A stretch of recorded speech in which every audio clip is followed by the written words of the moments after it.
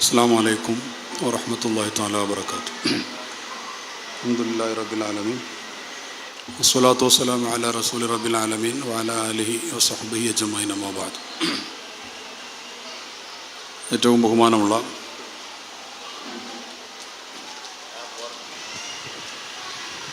പുറത്ത് നിൽക്കുന്ന ആളുകളെല്ലാവരും ഇതിൻ്റെ ഉള്ളിലേക്ക് കയറിയിരിക്കണം. പുറത്ത് നിന്ന് സംസാരിക്കുന്ന ആളുകൾ ആരെങ്കിലും പുറത്തുണ്ടെങ്കിൽ എല്ലാവരും ഉള്ളിലേക്ക് കയറിയിരുന്ന് സദസ്സൊന്ന് ഭംഗിയാക്കി തരണം. അൽഹംദുലില്ലാഹി റബ്ബിൽ ആലമീൻ വസ്സലാത്തു വസ്സലാമു അലാ റസൂലി റബ്ബിൽ ആലമീൻ വഅലാ ആലിഹി വസഹ്ബിഹി അജ്മഈൻ അമ്മാ ബഅദ്. ഏറ്റവും ബഹുമാനമുള്ള പരിപാടിയുടെ അധ്യക്ഷൻ, പണ്ഡിതന്മാർ, നല്ലവരായ ഓട്ടുപാറ കുടുംബത്തിൽ ഉള്ള സഹോദരീ സഹോദരന്മാർ,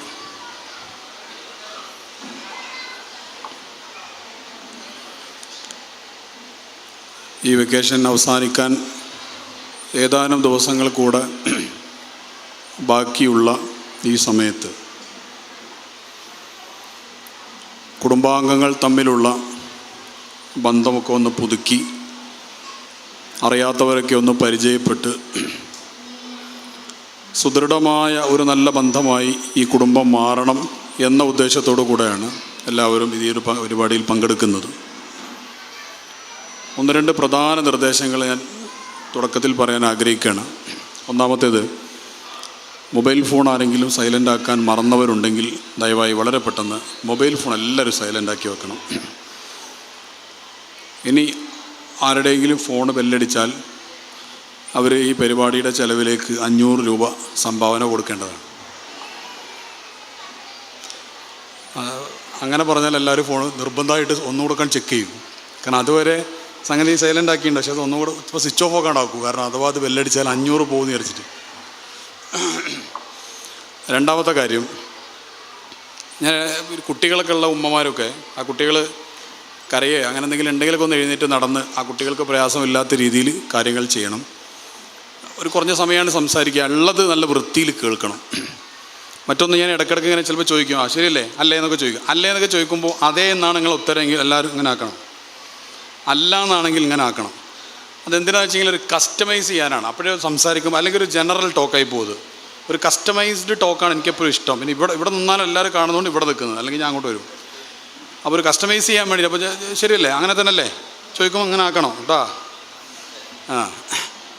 അപ്പോൾ സംഗതികളെ ഇതില്ല, തീരുമാനമായില്ലേ, പറഞ്ഞ് ഏറ്റില്ലേ ഇൻഷാ അല്ലാ. അത്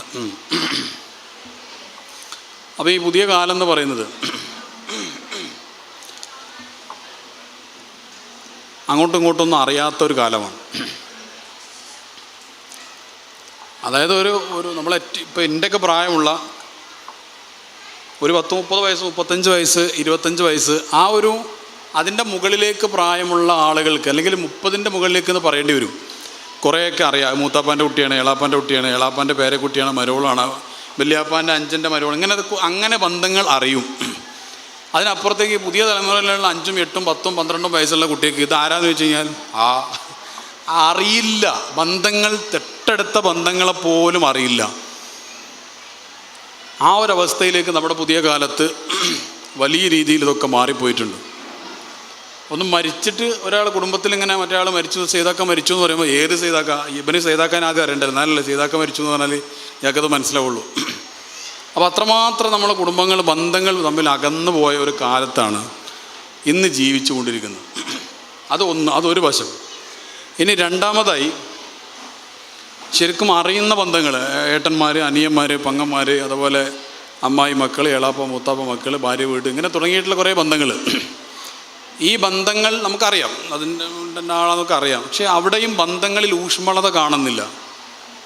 കാര്യത്തിന് വേണ്ടി മാത്രം പോവുകയും വരികയും അത്യാവശ്യമുണ്ടെങ്കിൽ മാത്രം വിളിക്കുകയും പറയുകയും ചെയ്യുന്ന ഒരവസ്ഥയിലേക്ക് കുടുംബ ബന്ധങ്ങൾ വല്ലാതെ മാറുന്നുണ്ട്. അത് എല്ലാ ബന്ധങ്ങളും, ഏട്ടന്മാർ അനിയന്മാർ തമ്മിലുള്ള ബന്ധങ്ങളും പെങ്ങന്മാർ, എല്ലാ ബന്ധങ്ങളും ആ രീതിയിലേക്ക് മാറുന്നുണ്ട്. പണ്ടൊക്കെ അതിന് കുറേ കാരണങ്ങളുണ്ട് അതിന്. അല്ല, ഒരു പ്രധാനപ്പെട്ട ഒരു കാരണം ഈ മൊബൈൽ ഫോണും അങ്ങനെയുള്ള എല്ലാ ഡിവൈസുകളുമാണ്. ഇതെന്തിനാണ് ഇത് ഉപയോഗിക്കേണ്ടത്, എപ്പോഴാണ് ഉപയോഗിക്കേണ്ടത്, എങ്ങനെയാണ് ഉപയോഗിക്കേണ്ടത് എന്നതറിയാതെ ഈ സാധനം നമ്മുടെ എല്ലാവരുടെയും കയ്യിൽ കിട്ടിയപ്പോൾ പിന്നെ കുറേ തോണ്ടലും മാന്തലും മാത്രമായി ബാക്കിയായി. അതായത്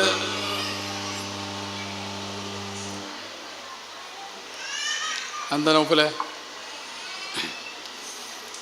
നൗഫൽ പഴയ പാട്ടുകാരനാട്ടോ, നല്ല പാട്ടാടുക ഉണ്ടല്ലേ? പാടിച്ചോണ്ടോ, നല്ല പാട്ടാ. പഴയ കാലത്ത് തകർത്തടിത്ത് പാട്ട് പാടിയുന്ന ആളെ മുമ്പ്. അപ്പോൾ ഈ ഡിവൈസുകൾ എങ്ങനെയാണ് ഉപയോഗിക്കേണ്ടത് എന്നത് അറിയാത്ത ആളുകളുടെ കയ്യിൽ ഡിവൈസുകൾ വന്നതാണ് പുതിയ കാലത്തുള്ള പ്രധാനപ്പെട്ട ഒരു പ്രശ്നം. മക്കളെല്ലാവരും കൂടെ പെരുന്നാൾക്ക് വല്യമ്മാനെ കാണാൻ ചെന്നാലും പേര് വല്യമ്മാനെ കാണാൻ ചെന്നതാണെന്നാണ് പറയുക. പക്ഷെ എല്ലാവരും ഓരോ മൂലയിരുന്നത് ഇങ്ങനെ തോണ്ടുകയാണ്. അപ്പോൾ വല്യമ്മാനെ കാണാൻ വന്നതാണെന്ന് ആ പേരിലാണ് വന്നത്. പക്ഷേ ഓരോരുത്തരും കയ്യിൽ മൊബൈൽ പിടിച്ചിങ്ങനെ തോണ്ടുന്നുണ്ടാവും. ആ വല്യമ്മയായിരിക്കും ഇപ്പോൾ അതിലെന്തോ തോണ്ടിയിട്ട് എനിക്കെന്തോ കൊണ്ടുതരാനാണ്, അല്ലെങ്കിൽ എന്നോടെന്തോ പറയാൻ വേണ്ടി എന്തോ കണ്ടെത്താനാണെന്നൊക്കെ തോന്നും. ഒരു 2 ദിവസം നിൽക്കാൻ വന്നാൽ 2 ദിവസം ഫുള്ള് ഇവരതിൽ തോണ്ടൽ തന്നെ, വേറെ പണിയൊന്നുമില്ല. ആ രീതിയിലേക്ക് ഡിവൈസുകൾ നമ്മുടെ കുടുംബജീവിതത്തിനെ വല്ലാതെ താളം തെറ്റിച്ചിട്ടുണ്ട്. അത് ഇനിയെങ്കിലും തിരിച്ചറിഞ്ഞിട്ട് 2-3 പ്രധാനപ്പെട്ട അപകടങ്ങൾ ഇതുമായി ബന്ധപ്പെട്ടുണ്ട്. അത് ഈ കുടുംബത്തിലുള്ള ആളുകളും കൂടെ മനസ്സിലാക്കണമെന്ന് ഞാൻ ആഗ്രഹിക്കുകയാണ്. കാരണം കഴിഞ്ഞ കുറേ കാലമായി 15 വർഷത്തോളമായി കൺസൾട്ടിങ് മേഖലയിൽ പ്രവർത്തിച്ചുകൊണ്ടിരിക്കുന്ന ഒരാളാണ് ഞാൻ. അപ്പോൾ ഓരോ ദിവസവും ഇതുമായി ബന്ധപ്പെട്ട് കേസുകൾ ധാരാളം വരും. മൊബൈൽ റിലേറ്റഡ് ആയിട്ടുള്ള കേസുകൾ ധാരാളം വരും. അപ്പോൾ 1-2 ഉദാഹരണങ്ങൾ ഞാൻ പറയാം, ശ്രദ്ധിക്കാൻ വേണ്ടി പറയാം. എൻ്റെ പ്രിയപ്പെട്ട സഹോദരിമാരൊക്കെ നന്നായി ശ്രദ്ധിക്കണം. കാരണം നഷ്ടപ്പെട്ടു പോകുന്നത് എല്ലാം കൊണ്ടും നമുക്ക് ഏതൊക്കെയോ ഉന്നതമായ മേഖലയിൽ എത്തിക്കാമായിരുന്ന നമ്മുടെ മക്കളെയാണ് പലപ്പോഴും നമ്മുടെ അശ്രദ്ധ കാരണം നമുക്ക് നഷ്ടപ്പെട്ടു പോയിരിക്കുന്നത്. ഇപ്പോൾ കഴിഞ്ഞ ദിവസം ഒരാൾ ഒരു സ്ഥലത്തുനിന്ന് കോൺടാക്ട് ചെയ്തിട്ട് പറഞ്ഞു, ഞങ്ങളുടെ മോന് ഭയങ്കര വയലൻ്റാണെന്ന് പറഞ്ഞു. വയലൻ്റ് എന്ന് പറഞ്ഞാൽ അക്രമാസക്തനായി മാറുന്നു, അടിപിടി ബഹളം ഉണ്ടാക്കുന്നു എന്നാണ്, കച്ചറ ഉണ്ടാക്കുന്നു. എത്ര വയസ്സ്? 15 വയസ്സ്. എന്താണ് വിഷയം? ഫോൺ കൊടുക്കാത്തതിൻ്റെ പേരിലാണ്. അപ്പോൾ ഈ ഫോൺ കൊടുക്കാത്തതിൻ്റെ പേരിൽ ഒരു 15 വയസ്സുള്ള കുട്ടി ഉമ്മാനെ തല്ലുക, ഗ്ലാസുകൾ എറിഞ്ഞ് പൊട്ടിക്കുക, പ്ലേറ്റുകൾ എറിഞ്ഞ് പൊട്ടിക്കുക, അത് മൊബൈൽ എറിഞ്ഞ് പൊട്ടിക്കുക, ഇങ്ങനെയുള്ള ഒരു വയലൻസിലേക്ക് കുട്ടി എത്തിയിരിക്കുന്നു. അത് ശരിക്കും പറഞ്ഞാൽ ഈ വയലൻസ് എന്ന് പറയുന്നത്, ഇപ്പോൾ ഡ്രഗിന് അഡിക്റ്റഡ് ആയ ഒരാൾ, മയക്കുമരുന്നിന് അഡിക്റ്റഡ് ആയ ഒരാൾ, ആ മയക്കുമരുന്നിന് അഡിക്റ്റഡ് ആയ വ്യക്തിക്ക് മയക്കുമരുന്ന് അദ്ദേഹം സ്ഥിരമായി കഴിക്കുന്ന സമയത്ത് അത് കിട്ടിയിട്ടില്ലെങ്കിൽ അതിൻ്റേതായ ഈ ചില വിട്രോവൽ ഇഷ്യൂസ് ആ വ്യക്തി നേരിടും. അയാൾക്ക് വല്ലാത്ത അസ്വസ്ഥത, ചിലപ്പോൾ എന്തെങ്കിലുമൊക്കെ ഇടിച്ച് തകർത്ത് തരിപ്പണമാകും. അതേ അവസ്ഥയാണ് മൊബൈൽ കിട്ടിയിട്ടില്ലെങ്കിൽ ആ സമയത്ത് ഈ കുട്ടികളിൽ ഉണ്ടാകുന്നത്. എന്ന് പറഞ്ഞാൽ ഒരാൾ മദ്യം കഴിച്ചിട്ട് അതിനടിമപ്പെട്ട് കഴിഞ്ഞാൽ ഏത് ഹോസ്പിറ്റലിലാണോ അഡ്മിറ്റ് ചെയ്യേണ്ടത്, ഡി അഡിക്റ്റ് ചെയ്യേണ്ടത്, അതേ ഹോസ്പിറ്റലിൽ മൊബൈലിന് അഡിക്റ്റായ കുട്ടിയെ ഡി അഡിക്റ്റ് ചെയ്യണം. അങ്ങനെയുള്ളൊരു കാലം നമ്മുടെ കുട്ടികളിൽ നമ്മളൊന്ന് കാണുന്നുണ്ട്. അത് വല്ലാത്തൊരവസ്ഥയാണ്. കാരണം ഈ കുട്ടി പഠിച്ചിട്ട് വല്ല നല്ല എഞ്ചിനീയറോ നല്ല ഡോക്ടറോ അല്ലെങ്കിൽ നല്ല പണ്ഡിതന്മാരോ ഹാഫിളീങ്ങളോ അല്ലെങ്കിൽ നല്ല സിഎക്കാരോ നല്ല ബിസിനസ്സുകാരോ ഒക്കെ ആയി മാറേണ്ട മക്കളായിരുന്നു അവർ. ആ മക്കളെ എങ്ങനെയാണ് മാനേജ് ചെയ്യേണ്ടത് എന്നത് മുതിർന്നവരായ നമുക്കറിയാത്തത് കൊണ്ട് ആ കുട്ടികളെ ചെറിയ പ്രായം മുതൽ ഇപ്പോൾ ആ ഒരു അവസ്ഥയിലായി മാറിയിരിക്കുകയാണ്. ഇപ്പോൾ ഉമ്മമാർ എന്നോട് പ്രധാനമായും പറയുന്ന 2 കാരണങ്ങളാണ് കുട്ടികൾ മൊബൈലിന് അഡിക്റ്റഡ് ആവാൻ. 2 കാരണങ്ങളാണ് പറയുന്നത്. ഒന്നാമത്തെ കാരണം പറയുന്നത് കൊറോണയുടെ സമയത്ത് അഡിക്റ്റഡ് ആയതാണെന്ന്. അതാണ് കാരണം പറയുന്നത്. അപ്പോൾ ഈ കൊറോണ എന്ന് പറയുന്നൊരു സംഭവം നമ്മുടെ നാട്ടിൽ നിന്ന് പോയിട്ട് തന്നെ 2 വർഷം അതിലപ്പുറം കഴിഞ്ഞിട്ടുണ്ട്. ഇപ്പോഴും നമ്മൾ ആ പാവപ്പെട്ട കൊറോണയെ കുറ്റം പറഞ്ഞിട്ട് കുട്ടികൾ മൊബൈൽ എടുക്കുന്നതിന് പറയേണ്ടതുണ്ടോ? ഒന്ന്. രണ്ടാമതായിട്ട് ഇവർ കാരണം പറയുന്നത് എല്ലാവർക്കും ഉണ്ട്, ഓൻ്റെ ക്ലാസ്സിൽ എല്ലാവർക്കും ഉണ്ട്, അല്ലെങ്കിൽ ഓളുടെ ക്ലാസ്സിൽ എല്ലാവർക്കും ഉണ്ട്, പിന്നെ എൻ്റെ കുട്ടിക്ക് മാത്രം മൊബൈൽ ഇല്ലാതിരുന്നു കഴിഞ്ഞാൽ ഓൾ അതും പറഞ്ഞിട്ട് കച്ചറ ഉണ്ടാക്കുകയാണെന്ന് പറയാം. അപ്പോൾ ഒരു വിഷയം കൊടുക്കുന്നതും കൊടുക്കാതിരിക്കുന്നതും കുറേ ആൾക്കാർ ചെയ്യുന്നുണ്ടോ അല്ലേ നോക്കിയിട്ടാണോ? ചെയ്യേണ്ടതാണെങ്കിൽ ആരും ചെയ്തിട്ടില്ലെങ്കിലും ചെയ്തു കൊടുക്കണോ? ചെയ്യേണ്ടതല്ലെങ്കിൽ എല്ലാവരും ചെയ്താലും ചെയ്തു കൊടുക്കാൻ പാടില്ല. അതിലൊരു ഉറച്ച നിലപാട് ഈ ഉമ്മാക്കും പാപ്പാക്കും ഉണ്ടാവണ്ടേ? ഇതിന് കുറേ വിഷയങ്ങളുണ്ട്. ഞാൻ അത് മാത്രം കുറേ പറയാനുണ്ടാവും. നമ്മുടെ കുട്ടികൾക്ക് പുതിയ കാലത്ത് ഈ ഇമാജിനേഷൻ കപ്പാസിറ്റി ഒന്നും വളരുന്നില്ല. കാരണം അവർ മൊത്തം ഈ ഗെയിമിൽ അഡിക്റ്റഡാണ്. മൊബൈൽ എന്ന് പറയുമ്പോൾ അതിൽ തന്നെ ഒരുപാട് വിഷയങ്ങൾ വേറെ വരുന്നുണ്ട്. ഇപ്പോൾ ചെറിയ കുട്ടികൾ ഭക്ഷണം, ഇപ്പോൾ ഉമ്മമാർ പണ്ടൊക്കെ പറയും ഭക്ഷണം കഴിക്കുന്നില്ല എന്നുള്ള പരാതി ഇപ്പോൾ പറയുന്നില്ല. കാരണം ഭക്ഷണം കഴിക്കുന്നുണ്ട്. ഇപ്പോൾ ശരിക്കും ഭക്ഷണം കഴിക്കല്ല, മൊബൈൽ കാണുകയാണ്. അത് പെണ്ണുങ്ങൾക്ക് മനസ്സിലാവും. കുറച്ച് മുമ്പൊക്കെ പറഞ്ഞിരുന്നൊരു പരാതിയായിരുന്നു, എൻ്റെ കുട്ടി ഭക്ഷണം കഴിക്കണില്ല. ഇപ്പോൾ ഭക്ഷണം കഴിക്കുന്നില്ല പരാതി പറയുന്നില്ല. എന്താ കാരണം? ഇതൊരു ഭാഗത്ത് ഇങ്ങനെ കാണിച്ചു കൊടുക്കുന്നില്ല, ഇത് കൈ കൊടുത്തിട്ടുണ്ട്. അപ്പോൾ അങ്ങനെ ഇതോ നിർത്തൂല, ഭക്ഷണം കഴിക്കുന്നത് നിർത്തൂല. കാരണം എന്താ, ഭക്ഷണം കഴിക്കുന്നത് നിർത്തി കഴിഞ്ഞാൽ മൊബൈൽ പോകും. അപ്പം മൊബൈൽ പോവാതിരിക്കാൻ വേണ്ടി അവൻ എത്ര വേണമെങ്കിലും കഴിക്കും. അപ്പോൾ ഈ കുട്ടി ഭക്ഷണം കഴിക്കുന്നതിന് കുറേ മര്യാദകളുണ്ട്. അതിനെ ടേസ്റ്റ് അറിഞ്ഞ് അതിൽ ലയിച്ച് ഒരു ശുക്രോട് കൂടെ എന്താണ് ചവച്ചരച്ച് അങ്ങനെ കുറേ കാര്യങ്ങൾ അതിനുണ്ട്. അതൊന്നുമില്ല. ഇവൻ മൊബൈൽ കയ്യിൽ നിന്ന് പോകുമെന്ന് മനസ്സിലാക്കിയിട്ട് പിന്നെ കുറേ കഴിക്കുക. വയറ് നിറയുന്നതൊന്നും കുട്ടി അറിയുന്നേ ഇല്ല. അല്ലെങ്കിൽ തന്നെ നിറക്കാൻ പാടില്ലാത്ത ഒരു സംഭവമാണ് ഈ വയറെന്ന് പറയുന്നത്. ഈ നമ്മുടെ ഇതില്ലേ, അത് നിറക്കാൻ പാടില്ല. നിറച്ച് കഴിഞ്ഞാൽ ഒരുപാട് പ്രശ്നങ്ങളുണ്ടാവും. ഈ ആധുനിക കാലഘട്ടത്തിൽ ഇതുമായി ബന്ധപ്പെട്ട ധാരാളം പഠനങ്ങളൊക്കെ വന്നിട്ടുണ്ട്. എന്തുകൊണ്ടാണ് കുറേ രോഗികളുണ്ടാകുന്നത്? എത്ര രോഗികളാണ് ഓരോ കുടുംബത്തിലും. കുടുംബത്തിലല്ല, ഓരോ വീട്ടിൽ രോഗികളാണ്. ഓരോ വീട്ടിൽ മാത്രമല്ല, ഓരോ റൂമിൽ രോഗികളാണ്. ഓരോ റൂമിലും തന്നെ ഓരോ ആളുടെയും കാലിൻ്റെ അവിടെ ഒരു രോഗം, ഇപ്പുറത്ത് വേറൊരു രോഗം, തലൻ്റെ അവിടെ ഒരു മൈഗ്രൈൻ്റെ വേറൊരു രോഗം, കാലിന് വേറൊരു രോഗം, അവിടെ യൂറിക് ആസിഡിൻ്റെ പ്രശ്നം. എല്ലാവർക്കും ഓരോരോ പ്രശ്നങ്ങളാണ്. പണ്ട് നബി സല്ലല്ലാഹു അലൈഹി വസല്ലമ തങ്ങളുടെ കാലഘട്ടത്തിൽ മുഖൗഖിസ് എന്ന് പറയുന്ന ഒരു രാജാവ് നബി സല്ലല്ലാഹു അലൈഹി വസല്ലമ തങ്ങൾക്ക് കുറേ സമ്മാനങ്ങൾ കൊടുത്തയച്ചു. കൂട്ടത്തിൽ ഒരു ഡോക്ടറെയും പറഞ്ഞയച്ചു. റസൂലുള്ളാഹി സ്വല്ലല്ലാഹു അലൈഹി വസല്ലമ തങ്ങളുടെ നാട്ടിലുള്ള രോഗികളെ ഒക്കെ ചികിത്സിക്കാൻ വേണ്ടി രാജാവിൻ്റെ വക ഒരു നല്ല ഡോക്ടറെ മദീനത്തേക്ക് പറഞ്ഞയച്ചു.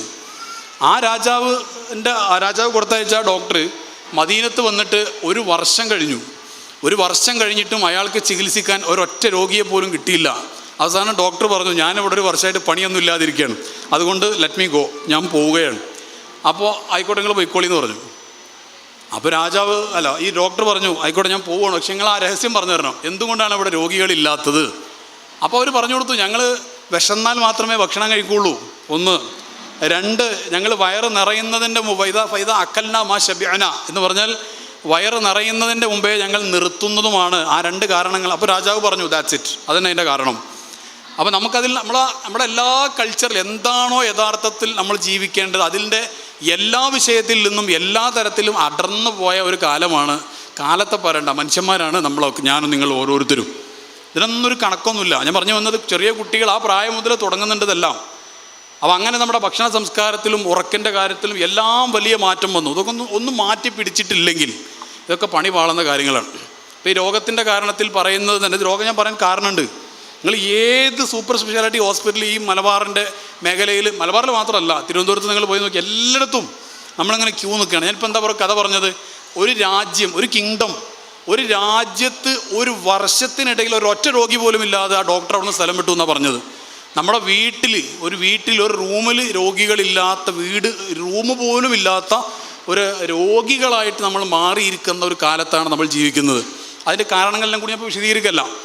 അതൊരു പ്രധാനപ്പെട്ട വിഷയമായതുകൊണ്ട് ഞാൻ സൂചിപ്പിച്ചത്. നമ്മുടെ ഭക്ഷണത്തിൻ്റെ കാര്യം തന്നെ, ഭക്ഷണം എപ്പോഴാണ് കഴിക്കുക, എങ്ങനെയാണ് കഴിക്കുക, എന്തിനാണ് കഴിക്കുക, ഒരു കണക്ക് നമുക്കില്ല. ശരിക്കും പറഞ്ഞാൽ 1-2 ചെറിയ ഉദാഹരണങ്ങൾ പറയാം. ഇത് മർമ്മപ്രധാനമായൊരു വിഷയമായതുകൊണ്ട്. ഇപ്പോൾ നമുക്ക് ശരിക്കും പറഞ്ഞാൽ വിശക്കാതെ ഭക്ഷണം കഴിക്കാൻ പാടില്ല എന്നാണ്. ഇപ്പോൾ ചില ആൾക്കാർ പറയാറുണ്ട്, കറക്റ്റ് 1 മണിക്ക്, അങ്ങനല്ല ശരിക്കും അതിൻ്റെ സിസ്റ്റം. നമ്മുടെ ശരീരത്തിന് വിശന്നാൽ മാത്രമാണ് ഭക്ഷണം കഴിക്കേണ്ടത്, സമയം നോക്കിയിട്ട് ഭക്ഷണം കഴിക്കരുത് എന്നാണ്. കാരണം പല കാരണങ്ങളാലും ശരീരത്തിന് വിശപ്പുണ്ടാവില്ല. വിശപ്പ് വരാതെ ഭക്ഷണം കഴിച്ചാൽ, ഞാൻ ഉദാഹരണം പറഞ്ഞുതരാം. ഇപ്പോൾ ഒരു ടെൻഷൻ ഉണ്ടായിക്കഴിഞ്ഞാൽ ഭൂരിഭാഗം ആളുകളും ഭക്ഷണം കഴിക്കൂല, ഭക്ഷണം കഴിക്കാൻ കഴിയില്ല, അല്ലേ? അങ്ങനെ തന്നെ അല്ലേ? പിന്നെ അപൂർവം ചില ആൾക്കാരുണ്ട്, ടെൻഷൻ ഉണ്ടായിക്കഴിഞ്ഞാൽ കോഴി ബിരിയാണി കഴിച്ചിട്ട് കിടന്നുറങ്ങുന്നത്. ഓരോടെ നിങ്ങൾക്ക് ഇജാത്ത് വാങ്ങണം, നല്ലതാണ്. എനിക്കത് കഴിയാറില്ല, നിങ്ങളത് ഇജാത്ത് തന്നോളി എന്ന് പറഞ്ഞിട്ട് അത് വാങ്ങുന്നത് നല്ലതെന്ന് തോന്നുന്നു. ബാക്കിയുള്ള ഭൂരിഭാഗം ആൾക്കാർ ടെൻഷൻ അടിച്ചു കഴിഞ്ഞാൽ അവർക്ക് ഭക്ഷണം കഴിക്കാൻ കഴിയില്ല. അതിൻ്റെ കാരണം എന്താണ്? ആ സമയത്ത് നമുക്ക് ബോഡിക്ക് ഒരു CNS-ഉം ഒരു സെൻട്രൽ നെർവസ് സിസ്റ്റം, പിന്നെ ഒരു ഓട്ടോണമസ് നെർവസ് സിസ്റ്റം ANS-ഉം, അതിൻ്റെ ഭാഗമായിട്ടൊരു സിമ്പതറ്റിക്കും ഒരു പാരാസിമ്പതറ്റിക്കും ഒക്കെ ഉണ്ട്. ഇതിൻ്റെ ഭാഗമായിട്ടുള്ള സിമ്പതറ്റിക് നെർവസ് സിസ്റ്റം ആക്റ്റീവ് ആവും ടെൻഷൻ വരുമ്പോൾ.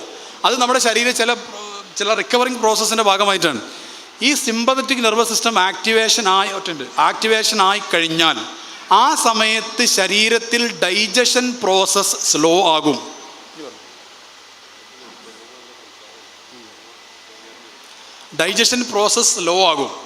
ഈ ഡൈജഷൻ പ്രോസസ്സ് സ്ലോ ആയി കഴിഞ്ഞാൽ ആ സമയത്ത് പുതിയൊരു ഭക്ഷണം വരുന്നത് ശരീരത്തിന് ഇഷ്ടമല്ല.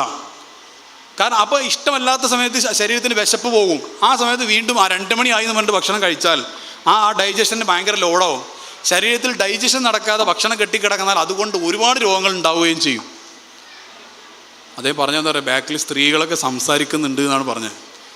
ഈ പെണ്ണുങ്ങൾക്ക് ഇനി കുറേ പറയാണ്ട്, ഇത് പറഞ്ഞാലും തീരുമില്ല. അങ്ങനത്തെ ഒരു വല്ലാത്ത ഒരു പ്രത്യേക കഴിവുള്ളവരായി പെണ്ണുങ്ങൾ. പണ്ട് 2 പെണ്ണുങ്ങൾ ഹജ്ജിന് പോയി. ഇപ്പോൾ ഹജ്ജിന് പോകുന്ന ടൈമാണല്ലോ. 2 പെണ്ണുങ്ങൾ ഭയങ്കര കൂട്ടുകാരികളാണ്, ഹജ്ജിന് പോയി. അപ്പോൾ 40 ദിവസം ഒന്നിച്ചാണ് അവർ യാത്രക്കാടോ എല്ലാം ഫുള്ള് ഒന്നിച്ചാണ്. 40 ദിവസം കഴിഞ്ഞിട്ട് ഈ 40 ദിവസം ഫുള്ള് വർത്താനം. സംഭവം ലബ്ബൈക്കൊക്കെ അതിൻ്റെ ഇടയ്ക്കൊക്കെ ഒഴിവിട്ടുമ്പോഴൊക്കെ പറയുന്നുണ്ട്. ബാക്കിയൊക്കെ മെയിനായിട്ടൊക്കെ ഇവരെ വർത്താനാണ്. ഇവർ സംസാരമൊക്കെ കഴിഞ്ഞ് ലാസ്റ്റ് 40 ദിവസം കഴിഞ്ഞിട്ട് ഇവർ കാലിക്കറ്റ് എയർപോർട്ടിൽ ഇറങ്ങിയിട്ട് തിരിച്ച് രണ്ടാൾ 2 വഴിക്ക് പോവുകയാണ്, വീട്ടിലേക്ക് പോകണം. അപ്പോൾ പറഞ്ഞ് ബാക്കി നമുക്ക് നാളെ ഫോണിൽ പറയട്ടോ. 40 ദിവസം പറഞ്ഞിട്ട് ഇത് തീർന്നിട്ടില്ല എന്നാണ് ഈ പറഞ്ഞതിൻ്റെ അർത്ഥം. നാവ് കൊണ്ട് സംസാരം കൂടിയതിൻ്റെ പേരിൽ നാളെ അള്ളാഹിൻ്റെ മുമ്പിൽ മറുപടി പറയുന്നത് ഏറ്റവും കൂടുതൽ പെണ്ണുങ്ങളായിരിക്കും. പെണ്ണുങ്ങളെ ശ്രദ്ധിച്ചോളിയത്. ഹൈറായ കാര്യങ്ങൾ പറഞ്ഞോളി, നല്ലതല്ലേ. എന്തൊക്കെ കാര്യങ്ങൾ. ഈ പെണ്ണുങ്ങൾക്ക് കുറേ പ്രത്യേകതകളുണ്ട്. കുറച്ച് കഴിഞ്ഞിട്ട് പറഞ്ഞുതരത്. ഒന്നിപ്പോൾ പറയാം, എന്നിട്ട് മറ്റേൻ്റെ ബാക്കി പറയാം. പെണ്ണുങ്ങളുടെ ഒരു പ്രധാന അതും പറയട്ടെ, പെണ്ണുങ്ങൾക്ക് കുറേ കഴിവുകളുണ്ട്. ഒരു കഴിവ് എന്താണെന്ന് വെച്ച് കഴിഞ്ഞാൽ മാഷാ അല്ലാഹ് അപാര ഓർമ്മശക്തി ആയിരിക്കും. ഒരു കാര്യം മറക്കൂല. കൗൺസിലിങ്ങിനൊക്കെ വരുന്ന സമയത്ത് സാറെ കല്യാണം കഴിഞ്ഞിട്ട് 15 കൊല്ലമായി. 2005 വർഷപ്പോൾ 2010 2009 നവംബർ 4 ശനിയാഴ്ച കല്യാണം കഴിഞ്ഞ് ഞായറാഴ്ച രാവിലെ 9:45 നീല ഷർട്ടിട്ട് വന്നിട്ട് എന്നോട് അവിടെ ഇരുന്നിട്ട് ഇങ്ങനെ വന്നിട്ട് എന്നോട് ഇങ്ങനെ പറഞ്ഞു എന്നൊക്കെ പറയും. ഈ ചങ്ങായിക്ക് കല്യാണം കഴിഞ്ഞാൽ ഓർമ്മ ഉണ്ടാവില്ല. ഭയങ്കര ഓർമ്മശക്തിയാണത്. എല്ലാ കാര്യങ്ങളും കറക്റ്റ്. എന്നിട്ട് പറയും നവംബർ 8 രാത്രി 9:45 ഇങ്ങനെ പറഞ്ഞു. ഇയാളിങ്ങനെ കിളിയല്ല ഒക്കെ പോയ പോലെ ഇരിക്കുന്നുണ്ടാവും. എപ്പോൾ ആര് എന്ന രീതിയിൽ ഇങ്ങനെ ഇരിക്കുന്നുണ്ടാവും.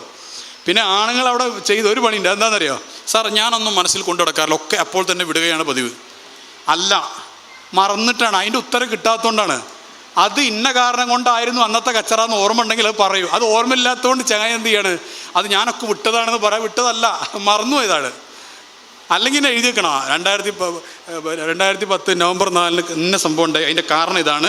ഇത് ഇയാൾക്ക് ഓർമ്മ ഉണ്ടാവില്ല. അപ്പോൾ ഡയറി എടുത്ത് നോക്കിയാൽ ഓക്കെ ഏതാ പ്രശ്നം പറഞ്ഞോന്ന് പറയും. ഓക്കെ നവംബർ 4 ഞാൻ നിന്നോട് ഇങ്ങനെ പറഞ്ഞു, നീ ഇനി ടർക്കുത്തരം പറഞ്ഞത് കൊണ്ട് ഞാൻ അങ്ങനെ പറയാം. ഓക്കെ അടുത്ത് നവംബർ 8 ഓക്കെ നവംബർ 8 ഇങ്ങനെ പറയേണ്ടി വരും.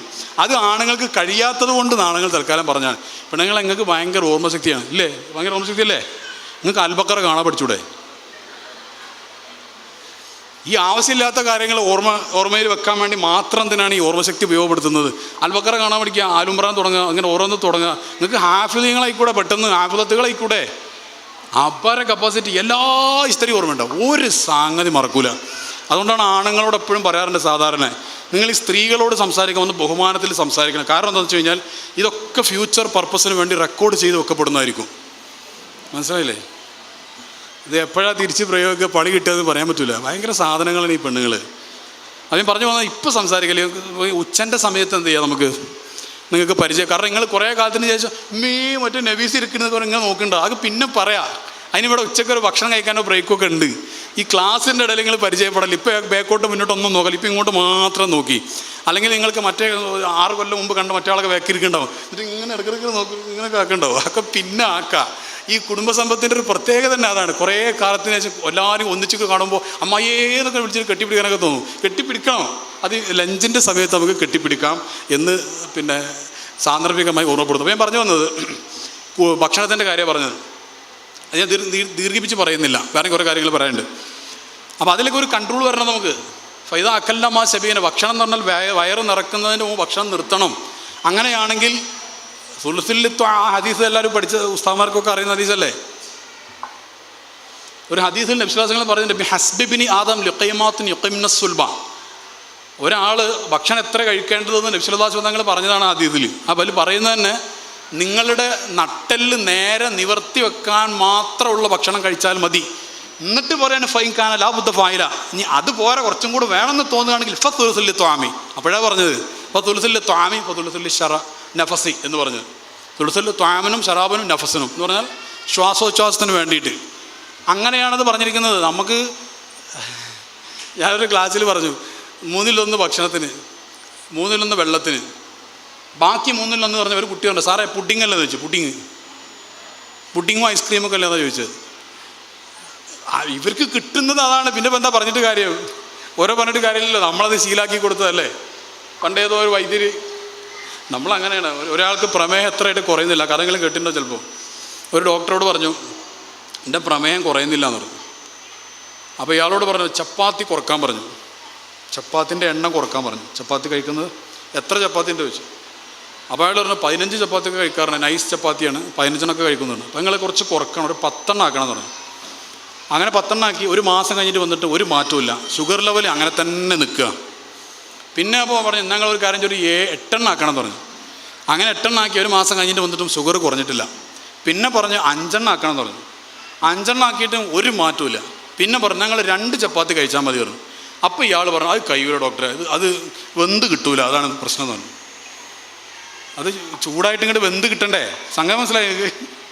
ഇയാൾ ചപ്പാത്തിക്ക് 15 കുഴക്കുന്ന അതേ എണ്ണം കൊണ്ട് തന്നെയാണ് ഈ കുഴക്കുന്നത്. അത് കട്ടി കൂട്ടിക്കാണ് അതേ സാധനം. അപ്പോൾ ഇത് 15 ചപ്പാത്തിൻ്റെ കട്ടിയുള്ള 2 ചുട്ടാൽ ഇത് വെന്ത് കിട്ടണ്ടേ, അതാണ് ഇയാൾ ഈ പറയുന്നത്. ഇയാൾ എണ്ണം കുറച്ചിട്ടേ ഉള്ളൂ, എന്താക്കിയിട്ടില്ല, ആ എമൗണ്ട് കുറച്ചിട്ടില്ല, അതാണ് സംഭവം എന്ന് പറഞ്ഞപ്പോഴൊക്കെ നമ്മളവസ്ഥ. അല്ലാഹു നമ്മളെ കാക്കട്ടെ. ഇപ്പോഴെങ്കിലും പാഠം പഠിക്കാനായില്ല, അത്രമാത്രം രോഗങ്ങളാണ്. നമ്മളെ ഇവിടെയുള്ള പ്രായമുള്ള ആൾക്കാരൊക്കെ ഉണ്ടാവും, ചിലപ്പോൾ രോഗങ്ങളൊന്നും ഇല്ലാത്തവരുണ്ടാവും, കൊത്തിമാന്തി പാടത്തും ഒക്കെ പണിയെടുത്തിട്ട് ഒരു കുഴപ്പമുണ്ടാവില്ല, ഉഷാറായിട്ട് നടക്കുന്നുണ്ടാവും. ചെറുപ്പക്കാർക്ക് ഒന്നിനും കഴിയുന്നില്ല, കപ്പാസിറ്റി എന്ന സാധനം തന്നെ ഇല്ല. ഇത് പെണ്ണുങ്ങൾ നന്നായിട്ട് ശ്രദ്ധിക്കണം. കാരണം നിങ്ങൾ ഉണ്ടാക്കി തരുന്ന സാധനങ്ങളാണ് നമ്മൾ കഴിക്കുന്നത്. നമ്മളെ ഹെൽത്ത് ഡിപ്പാർട്ട്മെൻറ്റ്, ഹെൽത്ത് മിനിസ്റ്റർ നിങ്ങളാണ്. നിങ്ങൾ എന്തൊക്കെ അവിടെ കുത്തിക്കലക്കി ഉണ്ടാക്കി തരും, അതൊക്കെ നമ്മൾ കഴിക്കുന്നത്. അതുകൊണ്ടാണ് നമ്മളൊക്കെ ഇങ്ങനെ ആയത്. നിങ്ങൾ വലിയ സേവനമാണ് ചെയ്യുന്നത്, നമുക്ക് ഭക്ഷണം ഉണ്ടാക്കി തരുന്നു, വലിയ കാര്യമാണ്, നല്ല കാര്യമാണ്, മാഷാ അല്ലാഹ്. പക്ഷേ അത് ഇടയ്ക്കിടയ്ക്ക് അതിൽ നിങ്ങൾ, ഞാൻ ദീർഘിപ്പിച്ച് സംസാരിക്കുന്നില്ല, വലിയ നിങ്ങൾക്ക് പഠിക്കണം, അതൊക്കെ ഓൺലൈനിലൊക്കെ നോക്കിയിട്ട് പഠിക്കണം കാര്യങ്ങളൊക്കെ. നിങ്ങളിങ്ങനെ ടൈപ്പ് ചെയ്ത് നോക്കും, ഫുഡ് പ്ലേറ്റ് എന്ന് പറഞ്ഞാൽ ടൈപ്പ് ചെയ്ത് നോക്കും നെറ്റിൽ. ഫുഡ് പ്ലേറ്റ് പറഞ്ഞാൽ നല്ല ഭംഗിയുള്ള പ്ലേറ്റ് ഏത് കടയിൽ നിന്ന് കിട്ടും എന്നല്ല ഉദ്ദേശിക്കുന്നത്. അതേ ഫുഡ് പ്ലേറ്റ് പറഞ്ഞാൽ ഒരു ഫുഡിൽ നമ്മളെ ഒരു നേരത്തെ ഭക്ഷണത്തിൽ ഉണ്ടായിരിക്കേണ്ട ഘടകങ്ങൾ എന്തൊക്കെയാണെന്നുള്ള ലിസ്റ്റിങ് കയ്യിൽ കിട്ടും. ചില ചിത്രങ്ങളൊക്കെ അതിൽ കാണാൻ കഴിയും. കുറച്ച് പച്ചക്കറിയിൽ വേണം, കുറച്ച് ഇലവർഗ്ഗങ്ങളിൽ വേണം, ഫ്രൂട്ട്സ് സീസണൽ ഫ്രൂട്ട്സ് കിട്ടുമെങ്കിൽ സീസണൽ ഫ്രൂട്ട്സ് അതിൽ വേണം. പിന്നെ കുറച്ച് പിന്നെന്താ പറയുക, എല്ലാ പ്രോട്ടീനും കാൽസ്യം മിനറലും എല്ലാ കണ്ടൻറ്റും ഉള്ള ഫുഡായിരിക്കണത്. അപ്പോഴാണ് സമീകൃത ആഹാരം എന്നതിന് പറയുക. ഇതൊന്നുമല്ല, എല്ലാ നേരം ഒരേ സാധനം തന്നെ. ഒന്ന് അരി ഇങ്ങനെ പീസാക്കി ഉണ്ടാവും, ഒന്ന് അരി ഇങ്ങനെ പരത്തി ഉണ്ടാവും, ഒന്ന് അരി ഇങ്ങനെ ഉരുട്ടിയത് കയറാം, ഒക്കെ അരി തന്നെ. ഒരു വെറൈറ്റി വേണം. നമ്മുടെ നാട്ടിലുള്ള പച്ചക്കറി കാര്യങ്ങൾ അതൊക്കെ ചെറിയ പ്രായം മുതൽ മക്കൾക്ക് ശീലിപ്പിക്കണം. മാംസം എപ്പോൾ കഴിക്കുന്നുണ്ടെങ്കിലും ആ മാംസത്തിൻ്റെ കൂടെ സലാഡ് നിർബന്ധമായിട്ടും കഴിക്കണം. അല്ലെങ്കിൽ അതിൻ്റെ കൊളസ്ട്രോളും അതിൻ്റെ ഫാറ്റും ഇതെല്ലാം കൂടെ. ഇപ്പോൾ ഈ പുതിയ കാലത്ത് ലിവർ സിറോസിസ് എന്ന് പറയുന്ന അസുഖം വല്ലാതെ കാണുന്നുണ്ട്. ലിവർ സിറോസിസ് എന്ന് പറഞ്ഞാൽ ഈ ലിവറിൻ്റെ അത് ഫാറ്റി ലിവറായി മാറിക്കഴിഞ്ഞിട്ട് അതിൻ്റെ അപ്പുറത്തെ സ്റ്റേജിലേക്ക് പോകുന്നൊരവസ്ഥയാണത് ലിവർ സിറോസിസിൻ്റെ പ്രശ്നം. അല്ലെങ്കിൽ ലിവർ ട്രാൻസ്പ്ലാന്റ് ചെയ്യേണ്ട ഒരു അവസ്ഥ. അതിൻ്റെ പ്രശ്നം എന്താണെന്നറിയോ, അതിന് ലക്ഷണങ്ങളുണ്ടാവില്ല, അതതിൻ്റെ പ്രത്യേകത. ഈ 4 സ്റ്റേജ് ഉണ്ട് അതിന്. ഈ 4 സ്റ്റേജും കഴിഞ്ഞിട്ടേ അറിയുള്ളൂ, ഒരു ലക്ഷണം അതിനുണ്ടാവില്ല. അപൂർവമായിട്ട് ചിലപ്പോൾ ഓവർ ക്ഷീണം, അല്ലെങ്കിൽ തൊലിയിൽ വല്ലാത്ത ബുദ്ധിമുട്ടുകൾ. അങ്ങനെ തൊലിയിലുള്ള പല പ്രശ്നങ്ങളും ലിവർ കൊണ്ടും ഉണ്ടാകാം. തൊലിയിലുള്ള പ്രശ്നമൊക്കെ ലിവറാണെന്നല്ല, ലിവർ കൊണ്ടും അങ്ങനെ ഉണ്ടാകാം. അപ്പോൾ വേറെ ഒരു ലക്ഷണത്തിന് കാണാൻ കഴിയില്ല. മറ്റങ്ങനെയല്ല, ഹാർട്ടിൻ്റെ കംപ്ലയിൻറ്റ് നമുക്ക് മനസ്സിലാക്കി, കിതപ്പും പ്രയാസങ്ങൾ അനുഭവപ്പെടും, കിഡ്നിൻ്റെ നമുക്ക് മനസ്സിലാവും, എല്ലാം മനസ്സിലാവും. ലിവറിൻ്റെ ലക്ഷണങ്ങൾ പോലും ഉണ്ടാവില്ല. അതിൻ്റെ കാർഡി ഫാറ്റും ഈ പറയപ്പെട്ട ബേൺ ചെയ്യപ്പെടാതെ കിടക്കുന്ന കൊളസ്ട്രോൾ കൊണ്ടാണ് ഈ അപകടങ്ങൾ ഉണ്ടാകുന്നത്. ഭക്ഷണം കൊണ്ടാണ് ഇതെല്ലാം ഉണ്ടാകുന്നത്. അപ്പോൾ പെണ്ണുങ്ങൾ നന്നായിട്ട് ശ്രദ്ധിക്കണം. ഭർത്താക്കന്മാർ, മക്കൾ ആരോഗ്യത്തോടെ ജീവിക്കണം എന്നുണ്ടെങ്കിൽ ഭക്ഷണത്തിൻ്റെ കാര്യത്തിൽ സമീകൃതമായ ഒരു ആഹാരത്തിൻ്റെ അവസ്ഥയിലേക്ക് വരണം നമ്മൾ. അതേപോലെ തന്നെ വളരെ പ്രധാനപ്പെട്ട മറ്റൊരു കാര്യമാണ് ഇതിൻ്റെ കൂടെ ചേർത്ത് വായിക്കേണ്ടത്, നേരത്തെ ഉറങ്ങുക. ആ പരിപാടി നമുക്കില്ല. ആരാ നേരത്തെ ഉറങ്ങല്? അപ്പോൾ അത് പറയുമ്പോൾ പിന്നെ വേറെ എന്താണ്, വേറെ ഒരു ഹദീസിലെ ഒരു സംഭവമുണ്ട്, എനിക്കറിയാം, കാണാതറിയില്ല. അത് വിലായത്തിൻ്റെ അയലുകാർക്കുള്ളതാണ്. ആ രാത്രി ഉറങ്ങാതെ നിൽക്കുന്ന ആൾക്കാർ. നമ്മനെ വിലായത്തിൻ്റെ അയലുകാരായിക്കോട്ടെ, എന്നിട്ട് ഉറങ്ങാതൊക്കെ. ഞാൻ പറഞ്ഞ ഉസ്താദന്മാർക്ക് മനസ്സിലാവും. വിലായത്തിൻ്റെ അയലുകാർ എന്ന് പറഞ്ഞാൽ അയലുകാരുണ്ട് എന്ന് പറഞ്ഞാൽ അള്ളാൻ്റെ ഔലിയാക്കന്മാരിൽ പെട്ട ആൾക്കാർ. അവർ രാത്രി ഉറങ്ങൂല, അത് ശരിയാ. നമ്മൾ അങ്ങനെ ആയിട്ടില്ലല്ലോ. അവരുറങ്ങാതെ നിൽക്കുന്നത് നിസ്കരിക്കാനാ, നമ്മൾ ഉറങ്ങാതെ നിൽക്കുന്നത് മൊബൈൽ തോണ്ടാനാ. അതെങ്ങനെ രണ്ടും കൂടി ഒന്നിച്ച് പറയാം? അത് പറ്റൂല. നമുക്ക് മൊബൈൽ തോണ്ടുമ്പോൾ വല്ലാത്തൊരു ഹരം കിട്ടുന്നുണ്ട്. അയ്യോ പിന്നെ വരട്ടെ, ഭയങ്കര ഹരം കിട്ടുന്നുണ്ട്. അവർക്ക് ഓരോ റുക്കൂ സുജൂദും കഴിയുമ്പോഴാണ് ഈ ഹരം കിട്ടുന്നത്. എന്തിനാണ് നിസ്കാരത്തിൽ 2 സുജൂദ്? എന്തിനാ 2 റുക്കൂ എന്നല്ലേ ഉള്ളൂ, 2 സുജൂദ് എന്തിനാ എന്ന ചർച്ചയിൽ അതിൻ്റെ ഓരോ കാര്യത്തിനും ഒരു സ്പിരിച്വൽ സീക്രട്ട് ഉണ്ടാവും ഇസ്ലാമിൽ. അപ്പോൾ 2 സുജൂദ് എന്തിനാണ് എന്നതിൻ്റെ ചർച്ചയിൽ അതിൻ്റെ ആത്മീയമായ രഹസ്യമുണ്ട്. അതിൻ്റെ ഒരു രഹസ്യം ഇതാണ്: യഥാർത്ഥത്തിൽ റബ്ബിനെ അറിഞ്ഞ്, അതായത് സുജൂദിലായിട്ടൊരാൾ ജീവിക്കുന്നുണ്ടെങ്കിൽ, നിസ്കാരത്തിൽ ചെയ്യുന്നൊരു സാധനം മാത്രമല്ല സുജൂദ്, എപ്പോഴും കൽബ് കൊണ്ട് സുജൂദിലാണെങ്കിൽ എന്ന് പറഞ്ഞാൽ, പടച്ചവനെ ഞാൻ പാവാട്ടോ, നിസ്സാരനാട്ടോ, നിൻ്റെ ഒരടിമയേക്കാളും ഞാൻ നല്ലവനല്ലട്ടോ, ഞാൻ പാവാട്ടോ, എനിക്ക് പൈസ ഉണ്ടായത് കൊണ്ടോ പദവി ഉണ്ടായത് കൊണ്ടോ വിദ്യാഭ്യാസം ഉണ്ടായത് കൊണ്ടോ ഒന്നും ഞാൻ വലിയ ആളാവില്ലട്ടോ, ആഖിബത്തിൻ്റെ കാര്യം നിൻ്റെ അടുത്താണ് പടച്ചവനെ. എത്ര ഇൽമുണ്ടായിട്ടും കാര്യമില്ല, എത്ര സമ്പത്തുണ്ടായിട്ടും കാര്യമില്ല, ആഖിബത്ത് മോശമായ എന്ത് ചെയ്യും എന്ന ചിന്ത. അതാണ് സുജൂദിലായിട്ട് ജീവിക്കുക എന്ന് പറയുന്നത്. അല്ല ആ സമയത്ത് മാത്രം സുജൂദല്ല. അപ്പോൾ സുജൂദിലായിട്ട് ജീവിക്കുന്ന ഒരാൾ യഥാർത്ഥത്തിൽ നിസ്കാരത്തിൽ സുജൂദിലേക്ക് ചെല്ലുമ്പോൾ അവിടെ ഒരു പ്രത്യേകമായ ലദ്ദത്ത് ആൾക്ക് കിട്ടും, ഒരു ടേസ്റ്റ് ആൾക്ക് കിട്ടും. അതിപ്പോൾ എങ്ങനെ പറഞ്ഞ് മനസ്സിലാക്കി തരാൻ എനിക്കറിയില്ല, ഉസ്താദന്മാർക്കൊക്കെ അറിയും. എന്ന് പറഞ്ഞാൽ ഇപ്പോൾ നമുക്ക് ഏറ്റവും ഇഷ്ടപ്പെട്ടൊരു ജ്യൂസ്, ആ ജ്യൂസ് നമ്മൾ കുടിച്ചിട്ട് അതൊരു നമ്മൾ പറയില്ലേ, ഞാൻ ആക്ക് മറന്നുപോയോ, പിന്നെ വന്നവരുണ്ടെങ്കിൽ ശ്രദ്ധിച്ചോ, ഞാൻ ഇങ്ങനെ ചോദിക്കുമ്പോൾ ഇങ്ങനെ ആക്കണോ അല്ലെങ്കിൽ ഇങ്ങനെ ആക്കണോ, ഇല്ല ഇഷ്ടപ്പെട്ട ജ്യൂസ് കുടിച്ചിട്ട് അത് ഒരു ഗ്ലാസും കൂടി തരുമെന്ന് ചോദിക്കൂലേ. ആ ഒരു ഗ്ലാസും കൂടി തരുമുള്ള ചോദ്യത്തിനാണ് രണ്ടാമത്തെ സുജൂദ് അവിടെ ഉണ്ടാക്കിയതെന്നാ. അത് ഒന്നാമത്തെ സുജൂദ് കൂടി ചെയ്തിട്ട് ഹിയലൊക്കെ പറയുന്നുണ്ട്, ഈ ഇൽഹാമുകൾ പലപ്പോഴും സുജൂദിലാണ് കിട്ടുക.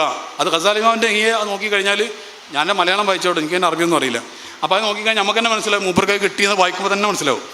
അത് എനിക്ക് അങ്ങനെയാണ് കിട്ടിയത്, ബാക്കിയുള്ളവർക്കും അങ്ങനെ ആയിരിക്കും എന്നുള്ള തരത്തിലാണ് ആ പ്രയോഗം വരുന്നത്. അപ്പോൾ ഇൽഹാമിയായ നോളജ് ഉണ്ട്, പലതരത്തിൽ നോളജുകളുണ്ട്. അപ്പോൾ ആ സുജൂദിൻ്റെ ഒരു ആനന്ദം കൊണ്ട് ഒന്നുകൂടെ ചാൻസും കൂടെ തരുമെന്ന് ചോദിക്കും. അങ്ങനെ അല്ലാഹു തആല വീണ്ടും ഒരു ചാൻസ് കൊടുക്കുകയാണ് ആ സുജൂദ് എന്നുള്ളതാണ്. നിസ്കാരത്തെക്കുറിച്ചൊന്നും ഞാൻ ക്ലാസ് എടുക്കില്ല, അതൊക്കെ ഭയങ്കര അപകടം. എന്തുകൊണ്ടാണ് ഈ വയലുള്ളിൽ മുസല്ലീനായത്? അത് അങ്ങനല്ലല്ലോ ആണ്ട്, വയലല്ലല്ലോ അവിടെ വരേണ്ടത്. നിസ്കരിക്കുന്നവർക്ക് നരകം ഖുറാനിൽ നിങ്ങൾ കണ്ടില്ലേ? അത് വയലുള്ളിൽ മുസല്ലീൻ കണ്ടില്ലേ? ഇല്ലേ, കണ്ടില്ലേ? അതെന്താ അങ്ങനെ വരാൻ കാരണം?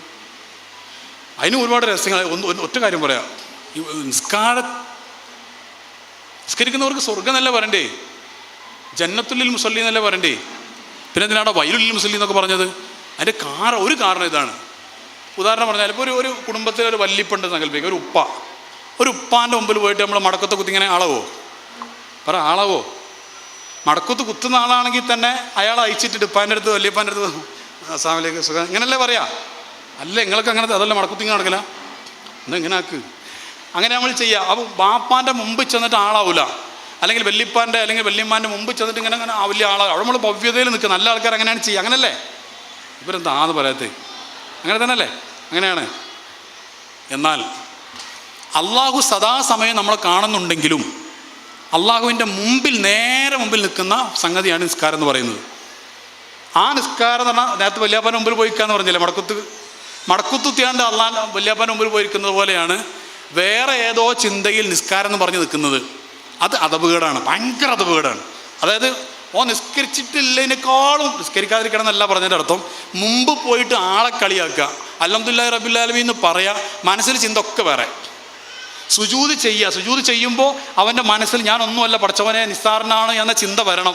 അതിന് പകരം മറ്റവനെന്തോ ചെയ്തതിന് പകരം കൂട്ടണം എന്നുള്ള തീരുമാനമൊക്കെയാണ് സുജൂദിൽ കിട്ടുന്നത്. എന്നിട്ട് ഇങ്ങനെ സുജൂദ് ഇങ്ങനെ പോകേണ്ട സാധനം, ഇങ്ങനെയൊക്കെ സുജൂദ് ചെയ്യുന്നത്. ആ സുജൂദ് അള്ളാഹിനെ കളിയാക്കുന്നതിന് തുല്യമാണ്. അത് ഗുരുതരമായ അദബുകേടാണ്. അതുകൊണ്ടാണ് വയലുള്ളിൽ മുസല്ലീൻ എന്നതിൻ്റെ ഒരു പൊരുൾ.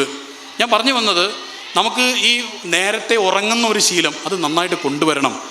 പിന്നെ പല രോഗങ്ങളും ശരിക്കും പറഞ്ഞു കഴിഞ്ഞാൽ ഈ പ്രപഞ്ചത്തിനൊരു ഹീലിംഗ് സൈക്കിളുണ്ട്. അത് രാത്രി 9 മുതൽ 3 മണി വരെ എന്ന് പറഞ്ഞാൽ പ്രപഞ്ചത്തിലെ ലൈല ലിബാസാന്നല്ലേ അല്ലേ? പ്രപഞ്ചത്തിനൊരു ഹീലിംഗ് സൈക്കിളുണ്ട്. അതായത് നമ്മുടെ ശരീരത്തിൽ ഒരു രോഗം ഉണ്ടെങ്കിൽ, അതുപോലെ നമ്മുടെ ശരീരത്തിൻ്റെ വളർച്ച, ശരീരത്തിൻ്റെ രോഗം സുഖപ്പെടൽ, മെയിൻ്റനൻസ് വർക്ക് ശരീരത്തിലെ ബോഡിയിൽ, ഇതൊക്കെ നടക്കുന്ന സമയം രാത്രി 9 മുതൽ 3 വരെയാണ്. അപ്പോൾ നമ്മുടെ ശരീരത്തിൽ ആ പ്രവർത്തനം കൃത്യമായിട്ട് നടക്കണമെങ്കിൽ ഈ 9 മണിക്ക് ഇയാൾ ഉറങ്ങിക്കൊടുക്കണം. ആ സമയത്ത് അതിനുശേഷം മറ്റു പരിപാടികൾ ഉണ്ടാകാൻ പാടില്ല. അപൂർവമായിട്ടൊക്കെ നല്ല വല്ല പരിപാടിക്കും പോയാൽ അത് ഇതിനെ ബാധിച്ചോണമെന്നില്ല. പക്ഷേ സ്ഥിരമായിട്ട് ഈ 9 മണിക്ക് ഉറങ്ങാതെ, ഇനി 9 എന്നുള്ള മാക്സിമം പോയ 10, അതിനപ്പുറം പോയ 11, അപ്പോഴും 2 മണിക്കൂടെ മിസ്സാകുന്നുണ്ട്. ഇതിൻ്റെ ഒരു പ്രശ്നം എന്താണെന്നറിയോ? നമ്മുടെ ശരീരത്തിൽ ലിവർ എന്ന് പറയുന്ന ഒരു അവയവത്തിൻ്റെ മെയിൻ്റനൻസ് പ്രോസസ്സ് ബോഡിയിൽ നടക്കുന്നത് രാത്രി 11 മണി മുതൽ 1 മണി വരെയാണ്. അപ്പോൾ ആ രാത്രി 11-ൻ്റെ 1-ൻ്റെ ഇടയിൽ ഉറങ്ങാതെ 1 മണിക്ക് ശേഷം എന്നും ഉറങ്ങുന്ന ഒരാളുടെ ലിവറിൻ്റെ ആരോഗ്യം മെച്ചപ്പെടുത്തുന്ന പ്രവർത്തനം മുഴുവനും തടസ്സപ്പെടുക ചെയ്യുക.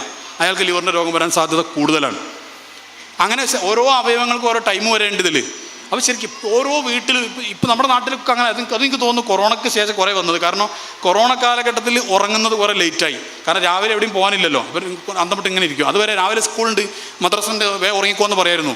അപ്പോൾ കൊറോണ കാലത്ത് അങ്ങനെ ഒരു സിസ്റ്റം ഇല്ലാതായപ്പോൾ എല്ലാവരും തോന്നിയതുപോലെ കുറേ നേരം ഉറങ്ങാതിരിക്കുന്ന ഒരവസ്ഥയിലേക്ക് എത്തി. അതിങ്ങനെ തുടർന്ന് വരികയാണ് ഇപ്പോൾ ചെയ്യുന്നത്. 12 മണിക്കും ഉണ്ടാവും 4, 5, 8 വയസ്സുള്ള കുട്ടികൾ ഈ നിലാവെളിച്ചത്ത് കോഴിക്കൾ നടക്കുമ്പോൾ ഇങ്ങനെ നടക്കുന്നുണ്ടാവും, ബാപ്പാന്നിട്ട്. അത് ഉറങ്ങുന്നില്ല. അപ്പോൾ അതിലൊക്കെ ഒരു മാറ്റം കൊണ്ടുവന്നാൽ നമ്മുടെ ആരോഗ്യ മേഖലയിൽ കുറേ മാറ്റങ്ങൾ വരേണ്ടതാണ്. ഇല്ലെങ്കിൽ എന്താ ഉണ്ടാവുമെന്നറിയോ, നമ്മൾ കുറച്ച് കാലം ഇങ്ങനെ ജീവിക്കും. ഒരു 30 വയസ്സിൻ്റെ മേലേക്ക്, ഒരു 35 വയസ്സിൻ്റെ മേലേക്ക് ഓരോ ആഴ്ചയിൽ 2 ആഴ്ച കൂടുമ്പോൾ ഡോക്ടറെ കാണാൻ പോവുക, ചെക്കിങ്ങിന് പോവുക, അവിടെ പൈസ ചിലവാക്കുക, ഇവിടെ പൈസ ചിലവാക്കുക. ഇതല്ലാതെ വേറെ ഒരു പണി ഉണ്ടാവില്ല നമുക്ക്. ഈ ഭാഗത്തൊക്കെ പോട്ടെ, അതിനൊന്നും കഴിയൂല, ഒന്നിനും കഴിയൂല. ഈ പള്ളികളിൽ മുഴുവനും കസേരകളായിപ്പോൾ ഫുൾ കസേര. പല പള്ളികളിൽ 2 സഫൊക്കെ കസേരകൾ കാണുന്നുണ്ട്. എന്താ അത്? ആ ആൾക്ക്, ഞാൻ ഒരാളെ കുറ്റം പറയില്ല, ആ ചങ്ങാതിക്ക്, ആ ആൾക്ക് അസുഖം ഉണ്ടായിക്കഴിഞ്ഞാൽ പിന്നെ അയാൾ വീട്ടിൽ നിൽക്കാൻ കഴിയാത്തത് കൊണ്ട് ഉള്ള ആരോഗ്യം വെച്ചിട്ട് പള്ളിക്ക് വരിക എന്നാണ് നമ്മൾ ചിന്തിക്കേണ്ടത് അവരെക്കുറിച്ച്. അതേസമയം ആ ആൾക്കാർ ചിന്തിക്കേണ്ടത്, ആയ കാലത്ത് എങ്ങനെയൊക്കെയോ ജീവിച്ച് ആരോഗ്യം ഞാൻ കളഞ്ഞു, അള്ളാഹു ഇബാദത്ത് ചെയ്യാൻ തന്ന ആരോഗ്യമായിരുന്നു അത് തോന്നിയ പോലെ ജീവിച്ചിട്ട് ഞാൻ കളഞ്ഞതാണ്, എന്നിട്ട് ഇപ്പോൾ നിസ്കരിക്കാൻ പറ്റാത്തൊരവസ്ഥയിലേക്ക് കാര്യങ്ങൾ എത്തിയിരിക്കുന്നു. ഇതേപോലെ നേരത്തെ ഞാൻ പറഞ്ഞത് മക്കളുടെ കാര്യത്തിൽ, ഈ മൊബൈലിൻ്റെ കാര്യത്തിൽ ശ്രദ്ധിച്ചിട്ടില്ലെങ്കിൽ 15 വയസ്സുള്ള കുട്ടീൻ്റെ കാര്യം പറഞ്ഞില്ലേ, ആ കുട്ടീൻ്റെ ഉമ്മ വിളിച്ച് പറയുന്നത് എൻ്റെ കുട്ടി എന്നെ തല്ലാൻ വരുന്നു എന്നാണ്. അതിപ്പോൾ നിങ്ങൾ പല ആൾക്കാരും പറയും, സാറേ എൻ്റെ വീട്ടിലുണ്ടെന്ന് പറയും.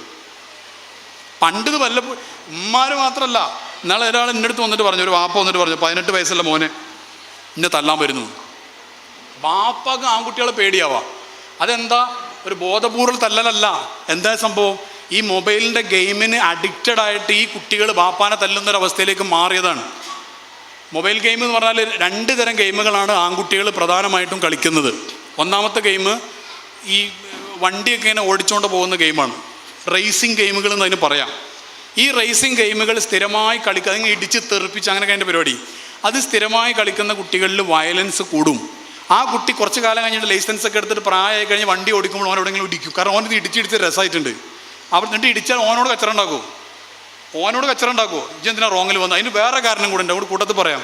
അത് നമ്മുടെ പാരൻറ്റിങ്ങിൽ ചെറുപ്പത്തിൽ വന്ന് വേറെ വിഷയം. എന്താ കാരണം എന്ന് വെച്ച് കഴിഞ്ഞാൽ, നമ്മളെ കുട്ടി ഓടി സ്പീഡിൽ ഇങ്ങോട്ട് വന്നു.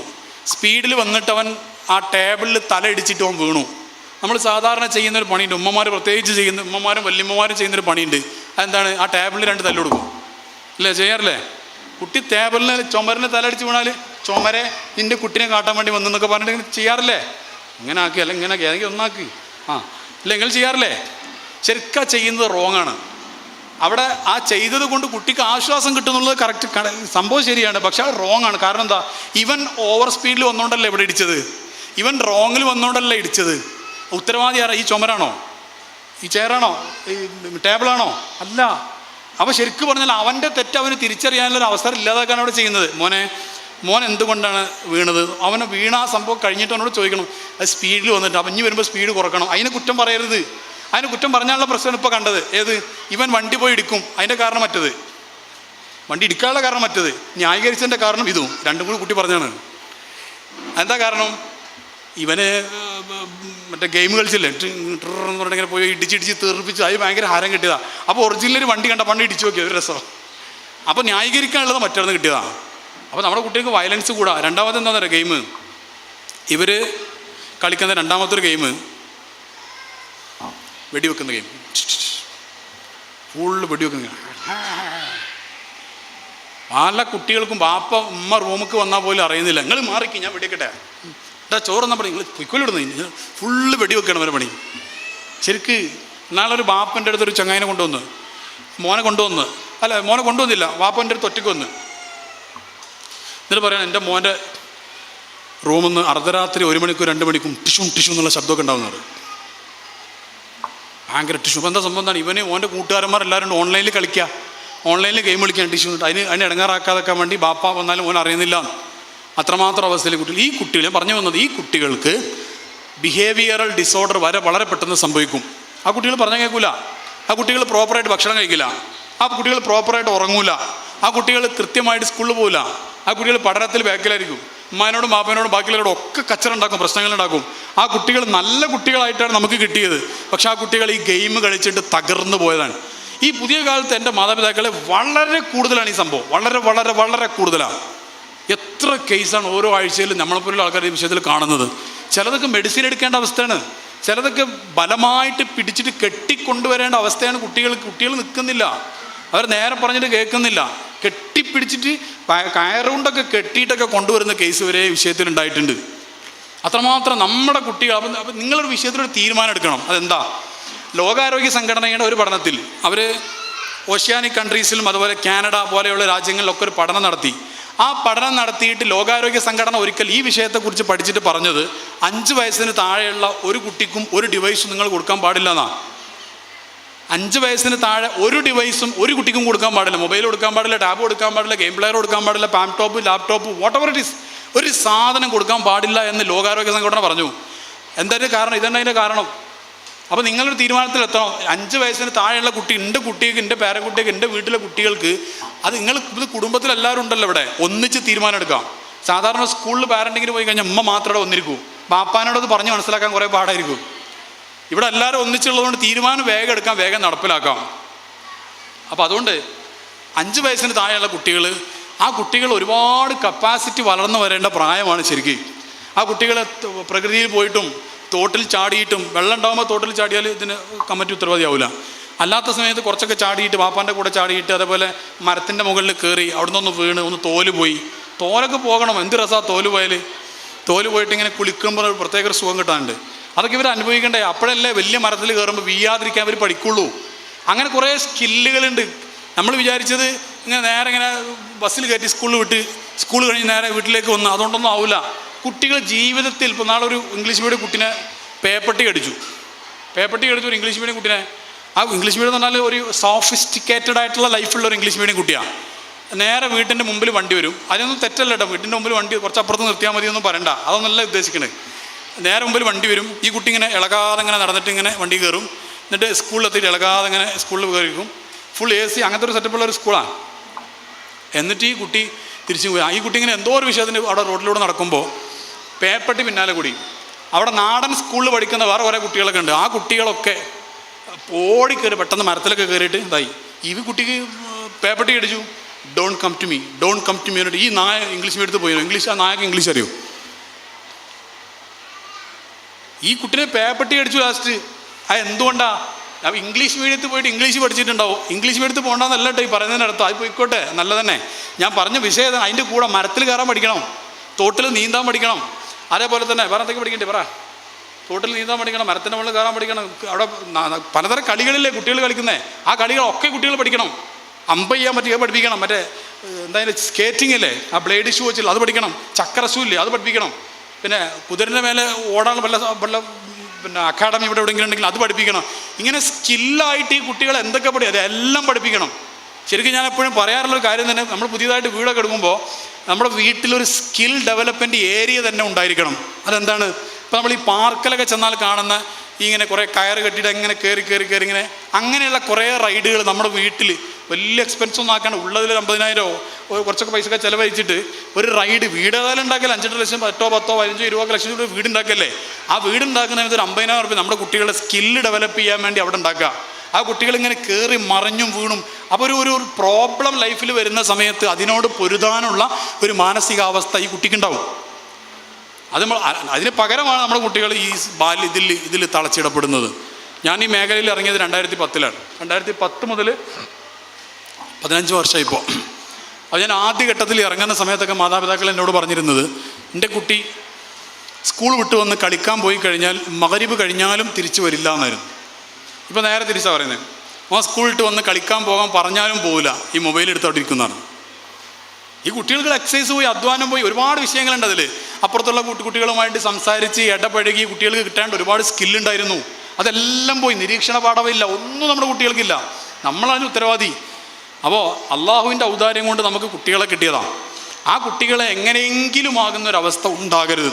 ആ കുട്ടികൾക്ക് എല്ലാ സെൻസും ഡെവലപ്പ് ചെയ്യാനുള്ള, നിങ്ങൾ വേണമെങ്കിൽ നെറ്റിൽ സെർച്ച് ചെയ്ത് നോക്ക്, 10 സോഫ്റ്റ് സ്കിൽസ് എന്ന് അടിച്ചു നോക്ക്, അത് കാണും. അത് ലോകാരോഗ്യ സംഘടന ഒരു വ്യക്തിക്ക് ജീവിതത്തിൽ വിജയിക്കണമെന്നുണ്ടെങ്കിൽ 10 സോഫ്റ്റ് സ്കിൽസ് വേണം എന്ന് പറയുന്നുണ്ട്.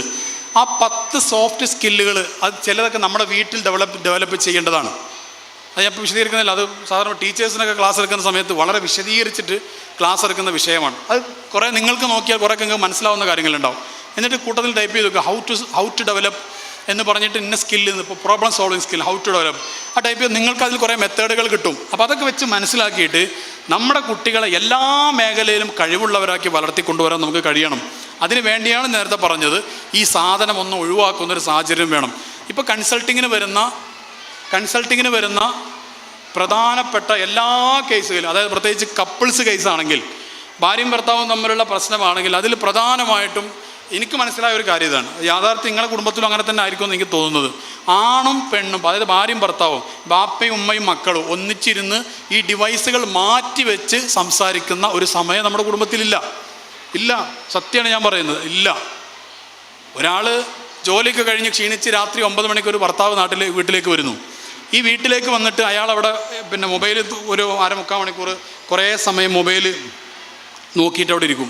അയാളുടെ സ്വന്തം മക്കൾ, അയാളിൽ ഉണ്ടായ മക്കൾ, ആ മക്കൾ വാപ്പ വരുന്നത് കാണാൻ വേണ്ടി കാത്തിരുന്ന് ഉറങ്ങിപ്പോയതായിരിക്കും, അല്ലെങ്കിൽ ഉറങ്ങാതെ അവിടെ കാത്തിരിക്കുന്നുണ്ടാവും. അപ്പോൾ അതാ എനിക്കുണ്ടായ എൻ്റെ മക്കളെ നോക്കി അവിടെ കൂടെ തമാശ പറയാനും, ഒരു പാട്ട് പാടാനും, ഒരു കളിക്കാനോ, ഒരു ചിരിക്കാനോ, ഒന്ന് കുത്തിമറിയാനും അതിനൊന്നും സമയമില്ലാതെ എന്തൊക്കെയോ കണ്ടിതെങ്ങനെ തീർക്കുകയാണ്.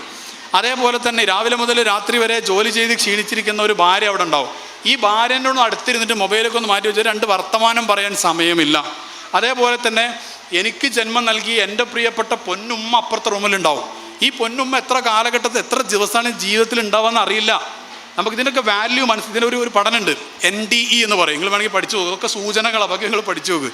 നമ്മൾ ഇസ്മായിൽ ഹുസൈൻ്റെ ചാനലിൽ ഇത് പിന്നെ ഉണ്ടാവും തോന്നുന്നുണ്ട്, ആർക്കും വീണ്ടും നമ്മൾ കണ്ടാൽ മതി, പേരൊക്കെ വേണമെങ്കിൽ. NDE എന്ന് പറഞ്ഞിട്ടൊരു പഠനമുണ്ട്, നിയർ ഡെത്ത് എക്സ്പീരിയൻസ് എന്നാണ് അതിൻ്റെ പേര്. അതിൽ പറയുന്നത് എന്താണെന്നറിയോ, നമ്മുടെ കുടുംബത്തിലൊക്കെ ഉള്ള പല വിഷയങ്ങൾ സൂചിപ്പിച്ചിട്ടുള്ള കണക്ട് ചെയ്തൊരു പഠനമാണ്. നിയർ ഡെത്ത് എക്സ്പീരിയൻസ് എന്ന് പറഞ്ഞാൽ അതിൽ പറയുന്നത് മരണത്തിൻ്റെ തൊട്ടടുത്ത് വരെ ഒരാൾ പോയി തിരിച്ച് ജീവിതത്തിലേക്ക് വന്ന ആളുകളെ കുറിച്ചുള്ള പഠനങ്ങളാണ് അതിൽ പറയുന്നത്. അതായത് അപകടം കാരണം, ആക്സിഡൻറ്റ് കാരണം, അല്ലെങ്കിൽ രോഗം കാരണം ഡോക്ടർമാർ പറഞ്ഞു ഇയാൾ മരിക്കാനായിട്ടുണ്ട്, എല്ലാവരും അറിയിച്ചോളി എന്നൊക്കെ പറഞ്ഞു. പക്ഷേ അത്ഭുതകരമായിട്ട് തിരിച്ച് ജീവിതത്തിലേക്ക് വന്നു അയാൾ. അങ്ങനെയുള്ള ആൾക്കാരെ കുറിച്ച് പിന്നീടുള്ള പഠനമാണ് NDE എന്ന് പറയുന്നത്. അതിലവർ പറയുന്നുണ്ട്, ഈ മരണപ്പെടുന്നതിൻ്റെ തൊട്ട് മുമ്പെത്തിയപ്പോൾ നിങ്ങളുടെ മനസ്സിലുള്ള ചിന്തകൾ എന്തായിരുന്നു എന്ന് ഇവർ ചോദിച്ചു, ആ രോഗിയോട് ചോദിച്ചു, പിന്നീട് ചോദിച്ചു. അപ്പോൾ അവരൊക്കെ പറഞ്ഞ കാര്യം എന്താണെന്ന് വെച്ച് കഴിഞ്ഞാൽ, ഞങ്ങളുടെ പലതും പറഞ്ഞിട്ടുണ്ട്, കുടുംബവുമായി ബന്ധപ്പെട്ട് മാത്രം ഞാൻ ഇവിടെ പറയുന്നത്. അതിൽ ആത്മീയത പറഞ്ഞിട്ടുണ്ട്, ഞങ്ങൾ ഭീമാകാരമായ രൂപങ്ങൾ കണ്ടു എന്നൊക്കെ പറഞ്ഞവരുണ്ട്. കാരണം ഗുഡ് ഡെത്ത് എന്താണ്, ബാഡ് ഡെത്ത് എന്ന് ഖുർആനിൽ കൃത്യമായിട്ട് മെൻഷൻ ചെയ്തിട്ടുണ്ട്. അതൊക്കെ അതിലൂടെ പറഞ്ഞിട്ടുണ്ട്. ഇവിടെ കുടുംബത്തിൻ്റെ കാര്യം മാത്രം ഞാൻ പറയാം. അവർ പറഞ്ഞത് മരണത്തിൻ്റെ തൊട്ടടുത്ത ICUവിൽ ഇങ്ങനെ കിടക്കുന്ന സമയത്ത് ഞങ്ങളുടെ മനസ്സിലുണ്ടായിരുന്ന ചിന്ത, പടച്ചോനെ ഞങ്ങളുടെ പ്രിയപ്പെട്ടവർക്ക് വേണ്ടി ഒന്നും ചെയ്തു കൊടുക്കാൻ കഴിയാതെ ഞാനിതാ മരണപ്പെട്ടു പോവുകയാണല്ലോ, ഭർത്താവിന് വേണ്ടി ഒന്നും ചെയ്തു കൊടുത്തില്ലല്ലോ, ഭർത്താവിനോട് ഒന്നും കച്ചറ ഉണ്ടാക്കുകയാണല്ലോ ചെയ്തത്, അതില്ല ഇതില്ല എന്ന് പറഞ്ഞ് പ്രശ്നങ്ങൾ ഉണ്ടാവുകയാണല്ലോ ചെയ്തത്, ഭാര്യയുടെ കൂടെ മക്കളുടെ കൂടെ സമയം ചെലവഴിച്ചില്ലല്ലോ, മാതാപിതാക്കളെ വേണ്ടത്ര സ്നേഹിക്കാൻ കഴിഞ്ഞില്ലല്ലോ, ഇതൊന്നും ചെയ്യാതെ ഞാൻ എൻ്റെ ബിസിനസ്, എൻ്റെ കാര്യങ്ങൾ, എൻ്റെ കൂട്ടുകാർ, എൻ്റെ ടൂറുമായിട്ട് ഞാനിങ്ങനെ നടന്നു, എൻ്റെ സോഷ്യൽ മീഡിയയായിട്ട് ഞാനിങ്ങനെ നടന്നു, പ്രിയപ്പെട്ടവർക്ക് വേണ്ടി ഒന്നും ചെയ്തു കൊടുത്തില്ല, ഞാൻ മരണപ്പെടുകയാണല്ലോ എന്ന സങ്കടമായിരുന്നു അതിൽ പങ്കെടുത്ത എല്ലാവരും പറഞ്ഞത്. ഒരാൾ പോലും പറഞ്ഞിട്ടില്ല അതിൽ. കച്ചവടം ചെയ്യുന്ന ഒരാൾ പറയാണ്, അപ്പുറത്തൊരു കടം കൂടി തുടങ്ങിയിട്ട് മരിച്ചാൽ മതിയായിരുന്നു എന്ന് പറഞ്ഞില്ല, അല്ലെങ്കിൽ MBA പാസ്സായിട്ട് മരിച്ചാൽ മതിയായിരുന്നു എന്ന് പറഞ്ഞില്ല, ഞാൻ 9ാം ക്ലാസ് 10ാം ക്ലാസ്സിന് കഴിഞ്ഞിട്ട് ഫുൾ A+ കിട്ടിയിട്ട് പിറ്റേന്ന് മരിച്ചാലും അങ്ങനെ ആരും പറഞ്ഞില്ല. പറഞ്ഞവർ മുഴുവനും അതിൽ പറയുന്നത് പ്രിയപ്പെട്ടവർക്ക് വേണ്ടി ഒന്നും ചെയ്തു കൊടുക്കാൻ കഴിഞ്ഞിട്ടില്ലല്ലോ എന്നായിരുന്നു. ഇതിൽ ചിന്തിക്കേണ്ട ഒരു കാര്യം എന്താണെന്നറിയാം, മലയാളികൾക്ക് പൊതുവെയുള്ള, ശരിക്കും മനസ്സിലാക്കണം, മലയാളികൾക്ക് പൊതുവെയുള്ള ഒരു നിലപാട്, ഒരു വിഷയത്തിൽ അപകടം സംഭവിച്ചിട്ടാണ് അതിൻ്റെ ആക്ഷനിലേക്ക് പോവുക. അതായത് ഒരു സ്ഥലത്ത് ബോട്ട് മറിഞ്ഞ് അപകടം ഉണ്ടായാൽ എന്ത് ചെയ്യുള്ളൂ, ബോട്ടിൻ്റെ ഫിറ്റ്നസ്സൊക്കെ ചെക്ക് ചെയ്യുള്ളൂ, അവർ ചെക്ക് ചെയ്യൂല. ഒരു നാട്ടിൽ അമ്പ് കയറിയിട്ട് ഒരു ബൈക്ക് അമ്പ് കയറിയിട്ട് അപ്പുറത്ത് ചാടി മരിച്ചാൽ അമ്പ് ഒഴിവാക്കാൻ വേണ്ടി തീരുമാനിക്കും. ഇനി അമ്പില്ലാത്തതുകൊണ്ട് വളവന്ന് സ്പീഡിൽ പോയിട്ട് മരിച്ചാൽ അമ്പ് ഉണ്ടാക്കാൻ തീരുമാനിക്കും. ഒരു സ്കൂൾ ബസ് അപകടത്തിൽപ്പെട്ടാൽ സ്കൂൾ ബസ്സിൻ്റെ ഫിറ്റ്നസ് മൊത്തം ടെസ്റ്റ്. ഇങ്ങനെയാണ് കേരളത്തിൻ്റെ ഒരു പരിപാടി. ഇതേ പരിപാടി കുടുംബത്തിലുണ്ട്. അതെന്താ, മരിക്കണം, സ്വന്തം ഉമ്മ മരിച്ചിട്ട് ആ അമ്മാൻ്റെ മയ്യത്ത് ഖബറിൽ കൊണ്ടുപോയി വെക്കണം. എന്നിട്ട് ഇങ്ങനെ ആലോചിക്കും, പടച്ചോനെ എന്നാലും ഞങ്ങളുടെ പ്രിയപ്പെട്ട ഉമ്മ മരണപ്പെട്ടു പോയല്ലോ. എന്നിട്ട് ആലോചിക്കുക, ജീവിക്കുന്ന സമയത്ത് എന്താ ആലോചിക്കാതെ മരണപ്പെട്ടു പോയിട്ട് ആലോചിച്ചിട്ട് എന്താ കാര്യം? ഈ സ്നേഹം എന്ന് പറഞ്ഞതിന് ഉണ്ടായിട്ട് ഒരു കാര്യമില്ല, ഒരു വാല്യൂ ഇല്ല.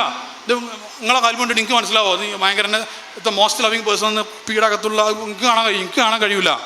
ഒരാൾ നമ്മളെ പോലെ ഒരാൾക്ക് ഇത് കാണാൻ കഴിയില്ല. പിന്നെ എന്ത് വേണം? അത് പ്രകടനത്തിൽ, സംസാരത്തിൽ അത് ഫൽ യുഹ്ബിറുഹു ഇന്നഹു യുഹിബ്ബുഹു. മുത്തുനബി സല്ലല്ലാഹു അലൈഹി വസല്ലം തങ്ങൾ പ്രത്യേകം പറഞ്ഞു, സ്നേഹം ഉണ്ടെങ്കിൽ you have to express it. ഫൽ യുഹ്ബിറുഹു, അത് ആ വിവരം അയാളെ അറിയിക്കണം എന്ന് പ്രത്യേകം പറഞ്ഞിട്ടുണ്ട്. അപ്പോൾ ഉമ്മ മരണപ്പെട്ടു. ഉമ്മക്ക് 62, 63, 64 അല്ലെങ്കിൽ 58, 69, 70 വയസ്സിൽ ഉമ്മ മരണപ്പെട്ടു. ഈ ഉമ്മ മരണപ്പെട്ടിട്ട് ഈ ചങ്ങാതി, ഈ മകൻ എങ്ങനെയൊക്കെയോ പിടിച്ചു നിന്നു. കാരണം ആൾക്കാരെല്ലാവരും കൂടെ വരികയാണ്, ഉമ്മ മരണപ്പെട്ടതല്ലേ. ഇവനവിടെ ഒരു ഭാഗത്ത് പെങ്ങന്മാരൊക്കെ കരയുന്നുണ്ട്, ഇവനും കൂടെ കരഞ്ഞാൽ ആകെ പ്രശ്നവും. അങ്ങനെ എങ്ങനെയൊക്കെയോ ഉമ്മ മരണപ്പെട്ടത് ആ സമയത്ത് പിടിച്ചു നിന്നു. എന്നിട്ട് ഖബറടക്കലൊക്കെ കഴിഞ്ഞ് കുറേ ആൾക്കാർ വന്ന് മയ്യത്തെ ഖബറിൽ അവിടെ കൊണ്ടുപോയി പള്ളിയിൽ പോയി നിസ്കരിച്ച്, അങ്ങനെ പള്ളിക്കാട്ടിൽ ഖബറടക്കി എല്ലാം ചെയ്ത് ചെല്ലാളൊക്കെ ചൊല്ലി കഴിഞ്ഞ് ദുആ ചെയ്തിട്ട് തിരിച്ച് വീട്ടിൽ വന്നു. വീട്ടിൽ വന്നിട്ട് അവൻ ഉമ്മാൻ്റെ റൂമിലേക്ക് ഇങ്ങനെ പോയി നോക്കുമ്പോൾ ഉമ്മ അവസാനമായി അസർ നിസ്കരി, അല്ലെങ്കിൽ ഉമ്മ അവസാനമായിട്ട് സുബഹി നിസ്കരിച്ച മുസല്ല അവിടെ കാണും. ഈ മുസല്ല കാണുമ്പോൾ അങ്ങനെ ഒരു വേദന ഇങ്ങനെ വരാൻ തുടങ്ങും. പഠിച്ചോനെ, എൻ്റെ ഉമ്മ ഈ വീട്ടിൽ നിന്ന് ഈ റൂമിൽ നിന്ന് നിസ്കരിക്കില്ലല്ലോ. ഉമ്മാൻ്റെ തസ്ബീഹ്മാല കാണുമ്പോൾ ഇങ്ങനെ സങ്കടം വരും. ഉമ്മാൻ്റെ ഫോൺ ആരോ സ്വിച്ച് ഓഫ് ആക്കി മാറ്റി വെച്ചിട്ടുണ്ടാവും. ഇത് ഉമ്മാൻ്റെ ചൂരും മണവും ഉമ്മാൻ്റെ സാന്നിധ്യവും ഫീൽ ചെയ്യുന്ന ആ റൂമിലേക്ക് ഇങ്ങനെ ചെല്ലുമ്പോൾ, ആ റൂമിൽ ഉമ്മ ഇല്ലാതിരിക്കുമ്പോൾ അപ്പം ഇങ്ങനെ ഫീൽ ചെയ്യും. അപ്പം ഇങ്ങനെ ഉള്ളിൽ നിന്ന് ഇങ്ങനെ ആ തേങ്ങൽ ഇങ്ങനെ വരും. അതുവരെ പിടിച്ചു നിന്നത് മൊത്തം കരയും. ഞാൻ പറയും, എന്നിട്ട് അയാൾ പറയും, എൻ്റെ ഉമ്മ അങ്ങനെയായിരുന്നു, എൻ്റെ ഉമ്മ ഇങ്ങനെയായിരുന്നു, എൻ്റെ ഉമ്മ അങ്ങനെ നോക്കിയതാണ്, ഇങ്ങനെ നോക്കിയതാണ് എന്ന് പറഞ്ഞിട്ട് കുറേ പറയും. ഈ ഉമ്മ ഉണ്ടായിരുന്ന ജീവിതത്തിൽ ഉണ്ടായിരുന്ന സമയത്ത് ഒരൊറ്റ തവണയെങ്കിലും ഉമ്മാൻ്റെ മൊത്തക്കിട്ട് ഉമ്മ അങ്ങളെപ്പോലൊരു ഉമ്മാൻ്റെ മോനായത് എൻ്റെ വല്ലാത്തൊരു ഭാഗ്യമാണ് ഉമ്മ എന്നൊന്ന് ഹൃദയം തുറന്നു പറഞ്ഞാൽ, ആ ഉമ്മാൻ്റെ ഹൃദയത്തിൻ്റെ ഉള്ളിൽ നിന്ന് അള്ളാഹുവിലേക്കൊരു പ്രാർത്ഥന ഉയരും. എന്താണത്? പടച്ചോനെ, എൻ്റെ കുട്ടിനെ വെറുതെ ആക്കല്ല പടച്ചോനെ എന്നൊരു പ്രാർത്ഥന അവിടെ ഉയരും. ഈ തരത്തിലുള്ള ഒരു പൊരുത്ത ബന്ധം, ഒരു ഗുരുത്വമുള്ള ബന്ധം അത് പുതിയ തലമുറയിൽ കാണുന്നേ ഇല്ല. ഈ വല്യമ്മാൻ്റെ മുമ്പിൽ വന്നിട്ട് ഉമ്മാൻ്റെ മുമ്പിൽ വന്നിട്ട് മൊബൈലിൽ ഇങ്ങനെ തോണ്ടിയിരുന്നിട്ട് എങ്ങനെ ഗുരുത്വം കിട്ടാനാണ്? അത് ഉമ്മാനെ അപമാനിക്കുന്നതിന് തുല്യമല്ലേ? ഞാൻ പറഞ്ഞു വന്നത്, മരണപ്പെടുന്നതിന് മുമ്പ് അതേപോലെ വാപ്പ എന്നുള്ള ക്യാരക്ടർ അങ്ങനെ തന്നെയാണ്. എല്ലാവരും ഉമ്മാൻ്റെ മഹത്വം പറയും, വാപ്പാൻ്റെ മഹത്വം ആരും പറയുന്നില്ല. എൻ്റെ ബാപ്പാക്ക് അതേ മഹത്വമില്ലേ? ഉമ്മ വീട്ടിൽ ഭക്ഷണം ഉണ്ടാക്കുന്നു, വെച്ചുണ്ടാക്കുന്നു, എല്ലാം ചെയ്യുന്നു. ഈ ഉണ്ടാക്കാനുള്ള അരി വാങ്ങിക്കൊണ്ടിരുന്നത് ആരാണ്? ബാപ്പ. ഞാൻ എപ്പോഴും പറയാം, പെണ്ണുങ്ങൾ ശ്രദ്ധിക്കേണ്ട ഒരു കാര്യം എന്താണെന്നറിയോ? പാപ്പമാരുടെ അധ്വാനം നിങ്ങൾ കുട്ടികൾക്ക് പറഞ്ഞു കൊടുക്കണോ? നിങ്ങളെ ഭർത്താക്കന്മാരുടെ അധ്വാനമല്ലേ, അത് നിങ്ങൾ മക്കൾക്ക് നിങ്ങൾ പറഞ്ഞു കൊടുക്കണോ? നന്ദി വല്ലാതെ കുറഞ്ഞു പോകുന്നുണ്ട്. നന്ദി കുറയാൻ പാടില്ല. എൻ്റെ മൊത്തത്തിലൊരു നിരീക്ഷണത്തിൽ എനിക്ക് തോന്നിയത്, ആണുങ്ങളെക്കാളും നന്ദി കുറവുള്ളത് സ്ത്രീകൾക്കാണോ എന്ന് തോന്നിപ്പോയിട്ടുണ്ട്. തെറ്റാണെങ്കിൽ നിങ്ങൾ പൊരുത്തപ്പെട്ടാൽ മതി. നിങ്ങളൊന്ന് ആലോചിച്ച് നോക്കുക, സത്യമാണോ ഞാൻ പറഞ്ഞതെന്നുള്ളത്. കാരണം മിഅ്റാജിൻ്റെ യാത്രയിൽ അള്ളാൻ്റെ ഹബീബായ സ്വല്ലല്ലാഹു അലൈഹി വസല്ലം ഏറ്റവും കൂടുതൽ കണ്ടത് ആരെയാണെന്നുള്ള ചരിത്രങ്ങൾ കണ്ടിട്ടുണ്ടാവും. അതിൻ്റെ ഒരു കാരണം പണ്ഡിതന്മാർ തന്നെ പറഞ്ഞിട്ടുള്ളത് ശുക്റിൻ്റെ കുറവാണ്. ശുക്റില്ല. എന്ത് കിട്ടിക്കഴിഞ്ഞാലും പെണ്ണുങ്ങൾക്കൊരു സ്വഭാവമുണ്ട്, പിന്നെ എന്ത് കിട്ടിക്കഴിഞ്ഞാലും അപ്പുറത്തുള്ളൊരു സംഭവമായിട്ട് കമ്പയർ ചെയ്തിട്ട് അതുപോലെ ആയിട്ടില്ല എന്ന് പറയും. നിങ്ങൾ വലിയ വീടെടുത്തിട്ട് എന്താ കാര്യം? നിങ്ങളെ ഏട്ടൻ അതിനേക്കാളും വലിയ വീടെടുത്തിട്ടുണ്ട്. ഈ വീടിന് പ്ലാൻ വരക്കുമ്പോൾ തന്നെ പറയാം, നിങ്ങൾ മൂത്താപ്പാൻ്റെ മറ്റേ നസീറിനേക്കാളും വലിയ വീടൊന്നും വേണ്ട, ഒരു 3500 സ്ക്വയർ ഫീറ്റുള്ള ചെറിയൊരു വീട് മതി എന്നവരെ. 3500 സ്ക്വയർ ഫീറ്റുള്ള ചെറിയ വീട് കിട്ടിയാലും ഇങ്ങോട്ട് മതിയാവാത്ത കുറേ സ്ത്രീകളെ കാണാറുണ്ട്. ആണുങ്ങളെ കൂട്ടത്തിൽ ഇല്ല എന്നല്ല, ഉണ്ട്. പക്ഷേ മെജോറിറ്റി ഞാൻ പറയാം, അങ്ങനെയാണോ എനിക്ക് തോന്നുക. അങ്ങനെ ഉണ്ടാകാൻ പാടില്ല. മക്കൾക്ക് അത് എന്താ വിഷയം എന്നറിയോ? ഭാര്യ പറയും, എത്ര പണി എനിക്കിവിടെ, രാവിലെ തുടങ്ങിയ പണി ഇവിടെ, മനുഷ്യന് ക്ഷീണിച്ചിട്ട്. അതങ്ങനെ ഉണ്ടാവുക. അത് കുറേ പറയാനുണ്ടാവും. ഒരു ഹദീസുണ്ട്, അൻസിലിന്നാസം മനാസിലവും. അതിൻ്റെ സൈക്കോളജിക്കൽ എക്സ്പ്ലനേഷൻ ഞാൻ പറയാം. ഉസൂലിനെതിരാവാതെ നമുക്ക് പറയാം. സൈക്കോളജിക്കൽ എക്സ്പ്ലനേഷൻ എന്താ വെച്ചാൽ, അൻസിലിന്നാസം, ഓരോ ആളുകൾക്കും അവരുടേതായ ഒരു ഈഗോ സ്റ്റേറ്റ് ഉണ്ട്. അതങ്ങോട്ട് സാറ്റിസ്ഫൈ ചെയ്ത് കൊടുത്താൽ മതി എന്നാണ് അതിൻ്റെ അർത്ഥം. ഞാൻ പറഞ്ഞ മനസ്സിലായില്ല? ഒന്ന് എഴുന്നേറ്റിരുന്നാലോ? എല്ലാവരും ഒന്ന് എഴുന്നേക്കി. ഉറക്കമൊക്കെ വരുന്നുണ്ടോ ഒക്കെ സംശയമുണ്ട്. എല്ലാവരും എഴുന്നേക്കും. ആ പ്രയാസമുള്ള വല്ല വല്യമാരുണ്ടെങ്കിൽ എഴുന്നേക്കാൻ, പ്രയാസമുള്ളവരുണ്ട് എഴുന്നേക്കണം, അല്ലാത്തവരൊക്കെ എഴുന്നേറ്റോളൂ. ഇവിടെ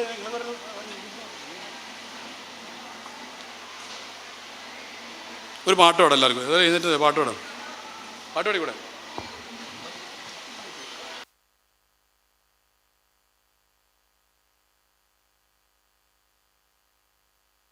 ഒരു പാട്ട് പാടാം.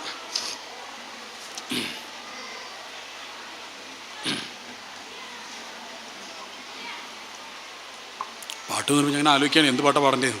എല്ലാവർക്കും കിട്ടുന്ന പാട്ട് എനിക്കറിയാം. അല്ല പാടിക്കോളൂ, എല്ലാവരും പാടിക്കോളൂ കേട്ടോ.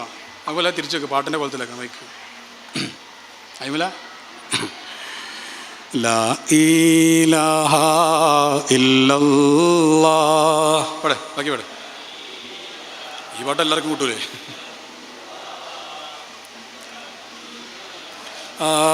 ഇല്ലല്ലാഹു മുഹമ്മദു റസൂലുള്ളാഹ് ഹസ്ബി റബ്ബി ജല്ലല്ലാഹ് മാ ഫീ ഖൽബി ഗൈറുല്ലാഹ് നൂർ മുഹമ്മദ് സ്വല്ലല്ലാഹ് ലാ ഇലാഹ ഇല്ലല്ലാഹ് ലാ ഇലാഹ.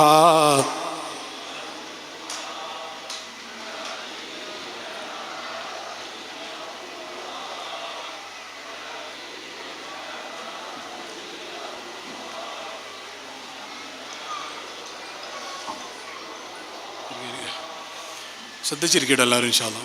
മറ്റേ ഒഴിവാക്കിക്കോണം. അപ്പോൾ ഞാൻ പറഞ്ഞു വന്നത്, ഞാൻ എഴുന്നേറ്റ് നിന്ന വകയിൽ വർത്താനം പറയല്ലേ, നിന്നിട്ട് ഇങ്ങനെ ഇരിക്കുമ്പോൾ ബാക്കോട് നോക്കി മറ്റാളെ കേട്ടോ അവരുടെ പിന്നെ പറയാതെ ഞാൻ പറഞ്ഞിട്ടുണ്ട് ഓൾറെഡി. പറഞ്ഞിട്ട് ഇങ്ങോട്ട് പുതിയ കയറില്ല. നമുക്ക് കുറേ വർത്താനം പറയണോ അവിടെ പോയിട്ട് സ്വർഗ്ഗത്തിൽ നിന്ന്? അല്ലാഹു തൗഫീഖ് ചെയ്യട്ടെ. ഇതൊക്കെ കഴിയും. ഇവിടെ പറയാം ഒരു ബന്ധം നല്ലതാണോ അല്ലേ എന്നതിൻ്റെ മാനദണ്ഡം എന്താണെന്ന് പറയുക ശരിക്കും മനസ്സിലാക്കി വെച്ചോളൂ കേട്ടോ. മനസ്സിലാക്കി വെച്ചോളൂ എന്ന് പറയാൻ ഉസ്താദ്മാരൊന്നും വിചാരിക്കരുത്, നിങ്ങൾക്ക് അറിയാത്ത കാര്യമൊന്നുമല്ല ഞാൻ പറയുന്നത്. ഒരു ബന്ധം നല്ലതാണോ അല്ലേ എന്നുള്ളതിൻ്റെ മാനദണ്ഡം പറഞ്ഞുതരാം. ഒരാളോട് നമ്മൾ ഫോണിൽ സംസാരിച്ചിട്ട് ഒരു 5 മിനിറ്റ് സംസാരിച്ച് ആ സംസാരത്തിൽ അള്ളാഹുവിൻ്റെ സ്മരണ വന്നിട്ടുണ്ടെങ്കിൽ അത് ഹൈറുഫുൾ റിലേഷനാണ്, അല്ലെങ്കിൽ അല്ല. അങ്ങനെയാണ് എൻ്റെ കണക്ക്. എൻ്റെ വക ഉണ്ടാക്കിയതല്ല, ഖസാലി ഇമാം പറഞ്ഞ. അതേപോലെ ഒരു വീട്ടിൽ നമ്മൾ പോയി, അമ്മായിൻ്റെ അടുത്ത് പോയി. ആ പല സംസാരങ്ങളിൽ പല ഘട്ടങ്ങളിലായിട്ട് അള്ളാഹിനെ കുറിച്ച് ഓർമ്മ വരുന്ന കാര്യങ്ങൾ എൻ്റെ അടുത്ത് വന്നിട്ടുണ്ടോ? അൽഹംദുലില്ലാ, അത് ഹൈറുഫുൾ റിലേഷനാണ്, അല്ലെങ്കിൽ അല്ല എന്നാണ്. പേടിക്കണം. ഇപ്പോൾ എല്ലാവരും വിചാരം എന്താണെന്നറിയോ? എല്ലാവരും ആഗ്രഹം എന്താണെന്ന് വെച്ച് കഴിഞ്ഞാൽ മരിക്കുന്ന സമയത്ത് ലാ ഇലാഹ ഇല്ലല്ലാഹ് മുഹമ്മദ് റസൂലുള്ളാഹ് പറഞ്ഞിട്ട് മരിക്കണം എന്നാണ്. അല്ല, അങ്ങനെ തന്നെ അല്ലേ? ആവൂല്ലേ? ഉണ്ട്. പക്ഷേ ജീവിതകാലത്തെ ചൊല്ലാൻ സമയമില്ല. അതെങ്ങനെ നടക്കുമോ? മരിക്കുമ്പോൾ അത് കിട്ടണം, ജീവിതകാലത്ത് അതുമായിട്ട് ബന്ധമുണ്ടാക്കാൻ സമയമില്ല. അത് നടക്കൂല. എന്നോട് നാളെ ആൾ ചോദിച്ചു, നിങ്ങൾ സൈക്കോളജിസ്റ്റ് അല്ലേ, അപ്പോൾ നിങ്ങളുടെ അടുത്ത് പല ടിപ്പുകളുണ്ടാവില്ലേ, ഈമാൻ കിട്ടി മരിക്കാൻ വല്ല ടിപ്പുണ്ടോ എന്ന് ചോദിച്ചു ഒരാൾ. അപ്പോൾ ഞാൻ പറഞ്ഞു ടിപ്പുണ്ട്. ഈമാൻ കിട്ടി മരിക്കാനുള്ള നല്ല സിമ്പിളായൊരു ടെക്നിക്കിൻ്റെ അടുത്തുണ്ട്. പറയണോ? വേണോ? ആ, അത് കേട്ടോളേ. ഈമാൻ കിട്ടി മരിക്കുക സിമ്പിൾ ടിപ്പാ. വളരെ ഈസി. അത് ഒരു സെക്കൻഡോട് പറഞ്ഞു തീർക്കാൻ പറ്റൂ. ഈമാൻ കിട്ടി മരിക്കാൻ ഈമാനോടെ ജീവിച്ചാൽ മതി. ഇത് മരിക്കും. പിന്നെ വേറെ അതിനൊക്കെ എക്സെപ്ഷൻസ് ചരിത്രത്തിലുണ്ട്. ദില്ലോം റാമിൻ്റെ ചരിത്രമൊക്കെ പഠിച്ചാൽ കാണും. ദില്ലോം റാം അങ്ങനെ ജീവിച്ച ഒരാളായിരുന്നു, അമുസ്ലിമായി ജീവിച്ച ആളായിരുന്നു. പക്ഷേ അവസാന സമയത്ത് ഇതായത് അങ്ങനെയൊക്കെ ഉണ്ട്. അത് വേറെ ചരിത്രം, നമ്മളത് നോക്കണ്ട. നമ്മളൊരു കോമൺ മനുഷ്യൻ്റെ ചരിത്രം നോക്കിയാൽ മതി. കാരണം മുമ്പ് അള്ളാഹിൻ്റെ ഹബീബിനെ പ്രണയിച്ചത് കൊണ്ട് അവസാനം മുത്തുനബി സല്ലല്ലാഹു അലൈഹി വസല്ലം തങ്ങൾ വന്നിട്ട് ഷഹാദത്ത് കലിമ ചൊല്ലിക്കിടുന്ന ചരിത്രത്തിലുണ്ട് ദില്ലോം റാമിൻ്റെ ചരിത്രം. അങ്ങനെയൊക്കെ ഉണ്ടായേക്കാം. നമ്മളത് നോക്കാൻ പാടില്ല. നമ്മൾ ജബറാജിൻ്റെയും പിന്നെ ഖദീസുമ്മാൻ്റെയും മോളായിട്ട് ജനിച്ചു കഴിഞ്ഞാൽ മുസ്ലിമായിട്ട് ജനിച്ചല്ലോ, ഇനി രണ്ടാമത് പഠിച്ചുണ്ടാക്കേണ്ട ആവശ്യമില്ല. അപ്പോൾ ഞാൻ പറഞ്ഞു വന്നതെന്ന് വെച്ച് കഴിഞ്ഞാൽ ഇത് മരിക്കുന്ന സമയത്ത് ഇതൊക്കെ കിട്ടും വേണം, അല്ലാത്തപ്പോൾ കിട്ടാൻ നമുക്ക് കഴിയില്ല. ഓക്കെ, ഞാൻ പറഞ്ഞു വന്ന വിഷയമായിരുന്നു മക്കളോട്. ബാക്കിൽ പെണ്ണുങ്ങൾ വർത്താനം പറയുന്നില്ലല്ലോ, ലീഡറാക്കിയാലോ വർത്താനം പറയുന്നവരെ പേരെഴുതാൻ. പണ്ടൊക്കെ അങ്ങനെ നമ്മുടെ ഉസ്താദ് വന്നാൽ അല്ലെങ്കിൽ ടീച്ചർ വന്നാൽ അടിയിട്ടു. എന്നിട്ട് നല്ല രസം ഇന്നൊക്കെ ലീഡറാക്കൂ.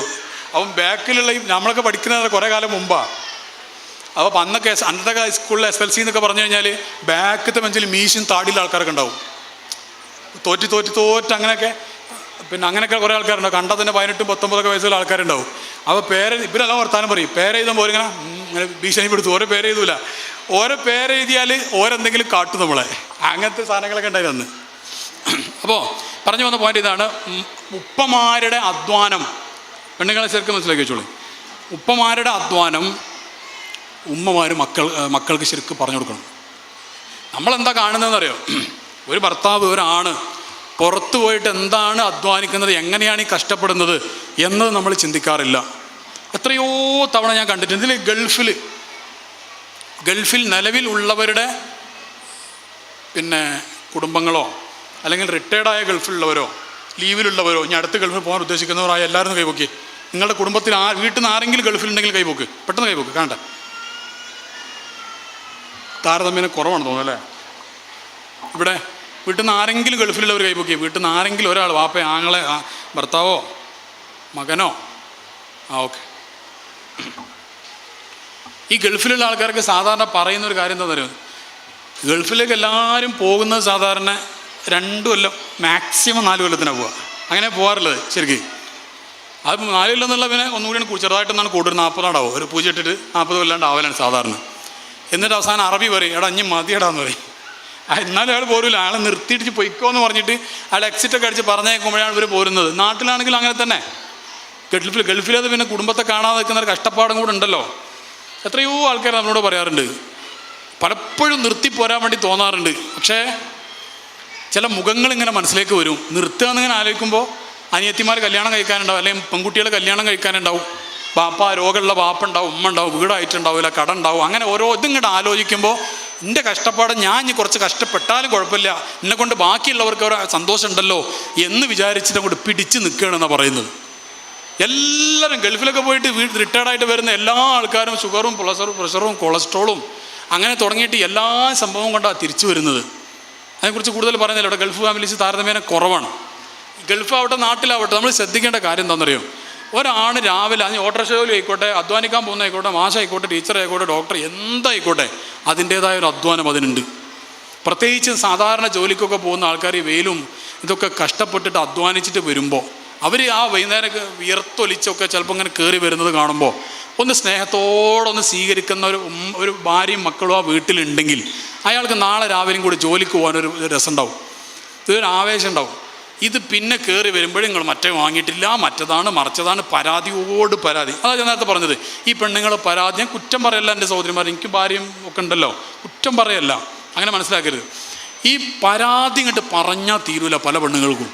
ഞാൻ കൺസൾട്ടിങ്, ഞാൻ ഓരോ ആഴ്ചയിലും ഒരു മാസത്തിൽ 10-60 കുടുംബങ്ങളെ കാണുന്ന ഒരാളാണ്. അതുകൊണ്ടാണ് ഞാൻ പറയുന്നത്. ഒരു 60 കുടുംബങ്ങളെങ്കിലും ഒരു മാസത്തിൽ ഞാൻ കാണുന്നുണ്ട്. അതുകൊണ്ടാണ് ഈ പറയുന്നത്. ഞാൻ ഊഹിച്ചുണ്ടാക്കി പറയുന്നതല്ല. കേസുകൾ കൈകാര്യം ചെയ്യുമ്പോൾ കാണുന്നതാണ് ഈ പറയുന്നത്.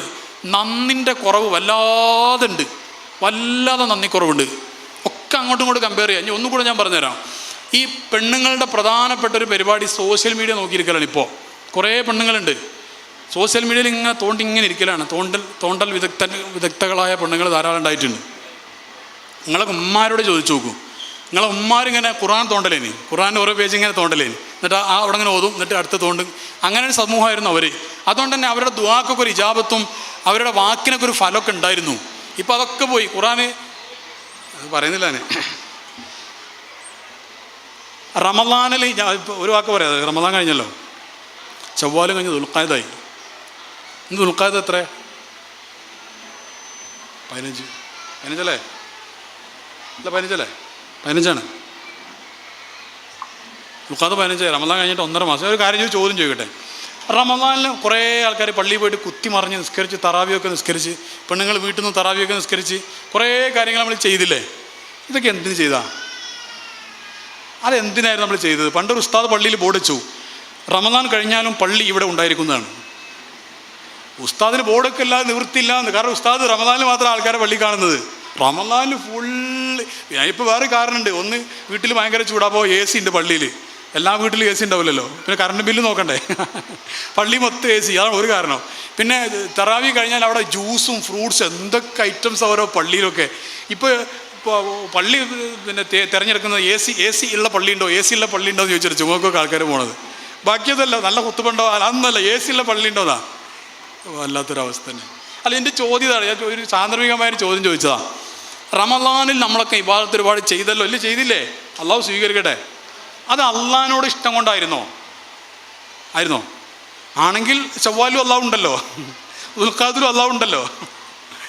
അവ എന്തോ കുറിച്ച് കൂടുതൽ കൊടുക്കേണ്ട അവിടെ നിന്ന് കേട്ടപ്പോൾ അവിടെ ക്യൂ നിന്നതാണ് സത്യം പറഞ്ഞാൽ. അല്ലേ? ഞാൻ പറഞ്ഞ സത്യമല്ലേ? റമദാനിൽ ചെന്നാൽ കുറച്ച് ക്യൂവിൽ എന്തോ കുറച്ച് എക്സ്ട്രാ ഒരു കിറ്റ് ഏറെ കിട്ടുന്നുണ്ട് എന്ന് കേട്ടപ്പോൾ ആ കിറ്റിന് വേണ്ടി നിന്നത്. കിറ്റിൻ്റെ ആൾക്കാരാണ് നമ്മൾ സത്യം പറഞ്ഞാൽ. കിറ്റ് തരുന്ന ഒരാളില്ലേ, ഖാലിഖിനോടുള്ള മഹബത്ത് കൊണ്ട് നിസ്കരിച്ചിട്ടില്ല ഉണ്ടെങ്കിൽ അയാൾ തറാവീഹ് നിസ്കരിക്കാൻ പറ്റില്ല. ബാക്കിയുള്ള റവാത്തിബും വിത്റും ളുഹായും തഹജ്ജുദും അയാൾ നിസ്കരിക്കണ്ടേ? അത് നിസ്കരിക്കുന്നില്ലെങ്കിൽ അതിൻ്റെ അർത്ഥം എന്താ? അതിൻ്റെ അർത്ഥം തന്നെ ആ ക്യൂ നിന്നതാണ്, എന്തോ ഏറെ കിട്ടാൻ വേണ്ടി ക്യൂ നിന്നതാണ്. ഖാലിഖിനോടുള്ള മഹബത്ത് കൊണ്ട് ഒരാൾ നിസ്കരിച്ചിട്ടില്ല.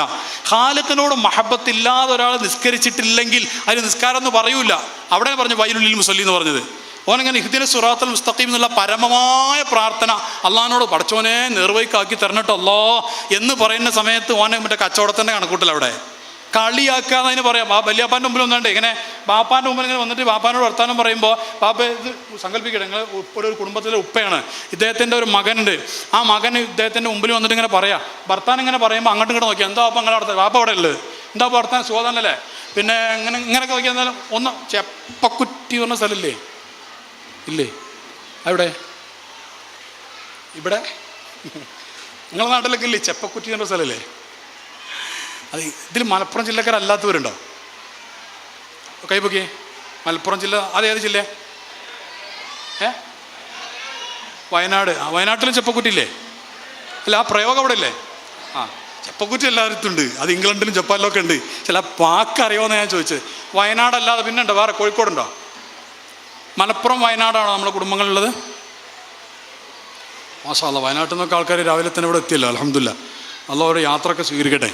അപ്പോൾ ഞാൻ പറഞ്ഞത് എന്താണെന്നറിയാം, എന്നിട്ട് ബാപ്പാൻ്റെ മുമ്പ് ഇങ്ങനെ ബാപ്പ ഇവിടെ നിൽക്കുക, ഞാൻ ഇങ്ങനെ ഒരു വർത്താനം ഓന്നാണ് കിട്ടില്ല, ഇങ്ങോട്ട് നോക്കട്ടെ സുഹറയെന്ന് പറഞ്ഞിട്ട് കിട്ടണ്ടേ. അപ്പോൾ ഇത് അള്ളാൻ്റെ മുമ്പിൽ ഇങ്ങനെ നിൽക്കുക, എന്നിട്ട് അവിടെ നോണയും പറയാം, എന്ത് അജ്ജകത്ത് വജിയല്ലതീ പത്രസഭാവാത്തുമില്ലത് പെരുന്നോണ. എല്ലാ ദിവസവും രാവിലെ എഴുന്നേറ്റിട്ട് കൈ കെട്ടിയിട്ട് പറഞ്ഞത് എന്താണെന്നറിയോ, അജ്ജകത്ത് വജിയല്ലതീ ഭയങ്കര കറുത്ത നുണ. പച്ചക്കള്ളെന്ന് പറയരുത് കേട്ടോ. പച്ച പറഞ്ഞാൽ പച്ചക്കുപ്പൻ്റെ കളറാണ്, അതിൻ്റെ കൂടെ കള്ളം എന്നുള്ള വാക്ക് ചേർക്കാൻ പറ്റൂല. പച്ചൻ്റെ കൂടെ ഹൈറായ വാക്കേ ചേർക്കാൻ പറ്റുള്ളൂ. അപ്പോൾ കറുത്ത നോണാന്ന് പറഞ്ഞാൽ മതി. പച്ച മനുഷ്യന്ന് കേട്ടില്ല നിങ്ങൾ? അതെന്താണ്? പച്ചക്കുപ്പയായിട്ട് കണക്ഷനുള്ള മനുഷ്യൻ എന്നതിൻ്റെ അർത്ഥം. അങ്ങനെ ഉണ്ടായിക്കഴിഞ്ഞാൽ അയാളിൽ നിന്ന് പാവത്തരം എന്ന് നമ്മൾ പറയുന്ന തവാളും ഉണ്ടാവും. കാരണം തവാളും ഉള്ളവനെ ഹബീബിൻ്റെ നൂറ് അയാളിൽ പ്രവേശിക്കുന്ന വേറെ ലോകമാണത്. അപ്പോൾ ഞാൻ പറഞ്ഞു വന്ന വിഷയം എന്തായിരുന്നു? നമ്മൾ ചർച്ച എന്തായിരുന്നു? നമ്മളെന്താ പറഞ്ഞു വന്നത്? അധ്വാനത്തിൻ്റെ വില. ഞാൻ ചർച്ച ചെയ്യുന്ന അങ്ങോട്ട് പോകുന്നത് ആണുങ്ങൾ അധ്വാനിക്കുന്ന അധ്വാനല്ലേ, ആ അധ്വാനത്തിൻ്റെ വില കാണണം. അപ്പം എന്താ, ഈ വാപ്പന്മാരൊന്ന് അധ്വാനിക്കാൻ വേണ്ടി പുറത്തു പോകുന്ന സമയത്ത് പിന്നെ ഉമ്മമാർ മക്കൾക്ക് പറഞ്ഞു കൊടുക്കണം. ചിലപ്പോൾ നിങ്ങൾ ഭർത്താവ് നമ്മൾ അഭിപ്രായ വ്യത്യാസം ഉണ്ടാവും, അത് ശരി, അംഗീകരിച്ചു. പക്ഷെ മക്കൾ അതിൽ കൂട്ടാൻ പാടില്ല. അവരെന്ത് തെറ്റ് ചെയ്തു? പിന്നെ മക്കൾക്ക് ഭയങ്കര ബുദ്ധിയാണ്, അവർക്ക് വേഗം മനസ്സിലാവും, പെട്ടെന്ന് ഉദാഹരണം പറഞ്ഞുതരാം. സാധാരണ ജോലി കഴിഞ്ഞ് വന്നാൽ ഭാര്യൻ്റെ അടുത്ത് പോയിട്ട് രണ്ട് വർത്താനമൊക്കെ പറയും. രണ്ട് വർത്താനം എന്ന് പറഞ്ഞാൽ രണ്ട് വർത്താനം അതല്ല, സ്നേഹത്തോടെ രണ്ട് വർത്താനം പറയുന്ന വാപ്പ ഒരു ദിവസം നേരെ ജോലി കഴിഞ്ഞിട്ട് ബെഡ്റൂമൊക്കെ പോയത്. അപ്പോൾ ഉമ്മാൻ്റെ മുഖം ഭാര്യൻ്റെ മുഖം നോക്കുമ്പോൾ അങ്ങനെ ഒരു പ്രത്യേക രീതിയിൽ. അപ്പോൾ 2ാം ക്ലാസ്സിൽ പഠിക്കുന്ന മോന് മനസ്സിലായി സംഗതി എന്തോ പണി പാളിയെന്ന് മനസ്സിലായി. ആ മോനിങ്ങനെ വന്ന് ചോദിക്കും, എന്താണ് നല്ല മഴക്കാറുണ്ടല്ലോ, ഇടിവെട്ടാൻ സാധ്യതയുണ്ടോ എന്നൊക്കെ ചോദിക്കും. നമ്മൾ വിചാരിക്കും ഓനൊന്നും മനസ്സിലാവില്ല, ഓന് മനസ്സിലാവില്ലേ? ഞാൻ ഒരു ചോദ്യം ചോദിക്കും, നിങ്ങൾക്കാണോ നിങ്ങൾ കുട്ടിക്കാണോ ബുദ്ധി കൂടുതൽ? പക്ഷേ എൻ്റെ കുട്ടിക്ക് തന്നെയാണോ എന്ന് പറയും. അത് അങ്ങനെയാണ്. അത് ഓരോ തലമുറ അങ്ങനെ മാറുന്നതിനനുസരിച്ച് അവരുടെ ഇൻ്റലക്ച്വൽ ലെവലിൽ പക്വത അനുഭവ സമ്പത്തൊക്കെ മുതിർന്നവർക്ക് ഉണ്ടാവാം. അതേസമയം പെട്ടെന്ന് മനസ്സിലാക്കാനുള്ള കപ്പാസിറ്റി കുട്ടികളിൽ കൂടും. അതുകൊണ്ട് കൂടെയാണ് ലാ തുഹല്ലിഖു അഖ്ലാഖക്കും ഔലാദക്കും ഫഇന്നഹു ലിഗൈരി സമനിക്കും എന്ന് മുത്തുനബി സല്ലല്ലാഹു അലൈഹി വസല്ലം പറഞ്ഞത്. ആ പറഞ്ഞതിൻ്റെ അർത്ഥം നിങ്ങളെ മക്കൾ ന്യൂ ജനറേഷനാണ്, അവരെ നിങ്ങളെ പണ്ടത്തെ പഠിപ്പിക്കേണ്ട എന്നതിനർത്ഥമുണ്ട്. ആ ഹദീസിന് എന്തൊക്കെ അർത്ഥങ്ങൾ? ഒരു ഹദീസിന് ഒരുപാട് അർത്ഥങ്ങളുണ്ട്. ലാ തുഹല്ലിഖു അഖ്ലാഖ ഔലാദക്കും എന്ന് പറഞ്ഞാൽ നിങ്ങളാ പണ്ടത്തെ അത് മക്കളെ പഠിപ്പിക്കല്ലേ. അവർ അടുത്ത ജനറേഷൻ ഗൈരി സമനിക്കും എന്ന് പറഞ്ഞാൽ അർത്ഥം എന്താ? They are members of next generation അതിൻ്റെ അർത്ഥം. എന്ന് പറഞ്ഞാൽ ന്യൂ ജനറേഷൻ. അത് കുറച്ച് അഡ്വാൻസ്ഡ് ആയിട്ടുള്ള കാര്യങ്ങൾ പഠിപ്പിക്കണം എന്നാണ് പറഞ്ഞതിൻ്റെ അർത്ഥം. ഞാൻ പറഞ്ഞു വന്നത് മക്കൾക്ക് ഇതെല്ലാം മനസ്സിലാകുന്നുണ്ട്. അപ്പോൾ ഞാൻ പറഞ്ഞു വന്ന ഉദ്ദേശം എന്താണെന്നറിയോ? ഭാര്യയും ഭർത്താവും തമ്മിൽ കുറച്ച് ഇഷ്യൂസ് ഉണ്ടെങ്കിലും അത് മക്കളെ തൽക്കാലം അറിയിക്കല്ലേ. അത് നിങ്ങൾ നമ്മൾ ചർച്ച ചെയ്ത് മനുഷ്യന്മാരല്ലേ, ഞാൻ എൻ്റെ ഭാര്യ തമ്മിൽ പിണക്കങ്ങൾ ഉണ്ടാവാറുണ്ട്, സൗന്ദര്യമടക്കം ഉണ്ടാവും, അടിയും കുത്തും ബഹളമൊന്നും ഉണ്ടാവാറില്ല. ഇപ്പം ചില പെണ്ണുങ്ങളൊക്കെ ബ്ലാക്ക് ബെൽറ്റൊക്കെ പഠിച്ചിന്. അല്ലാഹു ആണുങ്ങൾക്ക് ആരോഗ്യം നന്നാക്കി തരട്ടെ. പെണ്ണുങ്ങൾ കല്യാണം കഴിക്കാനുള്ള ആൾക്കാർ ശ്രദ്ധിച്ചോളൂ, എല്ലാം ചോദിക്കുന്ന കൂട്ടത്തിൽ ബ്ലാക്ക് ബെൽറ്റ് ആണെന്നും കൂടി ചോദിച്ചോളുണ്ട് കേട്ടോ. അങ്ങനെ ചില എൻ്റെ അടുത്ത് വന്നു, പാലിനോട് ഇടി കിട്ടിയിട്ട് മൂക്കിൻ്റെ പാലൊക്കെ പൊട്ടി.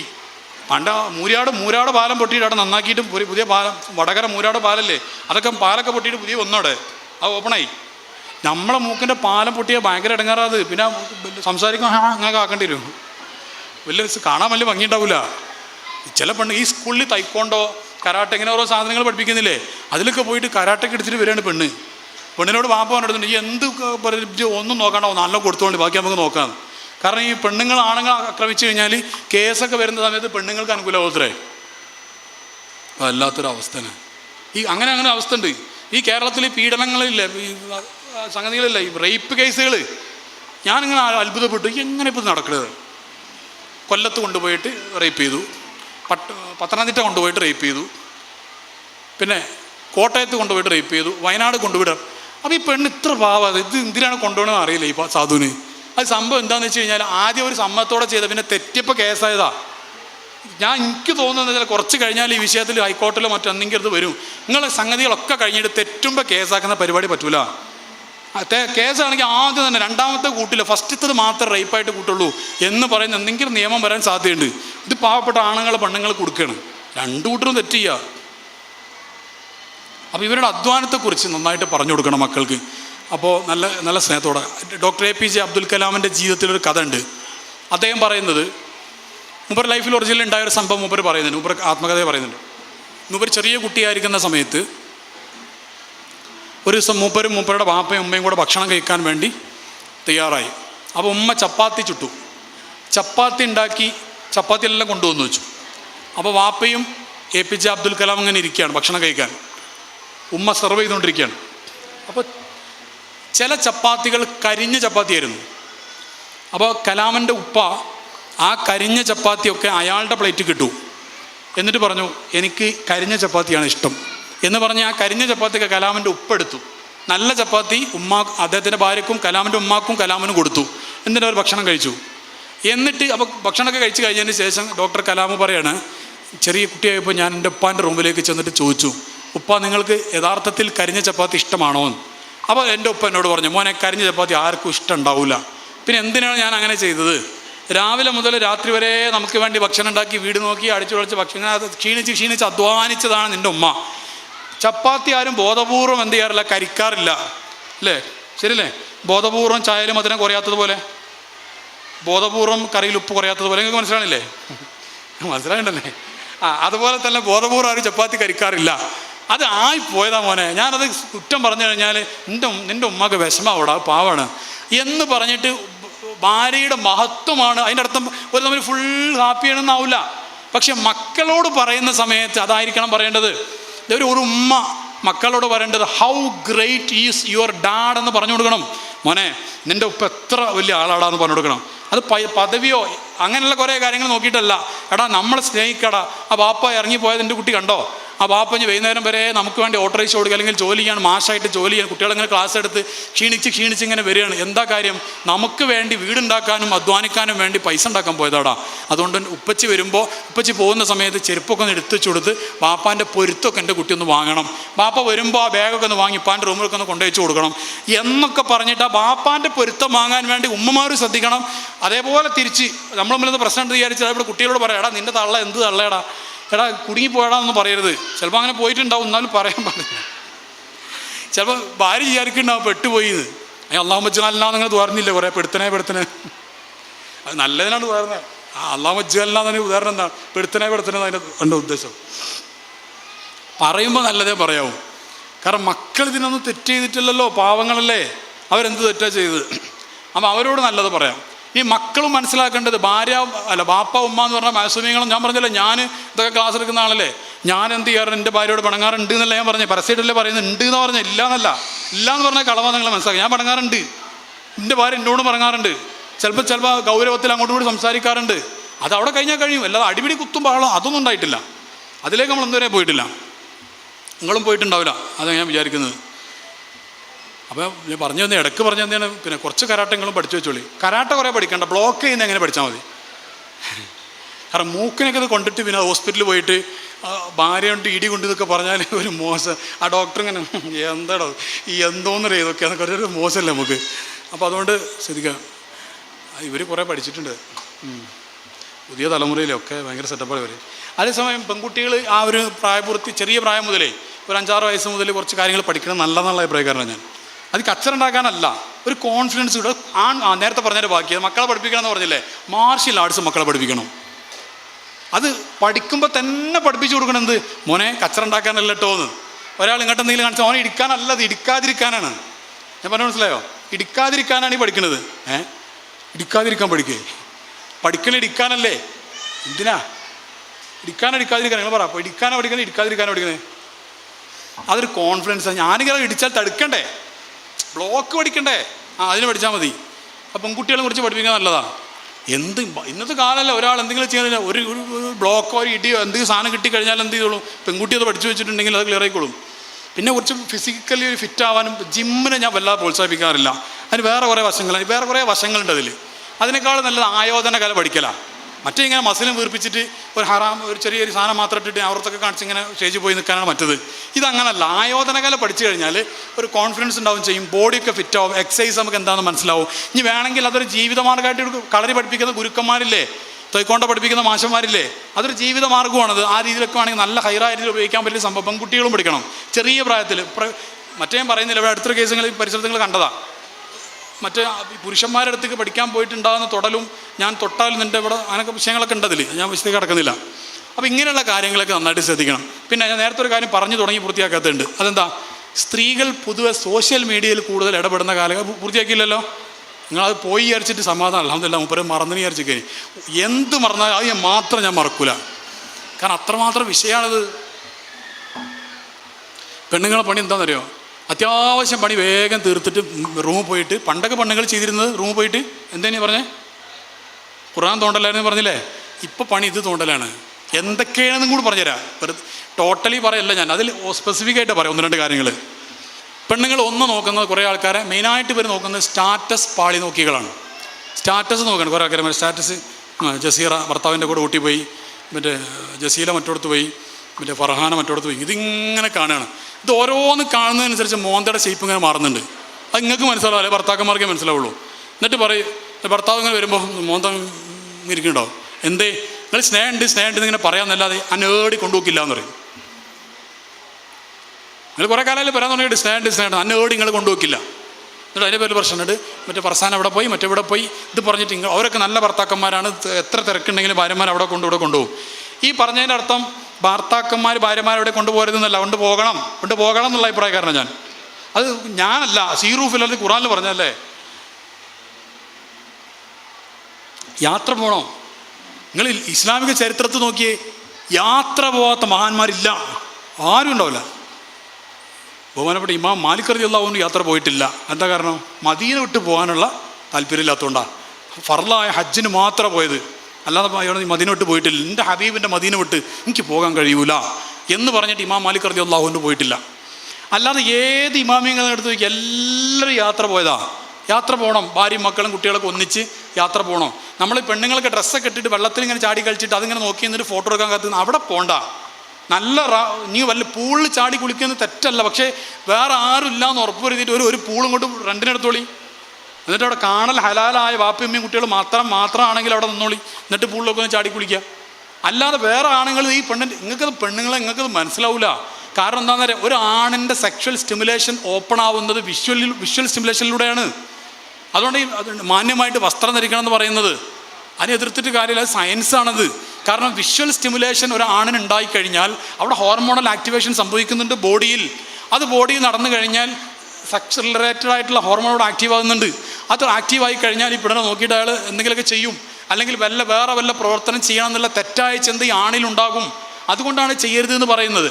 അപ്പോൾ ഞാൻ പറഞ്ഞു വന്ന നല്ല യാത്രകൾ പോകണം. പക്ഷെ ഒരു കാര്യങ്ങൾ മനസ്സിലാക്കുക കൂട്ടത്തിൽ, ഈ യാത്രകൾ പോകുന്നവരൊക്കെ ഫുൾ ഹാപ്പി ആണെന്നും കൂടി വിചാരിക്കരുത്. ചില കുടുംബങ്ങൾ യാത്ര പോകുന്നത് തന്നെ തല്ല് തീർക്കാനാണ്. സത്യം പറഞ്ഞാൽ എനിക്ക് മനസ്സിലായത്. പിന്നെ ഞാൻ കൺസൾട്ട് ചെയ്യുന്ന ഒരാളല്ലേ, ആളെ പേരൊന്നും ഞാൻ പറയാതെ പറഞ്ഞുതരാം. സോഷ്യൽ മീഡിയയിൽ നിങ്ങളൊരു പക്ഷേ കാണുന്നവരുണ്ടെങ്കിൽ ഭയങ്കര ലവായിട്ട് അവിടെയും ഇവിടെ യാത്ര പോയി ഇതായി ഷോപ്പിങ്ങിനൊക്കെ പോയി കാണുന്ന കുറേ കപ്പിൾസ് ഉണ്ട്. അതിൽപ്പെട്ട പലരും എൻ്റെ അടുത്ത് കൺസൾട്ടിങ്ങിന് വന്നിട്ടുണ്ട്. എന്നിട്ട് ഞാൻ ഈ സാധനങ്ങൾ കാണാറില്ല. ഇവരിങ്ങനെ ബാഗും ഇത് കാണാൻ പണി. എനിക്ക് ഇവിടെ വേറെ എന്തൊക്കെ പണിയുണ്ട്, ഒട്ടത്തരം എന്നല്ല എന്തായാലും പറയാം. ഒരാൾ പറയാം, ഞങ്ങൾ മാളിൽ പോയപ്പോൾ എന്താ അവിടെ എത്തി. അതിപ്പോൾ എന്താ ഒരു 15 വീഡിയോ നമ്മൾ പാവപ്പെട്ടവൾ കാണുന്ന ആവശ്യം എന്താ? ഞങ്ങൾ പിന്നെ തോട്ടിൽ കുളിച്ചപ്പോൾ എന്താ തോട്ടിൽ ചാടിയ അത് വല്ല പോയിൻ്റ് ഉണ്ടെങ്കിൽ കാണണം. എങ്ങനെ തോട്ടിൽ ചാടുമ്പോൾ ശ്രദ്ധിക്കേണ്ട 10 കാര്യങ്ങൾ. ഒരു ഉദാഹരണം പറയും, മാളിൽ പോകുമ്പോൾ പൈസ കാലിയാവാതെ നമ്മുടെ പർച്ചേസിൽ ശ്രദ്ധിക്കേണ്ട 8 പോയിന്റ് അതിൻ്റെ കാണണം. ഇവർ വെറുതെ ഇങ്ങനെ പോയത് ഓരിങ്ങനെ കടിച്ച് ഇങ്ങനെ തിന്നണത് ഇതിങ്ങനെ കണ്ടു തീർക്കല എന്നിട്ട് ഉളുപ്പില്ല. അല്ല, ഞാൻ ഈ ചങ്ങായിമാരോടൊക്കെ പറയാറുണ്ട്, നിങ്ങൾ മാന്യത ഉണ്ടെങ്കിൽ നിങ്ങൾ കാണുന്ന ഓരോ പ്രേക്ഷകനും എന്ത് ചെയ്യണം, നിങ്ങൾ ബ്രോസ്റ്റ് കഴിക്കുകയാണെങ്കിൽ ഓരോ ബ്രോസ്റ്റ് പാർസൽ കൊടുക്കണം. അല്ല, ഇതിലെന്ത് മാന്യതല്ല. ഓനത് ബ്രോസ്റ്റ് തിന്ന് കഴിഞ്ഞിട്ട് യൂട്യൂബിൽ പൈസ ഉണ്ടാക്കുക, അടുത്ത ബ്രോസ്റ്റ് തിന്നാൻ പോവാ. ഇത് രസമല്ല. ഞാൻ പറഞ്ഞു വന്ന വിഷയം, ഇവർ ഒരു കാര്യം കൂട്ടത്തിൽ പറയട്ടെ കേട്ടോ, ഈ ഭക്ഷണം കഴിച്ചതും അതൊന്നും സ്റ്റാറ്റസ് വെക്കരുത് ദയവായി. നിങ്ങൾ വീട്ടിൽ നിങ്ങൾ നല്ല കപ്സ് ഉണ്ടാക്കി, അതേപോലെ കേക്ക് ഉണ്ടാക്കി. ഇപ്പോൾ എല്ലാ പെണ്ണുങ്ങളും പണി കേക്ക് ഉണ്ടാക്കലാണ്. ഇപ്പോൾ കേക്ക് വന്ന് വിട്ടണമെന്ന് സംശയമുണ്ട്. വേറെ കുറേ സാധനങ്ങളാണ് ഇപ്പോൾ, വേറെ വെറൈറ്റികൾ ഉണ്ടാക്കുക. യൂട്യൂബ് ഉണ്ടാക്കി നോക്കുക, യൂട്യൂബ് ഉണ്ടാക്കുക. ഇതാണ് പണി. ഇത് സ്റ്റാറ്റസ് വെക്കരുത്. കാരണം എന്താണെന്നറിയോ, നിങ്ങൾ ബിരിയാണി ഉണ്ടാക്കിയത് കാണുന്ന നിങ്ങളെ കുടുംബത്തിലെ യത്തീം മക്കളായ ഒരു കുടുംബം ഉണ്ടാവില്ലേ ചിലപ്പോൾ, അല്ല ഉണ്ടാവില്ലേ? അവർക്ക് അവരെ വാപ്പ ചിലപ്പോൾ മരണപ്പെട്ടു പോയിട്ടുണ്ടാവും, അല്ലെങ്കിൽ പാവപ്പെട്ട കുടുംബമായിരിക്കാം. അവർക്ക് ഈ ഭക്ഷണം വാങ്ങി കഴിക്കാനുള്ള തൗഫീക്ക് ഉണ്ടാവില്ല. അപ്പോൾ അവർ സങ്കടപ്പെടൂലേ? എന്തിനാണ് ഈ ഭക്ഷണം കഴിച്ചൊക്കെ സ്റ്റാറ്റസ് വെക്കുക? ഒരാൾക്കൊരു ഉപകാരമുള്ള ഹൈറായ കാര്യമല്ലേ സ്റ്റാറ്റസ് വെക്കേണ്ടത്?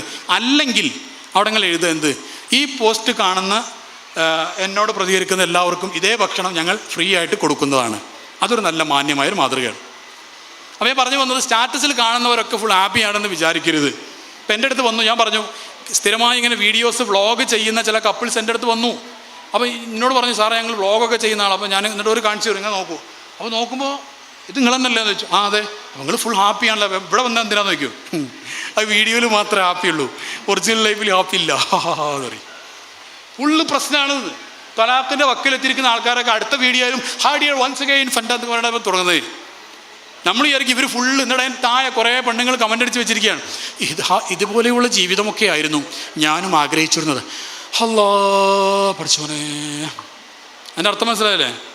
മനസ്സിലാവും നിങ്ങൾക്ക്? നീട്ടി വീർപ്പാണത്. എൻ്റെ ജീവിതം കൊളായിന്ന അതിൻ്റെ അർത്ഥം. ആ ആൾക്കാരെ ഒറിജിനൽ അവസ്ഥ എല്ലാവരും അങ്ങനെയാണെന്നല്ല പറഞ്ഞത്.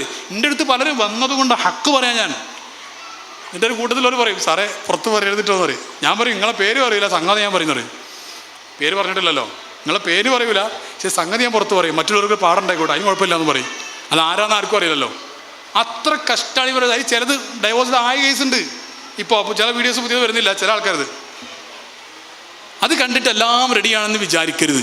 എന്നിട്ട് അതേപോലെ എന്നിട്ട് ചില പെണ്ണുങ്ങൾ അതിൻ്റെ താഴെ കമൻറ്റ് ചെയ്യും, ഞാൻ ഇങ്ങനെയുള്ള നല്ലൊരു ഭർത്താവിനായിരുന്നു ആഗ്രഹിച്ചിരുന്നത്. അവരവസ്ഥയാണ് ഈ പറയുന്നത്. ഒറിജിനൽ ലൈഫിൽ 5 പൈസക്ക് പറ്റൂല അങ്ങനെയുള്ള ചില ആൾക്കാരെ. ഇനി എൻ്റെ കാര്യം പറഞ്ഞുതരാം. ഭാര്യയോട് ഭർത്താവ് എങ്ങനെയാണ് സ്നേഹം പ്രകടിപ്പിക്കേണ്ടത് എന്ന വീഡിയോ ചെയ്യുന്ന ആളാണ് ഞാൻ. ആ വീഡിയോൻ്റെ താഴെ ചില പെണ്ണുങ്ങൾ കമൻറ്റ് ചെയ്യും, ഇയാളുടെ ഭാര്യ എന്തൊരു ഭാഗ്യവതി. ഉറപ്പിക്കാൻ പറ്റുമോ? ഉറപ്പിക്കാൻ പറ്റുമോ? നിങ്ങളാരും എൻ്റെ ഭാര്യനെ വിളിച്ച് ചോദിക്കണോ എന്താ അവസ്ഥ? അപ്പോൾ ഓള് പറയാണ്, അതൊക്കെ വീഡിയോയിൽ കാണുന്നതൊക്കെ തന്നെ ഉള്ളൂ, വീട്ടിലൊക്കെ മഹാ കഷ്ടമാണ്. ഉലായിക്കൽ ഹോ എന്ന് ശബ്ദം ഉണ്ടാക്കലാരാ? അന്നാമല്ലേ? ഉലായിക്കൽ അന്നാം ബൽഹും അതല്ല, അങ്ങനെയൊക്കെയാണ് വീട്ടിൽ എന്ന് പറഞ്ഞാണെങ്കിൽ ഞാൻ പോലും അതിന് ശരിയായിട്ടില്ല എന്നതിൻ്റെ അർത്ഥം. ഉറപ്പിക്കാൻ പറ്റൂല നമുക്ക്. ഇതിലൊക്കെ ഒരു ചിന്തയൊക്കെ നമുക്ക് വേണം. അപ്പോൾ നിങ്ങളുടെ ഭർത്താവ്, നിങ്ങളുടെ പ്രായമുള്ള മാതാപിതാക്കളും കുട്ടികളും എല്ലാവരും ഒന്നിച്ച് തമാശയും കളിയും ചിരിയൊക്കെ ഇരിക്കുന്ന സമയങ്ങൾ വേണം. പിന്നെ യാത്രയൊക്കെ പോകുന്ന സമയത്ത് ഇപ്പോൾ ഭാര്യയും ഭർത്താവും മക്കളും മാത്രം യാത്ര പോയി കൂടണ്ട. ചില യാത്രകൾക്ക് ഉമ്മാനി ബാപ്പാനെയൊക്കെ കൊണ്ടുപോകാം.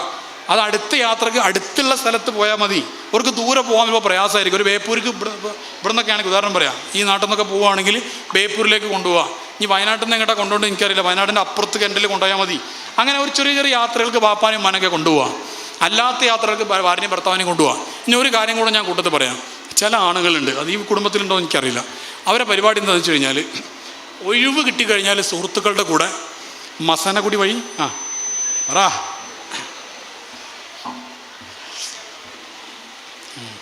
ഖബർ വഴി മനുഷ്യറ വഴി സ്വർഗത്തേക്കൊരു യാത്ര ഉണ്ട്, കാത്ത് സൂക്ഷിച്ചോളി. മസനഗുടി വഴി ഊട്ടിക്ക് ഞാൻ പറയില്ല, അതല്ല, പിന്നെ ദുബായ് വഴി മദീനത്തേക്കൊരു യാത്ര ഉണ്ട്, അതാണ് അവിടെ നമ്മളെ ഡ്രീം. മസനഗുടി വഴി ഊട്ടി. ഇനി മസനഗുടി ഊട്ടിക്ക് പോണത് തെറ്റല്ല. എങ്ങനെ പോകണം? യതഫക്കറൂന ഫീ ഖൽഖി സമാവാതി വൽ അർളി റബ്ബനാ മാ ഖലഖ്ത ഹാദാ ബാതിലാ സുബ്ഹാനക ഫഖിനാ അദാബന്നാർ. ആ അർത്ഥത്തിൽ നിങ്ങൾ പോയി ആ യാത്ര ഇബാദത്താ. അങ്ങനെ പോകാനാണ് സിറൂഫിലി പറഞ്ഞത്. ഇങ്ങനെ അന്തം വിട്ടിട്ട് ഹീ പറഞ്ഞ നിസ്കാരവും കഥാക്കിയിട്ട് കുറേ യാത്രയും പോയിട്ട് എന്താ കൊണ്ട് കാര്യം? കല്യാണത്തിൻ്റെ ഇതിപ്പോൾ ഒരു കല്യാണത്തിൻ്റെ ഒരു ഹാളാണെങ്കിൽ ഉദാഹരണം പറയാം, ഇതൊരു കല്യാണത്തിൻ്റെ ഹാളാണ്, കല്യാണ സദസ്സാന്ന് കൂട്ടിക്കോ. ഈ കല്യാണ സദസ്സിൽ ഇവിടെ ഞാൻ കല്യാണം കഴിക്കുന്ന ആളാണെങ്കിൽ ഞാൻ എൻ്റെ ഭാര്യനെ കാണൽ ഹലാലായവരും ഹറാമായവരും എല്ലാവരും ഉണ്ടാവും ഈ ആണുങ്ങൾ ഈ സദസ്സിൽ. എന്നിട്ട് ഉളുപ്പില്ലാതെ അങ്ങനെ ഇങ്ങനെ ഫോട്ടോ കൊടുക്കുക. എന്നിട്ട് അതല്ല രസം. അത് എല്ലാവരും സ്വർഗത്ത് പോയിക്കൊള്ളുന്നില്ല. സ്വർഗത്തിൽ ഫുള്ളായ പിന്നെ എന്താ ചെയ്യുക, വേറെ വിഷയമല്ലേ. പറഞ്ഞ മനസ്സിലുണ്ടെങ്കിൽ ഇങ്ങനെയൊക്കെ തൊള്ള കാട്ടിയിട്ടേ ഈ എൻ്റെ ഭാര്യനെ കാണൽ ഹലാലായവനും ഹറാമായവരും ഉണ്ടാവില്ലേ. എൻ്റെ കല്യാണത്തിൻ്റെ അന്ന് മുത്തനബി സല്ലല്ലാഹു അലൈഹി വസല്ലം തങ്ങൾ സുന്നത്തായിട്ട് പറഞ്ഞ കല്യാണം, ആ കല്യാണത്തിൻ്റെ അന്ന് സ്റ്റേജിൽ കയറ്റിയിട്ട് മൊത്തം ഇങ്ങനെ വെള്ളം അങ്ങനെ എടുത്തിട്ട് ഫോട്ടോ ഒക്കെ എടുത്തിട്ട് ആ പെണ്ണ് ളുഹർ നിസ്കരിച്ചിട്ടുണ്ടാവില്ല, അസർ നിസ്കരിച്ചിട്ടുണ്ടാവില്ല, മഗ്‌രിബ് നിസ്കരിച്ച് ഉണ്ടെങ്കിൽ ഇശാ നിസ്കരിച്ച് ലാസ്റ്റ് എല്ലാം കഴിഞ്ഞു. കാരണം പെയിൻ്റൊക്കെ പോകണ്ടേ, പെയിൻറ്റ് മൊത്തം പുട്ടിയൊക്കെ അടിച്ച് ആദ്യം പുട്ടിപ്പണിക്കാരൻ ആദ്യം വരണോ, പുട്ടിപ്പണിയൊക്കെ കഴിഞ്ഞിട്ട് മെയിൻ പെയിൻ്റ് അടിക്കാരൻ വരണോ, അത് കഴിഞ്ഞിട്ട് ഫിനിഷിംഗ് വർക്കിൻ്റെ ആൾ വരണം. ഇവിടെ കറുപ്പ്, ഇവിടെ ഐലാഷ്, പിന്നെ ഇവിടെ വേറെ പെയിൻറ്റ്, പിന്നെ ഇവിടെ വേറെ പെയിൻറ്റ്, ഇവിടെ ചോപ്പടിക്കണം, മെയിൻ പണിക്കാരൻ പിന്നെ വരിക ഫിനിഷിംഗ് വർക്കിൻ്റെ ആൾ. ഇതെല്ലാം കഴിഞ്ഞിട്ട് ഇതൊന്ന് പോക്കണമെങ്കിൽ ഇനി കഴുകാൻ വേണ്ടി വേറെ ടീമിന് വേറെ വിളിക്കേണ്ടി വരും, പെയിൻ്റൊക്കെ പോകണമെങ്കിൽ. എന്നിട്ടല്ല ഇപ്പോൾ നിസ്കാരം നടക്കുള്ളൂ. ഞാൻ അതിനെ വിമർശിക്കല്ല, അങ്ങനെ ചെയ്യുന്നവർക്ക് ചെയ്തോളി, കുഴപ്പമൊന്നുമില്ല. പക്ഷേ ഉസ്താദന്മാരൊക്കെ വന്നിട്ട് പടച്ചോനെ സ്വർഗം തരണേ അള്ളാന്ന് പറയുമ്പോൾ ആമീൻ പറയരുത്. അതിനുള്ളൊരു ഉൾപ്പില്ല, ഒരു മാന്യത വേണ്ടേ. ഞാൻ ഇങ്ങനെയൊക്കെ നടന്നത് ഇത് കിട്ടൂല എന്നുള്ളൊരു തിരിച്ചറിവ് വേണ്ടേ. എന്നിട്ട് ഉൾപ്പില്ലാതെ ഇങ്ങനെയൊക്കെ നടന്നിട്ട് ഉൾപ്പില്ലാതെ ആമീനും പറയാം അവിടെ നിന്നിട്ട്. ഇത് മനസ്സിലാവേണ്ട സഹോദരിമാരെ. എന്നിട്ട് ഇവിടെ വന്നിട്ട് ഫോട്ടോ എടുക്കുക. എന്നിട്ട് പോയിൻ്റ് എന്താണെന്ന് അറിയോ, എന്നിട്ട് ഇങ്ങനെയൊക്കെ കല്യാണം നടന്ന് ലൂറും അസുറൊക്കെ കലാക്കിയിട്ട് കണ്ട ആണുങ്ങൾ മുഴുവനും ആ പെണ്ണിനെ കണ്ടിട്ടുണ്ടാവും. എന്നിട്ട് ഇവർ പറയാണ് അതിലുണ്ടാകുന്ന കുട്ടികൾ സ്വാലീങ്ങളാവണം, നടക്കൂല. അതിലുണ്ടാകുന്ന അള്ള വിചാരിച്ചൊക്കെ നടക്കുക, വേറെ കാര്യം. ഇത് ആലമുൽ അസ്ബാബ. ഉസ്താമാർക്കറിയാം എന്താണ് പറഞ്ഞതെന്നുള്ളത്. ഇത് വിശദീകരിക്കുന്നില്ല. ആലമു കാരണങ്ങളുടെ ഒരു ആലമാണിത്, ആലമുൽ അസ്ബാബ. ഇത് അതിനിവിടെ ഒരു റീസൺ വേണം. അള്ളാഹുക്ക് റീസൺ വേണ്ട ആവശ്യമില്ല, പക്ഷേ ആലമുൽ അസ്ബാബാണിത്. ഒരു കാരണം വേണ്ടേ. നമ്മൾ വെറുതെ ഇങ്ങനെ കുറേ എന്നിട്ട് 501 രൂപ നേർച്ചേക്കാം മോൻ്റെ സ്വഭാവം നന്നാവാൻ. മോൻ്റെ എന്താ MDMA അടിക്കാൻ തുടങ്ങിയിട്ടുണ്ട്. ഈ പെണ്ണിൻ്റെ കല്യാണത്തിൻ്റെ ഒന്ന് കണ്ടാണെങ്കിൽ മുമ്പിൽ മുഴുവൻ നിന്ന് എന്നിട്ട് അന്ന് 100 അസർ കലാക്കിയിട്ട് കല്യാണം നടത്തി വന്നതാ. എന്നിട്ട് അതിലുണ്ടാകുന്ന കുട്ടി 15 വയസ്സാകുമ്പോൾ MDMA അടിക്കാതിരുന്നാലല്ലേ കൗൺസിലിംഗ് കൊണ്ടുവരേണ്ട ആവശ്യം. ഞാൻ പറഞ്ഞതിൻ്റെ ഗൗരവം ബോധ്യപ്പെടുന്നുണ്ട് നിങ്ങൾക്ക്. ഇത് ചില്ലറ കാര്യമല്ല. ഇത് 15 വയസ്സുള്ള കുട്ടികളാണ് ഇപ്പോൾ MDMAക്ക് കൊണ്ടുവരുന്നത്, MDMAൻ്റെ വിഷയത്തിൽ കൊണ്ടുവരുന്നത്. ഒറ്റ വാക്ക് ഞാൻ പറയാം വിഷയത്തിൽ, ഞാൻ അവസാനിപ്പിക്കാൻ പോകണം. ഒറ്റ വാക്ക് MDMA കുറിച്ച് വാക്ക്. എനിക്ക് 2 കാര്യം 2 പോയിന്റ് പറയാനുണ്ട്, ചെറിയ പോയിന്റ് ഞാൻ പറഞ്ഞു നിർത്തും. ഇൻഷാ അല്ലാഹ്. MDMAയുടെ കാര്യം എനിക്ക് പറയാനുള്ള കുട്ടികൾ ശ്രദ്ധിക്കണം, അവിടെ പഠിക്കുന്ന മക്കൾ ശ്രദ്ധിക്കണം. പണ്ടത്തെ കാലത്ത് MDMA എന്ന് പറയുന്ന സാധനം അല്ലെങ്കിൽ മയക്കുമരുന്ന് എന്ന് പറയുന്ന സാധനം വന്നിരുന്നത് മയക്കുമരുന്ന് എന്ന പേരിലായിരുന്നു. ഇപ്പം മയക്കുമരുന്ന് എന്ന പേരിലല്ല വരുന്നത്. അതാ രസം. എപ്പോഴും പല വേദിയിൽ ഞാൻ പറഞ്ഞ ഒരു അനുഭവം പറയാം. ഒരു ചങ്ങാതി എൻ്റെ അടുത്ത് കൗൺസിലിംഗ് വന്നു, 14 വയസ്സുള്ള ചങ്ങാതി. ആ 14 വയസ്സുള്ള ചങ്ങാതി ഓട്ട മത്സരത്തിൽ പങ്കെടുക്കുമ്പോൾ ഓട്ട മത്സരത്തിൽ നല്ല ഉഷാറ് കിട്ടാൻ വേണ്ടി ഓൻ്റെ ഒരു സുഹൃത്ത് ഒരു സാധനം കൊടുത്തു, ഇത് കഴിച്ചിട്ട് ഓടിക്കോന്ന് പറഞ്ഞു. അപ്പോൾ ഇവൻ വല്ല ഗ്ലൂക്കോസ് പൊടിയോ മറ്റോ ആയിരിക്കും എന്ന് വിചാരിച്ച് അത് കഴിച്ചിട്ട് ഓടി. അപ്പോൾ സംഭവം എന്താ, ഇത് MDMA സാധനം കൊടുത്തത് ഇവൻ. അതാ കൊടുത്ത് ചങ്ങായിക്കും അറിയില്ല അത് MDMA ആണെന്നുള്ളത്. ബാക്കിൽ നിന്ന് വേറെ ആൾ ഇവനെ പറ്റിച്ചതാ. എന്നിട്ട് ഓട്ട മത്സരമൊക്കെ കഴിഞ്ഞ് എല്ലാം കഴിഞ്ഞ് സ്കൂളിൽ തിരിച്ചു വെച്ച് പിന്നെ വേണം, അവന് ഈ സാധനം വേണം. അപ്പോഴും മനസ്സിലാക്കിയതാണ് അത് MDMA ആണെന്നുള്ളത്. 13 വയസ്സ് മുതൽ പ്രായമുള്ള കുട്ടികളുടെ കയ്യിൽ MDMA നമ്മുടെ നാട്ടിലൊക്കെ അവൈലബിളാണ്. ഇതൊക്കെ ഒന്ന് മക്കൾക്ക് പറഞ്ഞ് മനസ്സിലാക്കി കൊടുക്കണമെങ്കിൽ ഈ സാധനമൊക്കെ ഒന്ന് ഒഴിവാക്കിയിട്ട് മക്കളും പാപ്പയും ഉമ്മയും ഒന്നിച്ചിരിക്കുന്ന സമയം വേണ്ടേ? അതില്ല. ഉമ്മ ഒരു ഭാഗത്ത് തോണ്ടുക, പാപ്പ വേറെ ഭാഗത്ത് തോണ്ടുക, എല്ലാവരും എൻ്റെ മോനെന്ത് ചെയ്ത് വല്യമാൻ്റെ ഫോണെടുത്ത് ഓനും തോണ്ടാൻ തുടങ്ങി. ഓനും തോണ്ടണ്ടേ, പാരമ്പര്യം കാത്ത് സൂക്ഷിക്കണ്ടേ, വേണ്ടേ? തോണ്ടൽ പാരമ്പര്യം കാത്ത് സൂക്ഷിക്കണ്ടേ? അപ്പോൾ ഓനും ഒരു മൊബൈൽ എടുത്ത് ഓൻ തോണ്ടാൻ തുടങ്ങി. ഓൻ ഉറ്റവനോട് കാര്യമുണ്ടോ? ഞങ്ങളുടെ മഹത്തായ തോണ്ടൽ മാതൃക നിലനിർത്തുന്ന മകന് സ്നേഹാശംസകൾ എന്ന് പറഞ്ഞിട്ട് ഒരു ബ്രോസ്റ്റ് വാങ്ങി കൊടുത്താളി. ഞാൻ വേദന കൊണ്ട് പറയാം എൻ്റെ സുഹൃത്തുക്കളെ, റബ്ബനാ ആതിനാ ഫിദ്ദുനിയ ഹസന വഫിൽ ആഖിറതി ഹസന. ഇത് പറയാവുന്ന രീതിയിലാണ് മക്കൾ ജനിക്കുന്നത്. ഒരു കുഞ്ഞ് ജനിച്ച് വീഴുന്നത് ഫിത്തുറത്തായിട്ടാണ്. നഫ്സുൽ ഫിത്തുറ എന്ന് അതിന് പറയാം. ഒന്നാമത്തെ ഘട്ടതാണ് കുല്ലു മൗലൂദിൻ യൂലദുൽ ഫിത്തുറ ഫഅബവാഹു യുഹവ്വിദാനിഹി വയുമജ്ജിസാനിഹി വയുനസ്സിറാനിഹി. ഹദീസാണത്. നമ്മുടെ കുട്ടിയില്ലേ, ആ കുട്ടി വിലായത്തിൻ്റെ അഹ്ലുകാരനാവാൻ മാത്രം കപ്പാസിറ്റിയിലാണ് ജനിച്ചു വന്നത്. വിലായത്ത് പോട്ടെ, ഒരു മര്യാദയ്ക്ക് ഒരു ഹിദായത്തെങ്കിലും നിലനിൽക്കുന്ന ഒരു അവസ്ഥ ആ കുട്ടിയിലില്ല. പിന്നെ ഞാൻ ചോദിക്കട്ടെ, നിങ്ങൾ അള്ളാഹിനെ കുറിച്ച് നിങ്ങളെ മക്കൾക്ക് പറഞ്ഞു കൊടുക്കാറുണ്ടോ? പറ. മുത്തുനബി സല്ലല്ലാഹു അലൈഹി വസല്ലം തങ്ങളെ കുറിച്ച് നിങ്ങളെ മക്കൾക്ക് പറഞ്ഞു കൊടുക്കാറുണ്ടോ? ഇല്ല.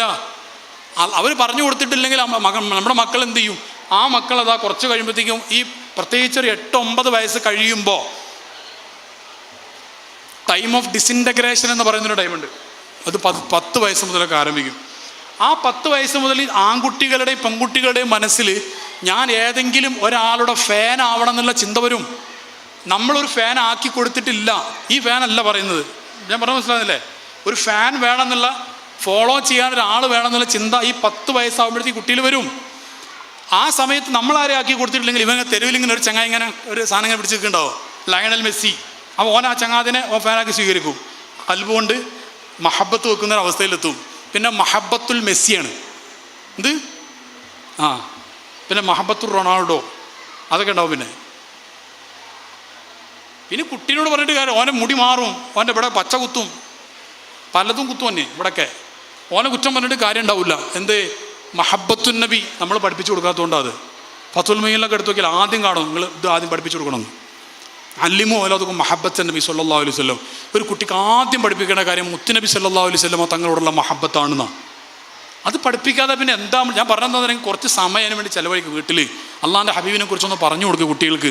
എന്നിട്ട് ഈ കുട്ടിൻ്റെ ഉള്ളിൽ ഞാൻ മാതൃകയാക്കേണ്ടത് മുത്തുനബിയാണ്. എന്നിട്ട് ലാസ്റ്റ് ഈ കുട്ടി പറയണം I am the proud man of the messenger സല്ലല്ലാഹു അലൈഹി വസല്ലം എന്ന് ഈ കുട്ടി പറയുന്നൊരവസ്ഥ വരണം. ആ കുട്ടി വഴിതെറ്റൂല. പെൺകുട്ടികളും അങ്ങനെ തന്നെ. പെൺകുട്ടികളൊക്കെ ഈ കൊറോണയ്ക്ക് ശേഷമൊക്കെ പല ഈ കൊറിയൻ സീരീസ് അതൊക്കെ കണ്ടിട്ട് സ്ലിം ബോഡി, ഇവിടെ ലിപ്സ്റ്റിക് ഇടല്, മൊത്തം ഡെക്കറേഷനാ പരിപാടി. സാധുക്കൾക്ക് അറിയുന്നില്ലത് എവിടേക്കാണ് പോകുന്നതെന്ന്. അപ്പോൾ ഞാൻ അവസാനം ഒറ്റ കാര്യം കൂടെ പറഞ്ഞാൽ നിർത്തും. വല്ല വിഷയവും മനസ്സിലാവുണ്ടോ പറഞ്ഞിട്ട് ഒരു മാറ്റം കൊണ്ടുവരണ്ടേ? നടക്കുമോ? വല്ലതും നടക്കുമോ? അതല്ല ഇതൊക്കെ കഴിഞ്ഞിട്ട് നല്ല ക്ലാസ്സായിരുന്നു, പല പല നല്ല കാര്യങ്ങളും പറഞ്ഞില്ലേ മൂപ്പര് എന്നൊക്കെ പറഞ്ഞ് വീട്ടിൽ പോയിട്ട് എന്ത് മൂപ്പര് പറഞ്ഞിരുന്നു ഓർമ്മ ഉണ്ടാവില്ല. അതിന് ഞാൻ പറഞ്ഞ ഇസ്മായിൽ വീസൻ്റെ ഈ ചാനലിൽ ഈ പരിപാടിയില്ല, ഈ ചാനലുണ്ടാവില്ലേ? ചാനലുണ്ട്. നിങ്ങളെ കുടുംബക്കാരൻ തന്നെയാണ്. എത്ര 7 ലക്ഷമൊക്കെ സബ്സ്ക്രൈബേഴ്സ്. എത്ര 7 ലക്ഷം? 7.4 ലക്ഷം സബ്സ്ക്രൈബേഴ്സുള്ള എന്തെങ്കിലുമല്ല, കാട്ടിക്കൂട്ടലല്ല, അതാണ് മൂപ്പരോടുള്ള നമുക്ക് ഇഷ്ടം. മൂപ്പർ എന്തെങ്കിലുമല്ല വാള് നല്ല നല്ല പരിപാടികൾ അതൊക്കെ മൂപ്പർ ചെയ്യാം. നല്ലൊരു വലിയ സേവനമാണത്. അത് ചെയ്യുന്ന ഒരു വലിയ ചാനൽ, അത് നിങ്ങളുടെ കുടുംബക്കാരനായ ആളാണ്. അപ്പോൾ അതിൽ ഈ സംസാരം ഉണ്ടാവും. അപ്പോൾ എന്തെങ്കിലും മൂപ്പരാ പറഞ്ഞ പോയിന്റ് കിട്ടണം തോന്നുന്നത് അത് എടുക്കുക. എൻ്റെ പ്രസംഗങ്ങൾ കേൾക്കാൻ വേണ്ടി പറഞ്ഞാൽ നിങ്ങൾ കേട്ട് എനിക്കെന്താ ഇടുക? ഹൈറ് നടന്നാൽ അതിൻ്റെ ഫലവും അജറും മിസ്ലും അതുണ്ടാവും. അതല്ല, അല്ലാതെ എനിക്ക് വേറെ ഒന്നുമില്ലല്ലോ. എനിക്കെന്തോ കിട്ടാൻ വേണ്ടി പറഞ്ഞതല്ല. നമ്മൾ ഈ ഓട്ടുപാറ കുടുംബത്തിലെ കുട്ടികൾ എന്താ പറയുക, മയക്കുമരുന്നിന് അടിമപ്പെടരുത് എന്ന് വിചാരിച്ചിട്ടാണ് ഇത്രയും കാര്യങ്ങൾ ആ വിഷയം ഒറ്റ കാര്യം കൂടെ പറഞ്ഞ് നിർത്തും. അവസാനത്തെ പോയിന്റ് അതെന്താ വെച്ചാൽ വളരെ പ്രധാനപ്പെട്ട വിഷയം അതും ഇന്ന് ഏറ്റവും കൂടുതൽ കൺസൾട്ടിങ്ങിന് വരുന്നതാണ്. അതെന്താണെന്ന് പറയുക ശരിക്കും മനസ്സിലാക്കിക്കോളൂ. ഉമ്മമാരും അപ്പമാരും ക്ഷീണിച്ചോ? ഒന്ന് എഴുന്നേറ്റിരിക്കും. ജസ്റ്റ് ഒന്ന് എഴുന്നേക്ക്. ഞാൻ 5 മിനിറ്റോടെ നിർത്തും, എന്നാലും ഒന്ന് എഴുന്നേക്ക്.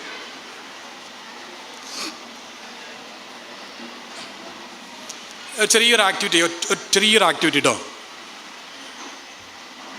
ഞാൻ റെഡി 1 2 3 എന്ന് പറയും. 3 എന്ന് പറയുമ്പോൾ നേരെ ബാക്കിൽ തിരിഞ്ഞ ആൾക്ക് കൈ കൊടുക്കണം.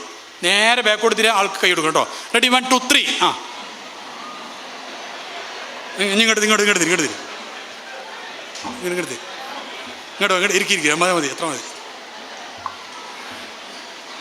ആർക്കും കിട്ടിയിട്ടുണ്ടാവില്ല. ഇതൊരു തമാശാക്കിയതാ.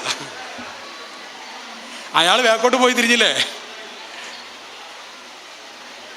അപ്പോൾ ഏറ്റവും ബാക്കിലുള്ള ആൾക്ക് മാനം കിട്ടിയിട്ടുണ്ട്. കാരണം അതിൻ്റെ പുറത്ത് ആടെ വാക്കില്ലാന്ന് മനസ്സിലായി. നിങ്ങൾക്ക് ആർക്കെ കിട്ടിയോ? ഇനി കിട്ടിയെങ്കിൽ അന്തം വിട്ടെങ്കിൽ നിൽക്കുന്ന ആളുണ്ടോ? അയാളെ കിട്ടിയില്ല. അയാളിങ്ങനെ തിരിഞ്ഞിട്ട് അതൊരു തമാശ. ലാസ്റ്റ് പോയിന്റ് കേട്ടോ. ഇൻസ്റ്റഗ്രാമിനെ കുറിച്ചാണ് പറയാൻ പോകുന്നത്. സോഷ്യൽ മീഡിയയിലെ പെൺകുട്ടികളുടെ, പ്രത്യേകിച്ചും പെൺകുട്ടികളുടെ ഉപയോഗം. ആൺകുട്ടികളുടേതും പറയാനുണ്ട്. അതായത് വിശദീകരിച്ച് ഞാൻ പറയുന്നില്ല, അങ്ങനെ എല്ലാവരും ശ്രദ്ധിച്ച് കേട്ട് മനസ്സിലാക്കിയോ. കാരണം ഈ വിഷയത്തിൽ എത്ര കേസാണ് എൻ്റെ അടുത്ത് മാത്രം വരുന്നത്. അത് എൻ്റെ അടുത്ത് മാത്രമല്ല, എല്ലാ കൗൺസിലിംഗ് ചെയ്യുന്ന ആൾക്കാരുടെ അടുത്തും വരുന്നുണ്ട്. അത്രമാത്രം കേസുകളാണ്. എന്താണ് പ്രണയം എന്ന് പറയുന്നൊരു കേസ് ഇപ്പം ഏറ്റവും കൂടുതൽ വരുന്നൊരു കാലമാണ്. ഈ പ്രണയം ഏറ്റവും കൂടുതൽ എൻ്റെ അടുത്ത് വരുന്ന പ്രണയങ്ങൾ ഏറ്റവും കൂടുതൽ സംഭവിക്കുന്നത് ഇൻസ്റ്റഗ്രാമിലൂടെയാണ്. പ്രണയം നല്ലതാണ്, വളരെ നല്ല പ്രണയമല്ലേ. പ്രണയം എന്നൊക്കെ പറഞ്ഞാൽ വളരെ നല്ല പ്രണയം വേണം. ഞാൻ പ്രണയം വേണം എന്നുള്ള അഭിപ്രായക്കാരനാണ്. അല്ലേ? പ്രണയം നല്ലതല്ലേ? പ്രണയം വേണ്ടേ? പ്രണയം ഇല്ലാത്തൊരു മനുഷ്യൻ്റെ ഹൃദയത്തിനെ പറ്റി വരണ്ട ഹൃദയമായിരിക്കും. പ്രണയം വേണം. കല്യാണം കഴിഞ്ഞാണ് ഭാര്യനെ പ്രണയിച്ചാൽ മതി. പിന്നെ കണ്ടാലും മതി. അതിനൊക്കെ ഒരു സമാധാനം കിട്ടാനാണ് പ്രണയിക്കണം. എന്താ ചെയ്യുക? അങ്ങനെയൊക്കെ ഉണ്ട് കുറേ ആൾക്കാർ. കല്യാണം കഴിച്ചിട്ട് പിന്നെ വേറെ പെൺകുട്ടിയായിട്ട് ചാറ്റ് ചെയ്യാം. ഇപ്പം നാളെ ഒരു പെണ്ണിൻ്റെ അടുത്ത് വന്നു. എനിക്ക് ആ പെണ്ണിനോട് ഭയങ്കര ബഹുമാനം തോന്നിപ്പോയി. കാരണം എന്താണെന്ന് വെച്ച് കഴിഞ്ഞാൽ ആ പെണ്ണ് നല്ല പെണ്ണ്, ദീനിയായൊരു പെണ്ണ്. കൽബ് നടക്കാനോ നമുക്കറിയില്ല, എന്നാലും മൊത്തത്തിൽ മനസ്സിലായിടത്തോളം ദീനിയായൊരു പെണ്ണ്. ഈ പെണ്ണിൻ്റെ ഭർത്താവ് മര്യാദയ്ക്ക് നിസ്കരിക്കൂല. ഒന്ന്. രണ്ടാമത്തെ വിഷയം, ഈ പെണ്ണിൻ്റെ ഭർത്താവ് പല പെണ്ണുങ്ങളായിട്ടും ചാറ്റിങ്ങാണ്. പല പെണ്ണുങ്ങളായിട്ടും നല്ല അഭേദ്യമായ ബന്ധം പലതും ഉണ്ട്. അതിൽ എന്നെ ആ പെണ്ണിനോട് ബഹുമാനം തോന്നിയ ഘടകം എന്താണെന്ന് അറിയാം. ആ പെണ്ണ് ഇന്ന് വരെ ഭർത്താവിൻ്റെ കുടുംബത്തിലോ പെണ്ണിൻ്റെ കുടുംബത്തിലോ വിഷയം പറഞ്ഞിട്ടില്ല. എന്താ കാരണം? എൻ്റെ ഭർത്താവിൻ്റെ ഇമേജ് മോശമായി പോകുന്നു. എൻ്റെ കുട്ടികളെ വാപ്പല്ലേ, എൻ്റെ ഭർത്താവല്ലേ, മൂപ്പര ഇമേജ് മോശമാവുമെന്ന് മനസ്സിലാക്കിയിട്ട് ഒരു കുട്ടിനോട് വിഷയം പറഞ്ഞിട്ടില്ല. അങ്ങനെ ആ പെണ്ണ് എന്ത് ചെയ്ത് ബലമായി പിടിച്ച് കൺസൾട്ടിങ്ങിന് കൊണ്ടുവന്നു. അല്ലാഹു തആല സലാമത്താക്കി കൊടുക്കട്ടെ. അങ്ങനെ കുറേ കേസ് വരാറുണ്ട്. പല പെണ്ണുങ്ങളുണ്ട് അങ്ങനെ. ഭർത്താവിൻ്റെ ഇമേജ്, ആ ഭർത്താവിനല്ല, പിന്നെയും അത് മാറാൻ പോകുന്നില്ലല്ലോ. അങ്ങനെയൊക്കെ വെച്ചാൽ അതേപോലെ പെണ്ണുങ്ങളുണ്ട്. അതേപോലെ അതിൻ്റെ പ്രധാനപ്പെട്ട കാരണം എന്ന് പറയുന്നത് ഈ പുതിയ കാലത്ത് ശരിക്കും പറഞ്ഞാൽ ഈ സ്കൂളിൽ പണ്ട് നമ്മൾ പഠിച്ച വാട്സപ്പ് ഗ്രൂപ്പില്ലേ, അത് രണ്ടാമത് വരുന്നുണ്ട് ഇപ്പോഴല്ല, കുറച്ച് കാലമായിട്ട് വന്നുകൊണ്ടിരിക്കുകയാണ്. അതിലപ്പോൾ സ്കൂളിൽ പഠിക്കുന്ന കാലത്ത് ഇപ്പോൾ എന്തായാലും ഒരു ഇതൊക്കെ ഉണ്ടായിട്ടുണ്ടാവുമല്ലോ. ഏത് ചില ആൾക്കാർ ചിരി കാണുമ്പോൾ തന്നെ മനസ്സിലാവും ഏതാണെന്ന്. സ്കൂളിൽ പഠിക്കുമ്പോൾ എന്തായാലും ഉണ്ടായിട്ടുണ്ടാവില്ല പെണ്ണുങ്ങളെ. നിങ്ങൾ സമ്മതിക്കണ്ടല്ലേ? ആന്നെ സമ്മതിക്കണ്ടല്ലേ ചോദിച്ചപ്പോൾ അത് സമ്മതിച്ച് പാവങ്ങൾ അതുണ്ടാവും. എനിക്കൊക്കെ ഉണ്ടായിട്ടുണ്ട്. നമുക്ക് അറിയില്ലല്ലോ, ബുദ്ധി ഇല്ലാത്തൊരു കാലല്ലേ. അതിങ്ങനെ വെറുതെ അവരിങ്ങനെ ഒരു ഇതൊക്കെ ചിഹ്നമൊക്കെ അടിച്ചിട്ട് അങ്ങനെയൊക്കെ ഒരു പരിപാടി അത്. അപ്പോൾ സ്കൂൾ ഗ്രൂപ്പ് ഉണ്ടാക്കുമ്പോൾ അയാൾ ഈ ഗ്രൂപ്പിലുണ്ടാവും. അപ്പോൾ ഇയാളിങ്ങനെ തെരയും ആ പണ്ടത്തെ മറ്റേ ആളോട് ഇങ്ങനെ തെരഞ്ഞെറിഞ്ഞ്. അപ്പോൾ ഒരു ദിവസം രാത്രി 11:45 മെസ്സേജ്, അറിയുമോ? അപ്പോൾ ഇയാൾ നോക്കുമ്പോൾ ആ പേര്, അന്നത്തെ പേരൊന്നും കാണുന്നില്ല, ഫോട്ടോ ഇല്ല, എന്നാലും പേരിൻ്റെ ഒരു ഫസ്റ്റ് ലെറ്റർ ഇങ്ങനെ കണ്ടപ്പോൾ തന്നെ ആയിരിക്കും വിചാരിച്ചു. അപ്പോൾ ഇന്ന ആളല്ലേ? ഞാൻ വിചാരിച്ചു നീയൊക്കെ എന്നെ മറന്നുപോയി കാണുമെന്ന്. എന്നെ എങ്ങനെ മറക്കാനാ? അങ്ങനെ തുടങ്ങല്ലേ. മൊഹബത്തിൻ്റെ ആ ലഡു പൊട്ടും. പിന്നെ ലഡു പൊട്ടിയിട്ട് പിന്നെ ഇപ്പോഴായിട്ട് ചാറ്റിങ്. ഭർത്താവിന് പ്രത്യേകമായ ഒരു സന്തോഷം ഇങ്ങനെ കാണാൻ തുടങ്ങി. ഇനി ഇതിൻ്റെ ഏറ്റവും വലിയ രസം എന്താണെന്നറിയോ? ഭർത്താവിൻ്റെ ഇങ്ങനെയുള്ള ഏത് ചെറിയ മാറ്റം കണ്ടുപിടിക്കാൻ പ്രത്യേക കഴിവ് അള്ളാഹു ഭാര്യമാർക്ക് കൊടുത്തിട്ടുണ്ട്. അത് അള്ളാഹു തആല വലുതാക്കി കൊടുക്കുമാറാവട്ടെ. അപ്പോഴേ തട്ടിപ്പ് കൊടുക്കുള്ളൂ. അല്ലെങ്കിൽ ഈ ഭാര്യ ഇത് കാണൂല, ഇയാൾ ഇങ്ങനെ ഇത് കളിച്ചു പോകും. പെണ്ണുങ്ങളെ നിങ്ങൾക്ക് ആ വിഷയത്തിൽ എന്തോ ഒരു കഴിവ് അള്ളാഹു തന്നിട്ടുണ്ട്. എത്ര കുരുത്തം കെട്ട കളി ആണുങ്ങൾ കളിച്ചാലും നിങ്ങളത് കണ്ടുപിടിക്കുന്നുണ്ട്. അള്ളാഹു തആല കഴിവ് നിങ്ങൾക്ക് വർദ്ധിപ്പിച്ചിട്ട് ഇത് കണ്ടുപിടിച്ചു. അതാണ് ഒന്ന്. കൂടെ പഠിച്ചു എന്നിട്ട് പ്രണയമായി ചാറ്റിങ്ങായി കാണാൻ ഈ ചങ്ങായിക്കൊന്ന് ആലോചിച്ചൂടെ? ഇവൻ്റെ 35 വയസ്സ് ആ പെണ്ണിനും ഉണ്ടാവില്ലേ? അതൊന്നും പറഞ്ഞാൽ പണ്ടത്തെ ആളെ ആലോചിച്ചിട്ടായി പോകുന്നത്. ആ പണ്ടത്തെ ആളുടെ അതിനേക്കാളും പ്രായമുള്ള കുട്ടി പെണ്ണിനിപ്പോൾ ഉണ്ടാവും. എന്നിട്ട് കാണാൻ പോകുന്നത്. അതേപോലെ വേറെ ഈ കുടുംബങ്ങൾ തമ്മിലുള്ള കാണാൻ പറ്റുന്നവർ കാണാൻ പറ്റാത്തവരൊക്കെ ഉണ്ടാവില്ലേ? അങ്ങനെയുള്ള ബന്ധങ്ങൾ വഷളായിപ്പോയ മരുക്കളൊക്കെ അങ്ങനെയൊക്കെ കുറേ വിഷയങ്ങളൊക്കെ ഉണ്ട്. അത് വിഷയത്തിൽ പറയുന്നില്ല. അപ്പോൾ ഇൻസ്റ്റഗ്രാം മാത്രം പെട്ടെന്ന് നിർത്തട്ടെ. അപ്പോൾ ഇൻസ്റ്റഗ്രാമിൽ ഈ പെൺകുട്ടികൾ നമ്മുടെ പെൺകുട്ടികളൊക്കെ അറിഞ്ഞ പാവങ്ങൾ, അവർ നിഷ്കളങ്കരാണ്. തെറ്റ് ചെയ്യണമെന്ന് വിചാരിച്ചിട്ടൊന്നും അല്ല നമ്മുടെ പെൺകുട്ടികളും ആൺകുട്ടികളും ഇൻസ്റ്റഗ്രാം എടുക്കുന്നത്. ഇൻസ്റ്റഗ്രാം തെറ്റാണെന്നല്ല ഞാനീ പറയുന്നത്, അങ്ങനെ മനസ്സിലാക്കരുത് കേട്ടോ. ഇൻസ്റ്റഗ്രാമിൽ ഹൈറായ കുറേ കാര്യങ്ങളാണ്. അപ്പോൾ ഇൻസ്റ്റഗ്രാമിൽ മദീനയിൽ നിന്നുള്ള പാട്ട് കേൾക്കാൻ വേണ്ടി, അല്ലെങ്കിൽ മദീനത്തെ ലൈവ്, അല്ലെങ്കിൽ മദീനത്ത് നിന്നുള്ള എന്തായാലും പേര് റീൽസ് കാണാൻ വേണ്ടി മാത്രം നോക്കുന്ന ആൾക്കാരുണ്ട്. അത് തെറ്റാണെന്ന് അങ്ങനെ പറയുന്നത് അത് തെറ്റല്ല. അല്ലെങ്കിൽ അവർ ഇഷ്ടപ്പെടുന്ന ഒരു ഉസ്താദിനെ അല്ലെങ്കിൽ ഒരു മാദീൻ്റെ പാട്ട് കേൾക്കാൻ വേണ്ടി മാത്രം നോക്കുന്ന ആൾക്കാരുണ്ടാവും. അത് തെറ്റാണെന്ന് പറയാൻ പറ്റില്ല. ഇൻസ്റ്റഗ്രാം മൊത്തത്തിൽ തെറ്റാണെന്നല്ല പറയുന്നത്. ഇൻസ്റ്റാഗ്രാം യൂസ് ചെയ്യുന്നതിന് അറിയാതെ വന്നു കഴിഞ്ഞാലുള്ള അബദ്ധമാണ് ഈ പറയുന്നത്. അപ്പോൾ ഇവരെന്താ ചെയ്യുന്നതെന്ന് വെച്ച് കഴിഞ്ഞാൽ, പെൺകുട്ടികളൊരു എക്സൈറ്റ്മെൻറ്റിൽ ഒരു 13-14 വയസ്സാകുമ്പോൾ ഇൻസ്റ്റാഗ്രാം എടുക്കും. അത് ഇവർക്ക് അറിയൊന്നുമില്ല. ഏതോ ഒരാൾ പറഞ്ഞു കൊടുത്തേടി ഇങ്ങനെ സംഭവമുണ്ട്, അത് ഇങ്ങനെ ആക്കിയിട്ട് മതി എന്ന് പറയും. അപ്പോൾ ഈ പെൺകുട്ടി ഇങ്ങനെ ആക്കിയിട്ട് ആക്കും. അപ്പോൾ അതിങ്ങനെ നോക്കുമ്പോൾ പേരൊക്കെ വെച്ച് ഫാത്തിമ ലുബാബ എന്ന പേരൊക്കെ വെച്ച് കുറച്ച് കഴിയുമ്പോൾ ഏതോ ഒരു ചങ്ങായി ഏതെങ്കിലും പെൺകുട്ടിയുടെ പേര് കാണാമെന്നൊക്കെ ഓരോരുത്തർ ചാറ്റ് ചെയ്യാൻ വേണ്ടിയിട്ട് അങ്ങനെ ചാറ്റ് ചെയ്യും. ഹായ്. അപ്പോൾ ഈ പെൺകുട്ടിക്ക് ഭയങ്കരതായി, എടി ഒരു ഷെറിൻ എന്ന് പറഞ്ഞിട്ടൊരു ചങ്ങാതി ചാറ്റ് ചെയ്യുന്നുണ്ട് പറയും. അപ്പോൾ ഇപ്പോൾ പെൺകുട്ടിക്ക് ആ എക്സൈറ്റ്മെൻ്റ് ആവും. അപ്പോൾ കൂട്ടുകാരോട് ചിന്ത കാട്ടേണ്ടി, ഹായ് തിരിച്ചു പഠിച്ചാൽ ഞാനും അങ്ങനെ ചെയ്യാറുള്ളത്. ഒരു 3-4 ആൾ പിന്നോട് അങ്ങനെ ഹായ് അടിക്കാറിൻ്റെ ഇടയ്ക്ക്. അങ്ങനെ ആ ബന്ധം ഹായ് ഇങ്ങനെ മൂത്ത് പിന്നെ ഫോൺ നമ്പറായി ചാറ്റിങ്ങായി. പിന്നെന്തായെന്ന് അറിയാം, ഇത് വാപ്പയും ഇത് എന്നാ അറിയാമെന്നറിയോ? ഒന്നുകിൽ കല്യാണം അന്വേഷിക്കുമ്പോൾ എത്ര പുതിയാപ്പിള്ളേർ വന്നാലും ഈ പെൺകുട്ടിക്ക് പറ്റൂല. അപ്പോൾ എന്താ ഇവിടെ പറ്റില്ല എന്ന് പറയും. ലാസ്റ്റല്ലേ കാരണം മനസ്സിലാകുന്നത്, മറ്റവന് പ്രായമായിട്ടില്ല, ഓന് വേണ്ടി കാത്തിരിക്കുക. ഏത് ഇൻസ്റ്റഗ്രാമിൽ ഓൻ്റെ സംസ്കാരം എന്താണ്? ഓൻ കള്ളുടിയനാണോ, ഓൻ പെണ്ണുടിയനാണോ, ഓൻ മയക്കുമരുന്നിൻ്റെ ഒന്നും അറിയില്ല. ഓൻ ദീനുണ്ടോ അതും അറിയില്ല. ഇൻസ്റ്റഗ്രാമെന്ന് പരിചയപ്പെട്ടു, അത് മാത്രമേ ഉള്ളൂ. എന്നിട്ട് ഓന് വേണമെന്ന് വാശി പിടിക്കുക. എത്ര കുടുംബങ്ങൾ അതിൻ്റെ പേരിൽ തകർന്നു പോയിട്ടുണ്ട്. എനിക്കറിയുന്ന ഒരു കുടുംബമുണ്ട്, ഒരു വാപ്പ സ്ട്രോക്കായി പോയി. മോള് വാപ്പും ദീനിയായി പള്ളി കമ്മിറ്റീൻ്റെ ഒക്കെ പ്രധാന നേതാവ് ആ നാട്ടിലെ മഹലിൻ്റെ. അയാളുടെ മോൾ ഇങ്ങനെ വേറെ ഒന്നിനും പറ്റാത്തൊരു ചങ്ങായി, ഒരു മയക്കുമരുന്നൊക്കെ അടിച്ച് നടക്കുന്ന ഒരു ചങ്ങായിനെ കല്യാണം കഴിക്കുന്നത് വാശി പിടിച്ചപ്പോൾ ഈ ബാപ്പ അവസാനം തലകറങ്ങി വീണു. അയാൾ സ്ട്രോക്കായി, പാർഷ്യലി പാരലൈസ്ഡായി. അപ്പോഴാണ് ഈ പെൺകുട്ടിക്ക് ബോധം വന്നത്, പഠിച്ചവനെ എനിക്ക് കല്യാണം തന്നെ വേണം, എൻ്റെ ഉപ്പാനെ നോക്കാൻ വേണ്ടി ഞാൻ ബാക്കി ജീവിതം മുഴുവനും മാറ്റി വെക്കുകയാണെന്ന്. ആ പെൺകുട്ടി ഇപ്പോൾ വാപ്പാനെ നോക്കിയിരിക്കുക. അവിടെ കല്യാണം നോക്കുന്നുണ്ട്, പക്ഷേ ആ പെൺകുട്ടി ഇപ്പോഴും പറയും എനിക്ക് വാപ്പാനെ നോക്കിയാൽ മതി, എൻ്റെ വാപ്പാൻ്റെ ഗുരുത്തക്കേടാണല്ലോ എനിക്ക് സംഭവിച്ചതെന്ന് പറഞ്ഞിട്ട് ബാപ്പ ബോധം കിട്ടി വീഴേണ്ടി വന്നു ആ പെൺകുട്ടിക്ക് ബോധം വരാൻ. ഇതുകൊണ്ടാണ് ഞാൻ പറഞ്ഞത് എന്ത് ചെയ്യണം, നമ്മുടെ പെൺകുട്ടികൾക്ക് എന്തിനാണ് ഇൻസ്റ്റഗ്രാം? ഞാൻ എല്ലാ സമയത്തും പറയുന്നൊരു കാര്യമാണ്, പെൺകുട്ടികൾക്ക് കാരണം എന്താണെന്നറിയോ, എപ്പോഴാണ് അപകടം പറ്റുക നമുക്കറിയില്ല. ഇനിയിപ്പോൾ ഒരു മാതാപിതാക്കൾ ഇതിൻ്റെ ഇടയിൽ നിന്ന് പറയാൻ, സാറേ അത് കുഴപ്പമൊന്നുമില്ല സാറേ, അങ്ങനെ വലിയ വിഷയമൊന്നും ആക്കേണ്ടതില്ല, ഉപയോഗിച്ചോട്ടെ, ആയിക്കോട്ടെ കുഴപ്പമില്ലല്ലോ, ആരപ്പോൾ നിർബന്ധിച്ചിട്ട് ഒഴിവാക്കണമെന്ന് പറഞ്ഞേ. പക്ഷേ നാളെ മറ്റന്നാൾ പ്രണയമാണ് കൊണ്ട് വരാൻ പാടില്ല, അവിടെ വിഷയം. നാളെ മറ്റന്നാൾ നിങ്ങൾ ഇൻസ്റ്റഗ്രാമിൽ നിന്ന് കുഴപ്പമില്ല, അതൊക്കെ പുതിയ കാലത്തുള്ള കോളേജിലൊക്കെ പഠിക്കുന്ന മക്കളൊക്കെ അല്ലേ, കുറച്ചൊക്കെ ഇൻസ്റ്റഗ്രാമൊക്കെ ഉണ്ടാവും നിങ്ങൾ പറയുകയാണെങ്കിൽ ആയിക്കോട്ടെ, അൽഹംദുലില്ലാ മാഷാ അല്ലാഹ്, എത്ര സുന്ദരമായ വിശാലമായ നിലപാടല്ല അത്. ജ്ഞാനാത്വത്തിൽ ഏകത്വമല്ലേ നമ്മുടെ ഇന്ത്യൻ പീനൽ കോഡ് അനുസരിച്ച് ഹറാമാണോ അത്? അല്ല. പക്ഷേ വിഷയം എന്താണെന്നറിയോ, നാളെ ഈ കാമുകനുണ്ടല്ലോ ചാറ്റ് ചെയ്യുന്നത്, ഓൻ്റെ കൂടെ അവൾ കറങ്ങാൻ പോയാലും നിങ്ങൾ കുറ്റം പറയാൻ പാടില്ല. ഓൻ്റെ കൂടെ കറങ്ങുന്നതിനിടയിൽ റൂം എടുത്താലും കുറ്റം പറയാൻ പാടില്ല. റൂം എടുത്തിട്ട് എന്തെങ്കിലും ചെയ്യാൻ തോന്നിയാലും കുറ്റം പറയാൻ പാടില്ല. സമ്മാനമായി ട്രോഫി കിട്ടിയാലും സന്തോഷത്തോടെ സ്വീകരിക്കുന്നൊരു വിശാല മനസ്കത കാണിക്കണം. പറഞ്ഞാൽ മനസ്സിലാകുന്നുണ്ടോ? നിങ്ങൾക്ക് മനസ്സിലായത് പറഞ്ഞത്? അല്ലാന്നുണ്ടെങ്കിൽ ഞാൻ പറഞ്ഞു, നമ്മുടെ കുടുംബം, എൻ്റെ കുടുംബത്തിൽ ഒറ്റ കുട്ടി സാധനം ഉപയോഗിക്കൂല. അത് ഞാൻ ആവർത്തിച്ച് പറയുന്നു, എനിക്ക് ഇൻസ്റ്റാഗ്രാമിൽ അക്കൗണ്ട് ഇല്ല. എൻ്റെ പേരിലൊരു അക്കൗണ്ട് ഉണ്ട്, അത് ഞാൻ എൻ്റെ സമ്മതത്തോടെ വേറൊരാൾ ഉപയോഗിക്കുന്നതാണ്. ചില ഇങ്ങനെ ക്ലിപ്സൊക്കെ വിടാൻ വേണ്ടിയിട്ട്, നമ്മുടെ സംസാരത്തിൻ്റെ ക്ലിപ്സ് വിടാൻ വേണ്ടി എൻ്റെ സമ്മതത്തോടെ വേറൊരാൾ ചെയ്യുന്നതാണ്. എൻ്റെ മോൻ നോക്കിയാൽ എനിക്ക് ഇൻസ്റ്റാഗ്രാമിൽ ഇല്ല, ഞാൻ എടുക്കാറില്ല. സമയമില്ല മക്കളെ, സമയമില്ല. എനിക്ക് ഫേസ്ബുക്ക് ഉണ്ട്, അതെന്നെ 3-4 മാസം കൂടുമ്പോൾ ഒരു പോസ്റ്റ് ചെയ്താൽ അതിന് എന്തെങ്കിലും ഒരു ഹൈറായ കാര്യം ഉണ്ടെങ്കിൽ പോസ്റ്റ് ചെയ്യും. ആ നൗഫലൊക്കെ ഉണ്ടായില്ല, ഓനെ കാര്യം ഇങ്ങനെ പാളി വെക്കണം കാണാതിരിക്കും. അത്രേ ഉള്ളൂ. പിന്നെ യൂട്യൂബ് ഉണ്ട്, അതും ഓഫീസിൽ കൈകാര്യം ചെയ്യുക. 2 ഒന്ന് വേറെ ഒരു മധുവുമായി ബന്ധപ്പെട്ട വേറൊരു ചാനലുണ്ട്, അത് വേറെ ടീമാണ്. പിന്നെ ഇതുമായി ബന്ധപ്പെട്ട സൈക്കോളജി മാത്രമുള്ള ചാനലുണ്ട്, 100 വീഡിയോസ്, അത് വേറെ ടീം കൈകാര്യം ചെയ്യുന്നത്. ഒന്നും ഞാൻ അറിയില്ല. ഞാനത് റെക്കോർഡിങ്ങിൻ്റെ അന്ന് അതിന് ഞാൻ തന്നെ പോകണ്ടേ, ഷൂട്ട് ചെയ്യുമ്പോൾ ഞാൻ തന്നെ വേണ്ടേ. ഈ ഇസ്മായിൽ വീസിക്ക് നമ്മൾ ഒരുപാട് സഹായിക്കുന്ന ആളാണ്. കാരണം ഞാൻ ഇതിപ്പോൾ ഈ സംസാരം ഇതിവിടെ റെക്കോർഡ് ചെയ്യും, അതിൻ്റെ ഇത് നമുക്ക് അയച്ചു തരുമല്ലോ. അതെന്തിനാ ഇവിടെ സംസാരിച്ച് ഈ ഓട്ടുപാറ കുടുംബം കാരണമാണ് ഈ സംസാരം ഉണ്ടായതെങ്കിലും ഇതിൽ പറയുന്ന വിഷയങ്ങൾ പല കുടുംബങ്ങളിൽ നടക്കുന്നതിനല്ലേ. അപ്പോൾ അവർക്കൊക്കെ എത്തിക്കണം. 10,000ങ്ങളിലേക്ക് ഇൻഷാല്ലാ ഈ സംസാരം എത്തും. അപ്പോൾ അതിൻ്റെ ഒക്കെ ഒരു പ്രതിഫലങ്ങൾ ഈ ഓട്ടുപാറക്കാർക്കൊക്കെ ഉണ്ടാവും. അത് ഇസ്മായിൽ വീസി കാരണക്കാരനാവും. ഇങ്ങനെ ഓരോ സഹായങ്ങൾ നമുക്ക് ഓരോരുത്തർ ചെയ്തു തരാറുണ്ട്. പിന്നെ നമ്മുടെ ചാനൽ എന്ന് പറഞ്ഞു കഴിഞ്ഞാൽ അത് മോണിറ്റൈസേഷൻ ഓഫുള്ള ചാനലാണ്. കാരണം ഞാൻ പണ്ഡിതന്മാരോട് ആത്മാർത്ഥമായിട്ട് ചോദിച്ചു നോക്കി, അതിൻ്റെ പൈസ എടുക്കാൻ പറ്റുമോ, യൂട്യൂബിൻ്റെ പൈസ ഹലാലാണോ? എന്നോട് പണ്ഡിതന്മാരാണ് ആധികാരികമായിട്ട് എല്ലാം വിശദീകരിച്ചു. അവർ പറഞ്ഞു ഹലാലല്ല എന്നാണ്. ഒരു പൈസ ഒന്നും വരെ എടുത്തില്ല. അപ്പോൾ അത് പൈസയ്ക്ക് വേണ്ടിയുള്ള ചാനലല്ല. രണ്ടും അങ്ങനല്ല. മറ്റേ ചാനൽ തുടങ്ങി 8 കൊല്ലമായി, അതിലുണ്ട് 4 ലക്ഷം സബ്സ്ക്രൈബേഴ്സ്. അപ്പോൾ ഇത് നമ്മളൊരു ബിസിനസ്സോ കാര്യങ്ങളോ അല്ല ഇത്. അപ്പോൾ ഞാൻ പറഞ്ഞു തരാം, യൂട്യൂബിൽ നമ്മൾ ചില കാര്യങ്ങൾ ചെയ്യുന്നുണ്ട്, ഇൻസ്റ്റഗ്രാമിൽ എനിക്ക് അക്കൗണ്ട് ഇല്ല.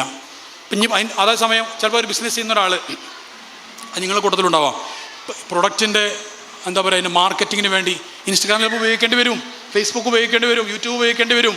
അത് നമ്മൾ ബിസിനസ്സിൻ്റെ ഭാഗം, ഹലാലായ ബിസിനസ് അതിന് വേണ്ടി വരും. അതാണ് ഞാൻ പറഞ്ഞത്, സോഷ്യൽ മീഡിയ അടച്ചാക്ഷേപിക്കല്ല ഞാൻ ചെയ്യുന്നത്. ചെറിയ കുട്ടികളില്ലേ കല്യാണം, അവർക്ക് വേണ്ട, കല്യാണം കഴിക്കാത്ത കുട്ടി അവർക്ക് വേണ്ട. കല്യാണം കഴിഞ്ഞിട്ട് അവരുടെ ഭർത്താവായിട്ട് തീരുമാനിച്ചോട്ടെ. ഇനി വേറെ കാര്യമുണ്ട്, ഇൻസ്റ്റാഗ്രാമൊക്കെ ഉപയോഗിക്കാൻ സമ്മതം കൊടുക്കുന്ന ഭർത്താവ് വേണോ തീരുമാനിക്കേണ്ട വേറെ വിഷയമാണ്, അത് വേറെ കാര്യം. അല്ലെങ്കിൽ കുട്ടികൾ ചാടിപ്പോയിട്ട് പിന്നെ നിങ്ങൾ കൗൺസിലിങ്ങിന് വേണ്ടി വരാൻ പാടില്ല, അതാ വിഷയം. എന്നിട്ട് ഞാൻ ചോദിക്കാം, അപ്പോൾ നിങ്ങൾക്ക് അത് ഇപ്പോൾ പണ്ടേ ഇൻസ്റ്റാഗ്രാം ഉപയോഗിക്കുന്നുണ്ട്, അപ്പോൾ അത് പ്രശ്നമില്ല സാറേ ഞങ്ങൾ വിചാരിച്ചു. നിങ്ങളങ്ങനെ വിചാരിക്കൽ, അത് വിചാരിച്ചിട്ട് കാര്യമില്ലല്ലോ. എൻ്റെ സഹോദരങ്ങൾ, ഞാനിത് പറയാനുള്ള കാരണം അത്രയും കേസ് കണ്ടതുകൊണ്ടാണ്. മിഞ്ഞാന്നും വന്നിട്ടുണ്ടൊരു കേസ്, അതിൻ്റെ 2 ദിവസം മുമ്പ് വന്നിട്ടുണ്ടൊരു കേസ്. നമ്മളെ ഉമ്മത്തിൽപ്പെട്ട കേസുകളാണ് ഈ വരുന്നത്. ഇതൊന്നും തെറ്റില്ല ശരി അങ്ങനെയൊക്കെ പറഞ്ഞിട്ട് വിശാലമായിട്ട് എന്താ ലിബറലിസത്തിൻ്റെ ആൾക്കാരൊക്കെ ഉണ്ട്, അവരൊക്കെയാണ് നമുക്ക് കുഴപ്പമൊന്നും ഉണ്ടായിരുന്നില്ല. എനിക്കിതിൻ്റെ വേദന മനസ്സിലാവും. കാരണം എനിക്കൊരു പെൺകുട്ടി ഉണ്ട്, എൻ്റെ 3ാമത്തെ കുട്ടി പെൺകുട്ടി, 2 ആൺകുട്ടിയുടെ പെൺകുട്ടി എനിക്ക് ഉണ്ട്. അപ്പോൾ എൻ്റെ 3ാമത്തെ പെൺകുട്ടി ഫാത്തിമ എന്നാണ് എൻ്റെ പേര്. അതിനിപ്പോൾ 2.5 വയസ്സായിട്ടുള്ളൂ. ആ ഫാത്തിമ എന്നുള്ള പെൺകുട്ടീനെ ഒരു വാപ്പ എന്നുള്ള നിലക്ക് എൻ്റെ നെഞ്ചത്തിട്ടിട്ടാണ് ഞാൻ വളർത്താറുള്ളത്. എനിക്കതിൻ്റെ വേദന അറിയാം.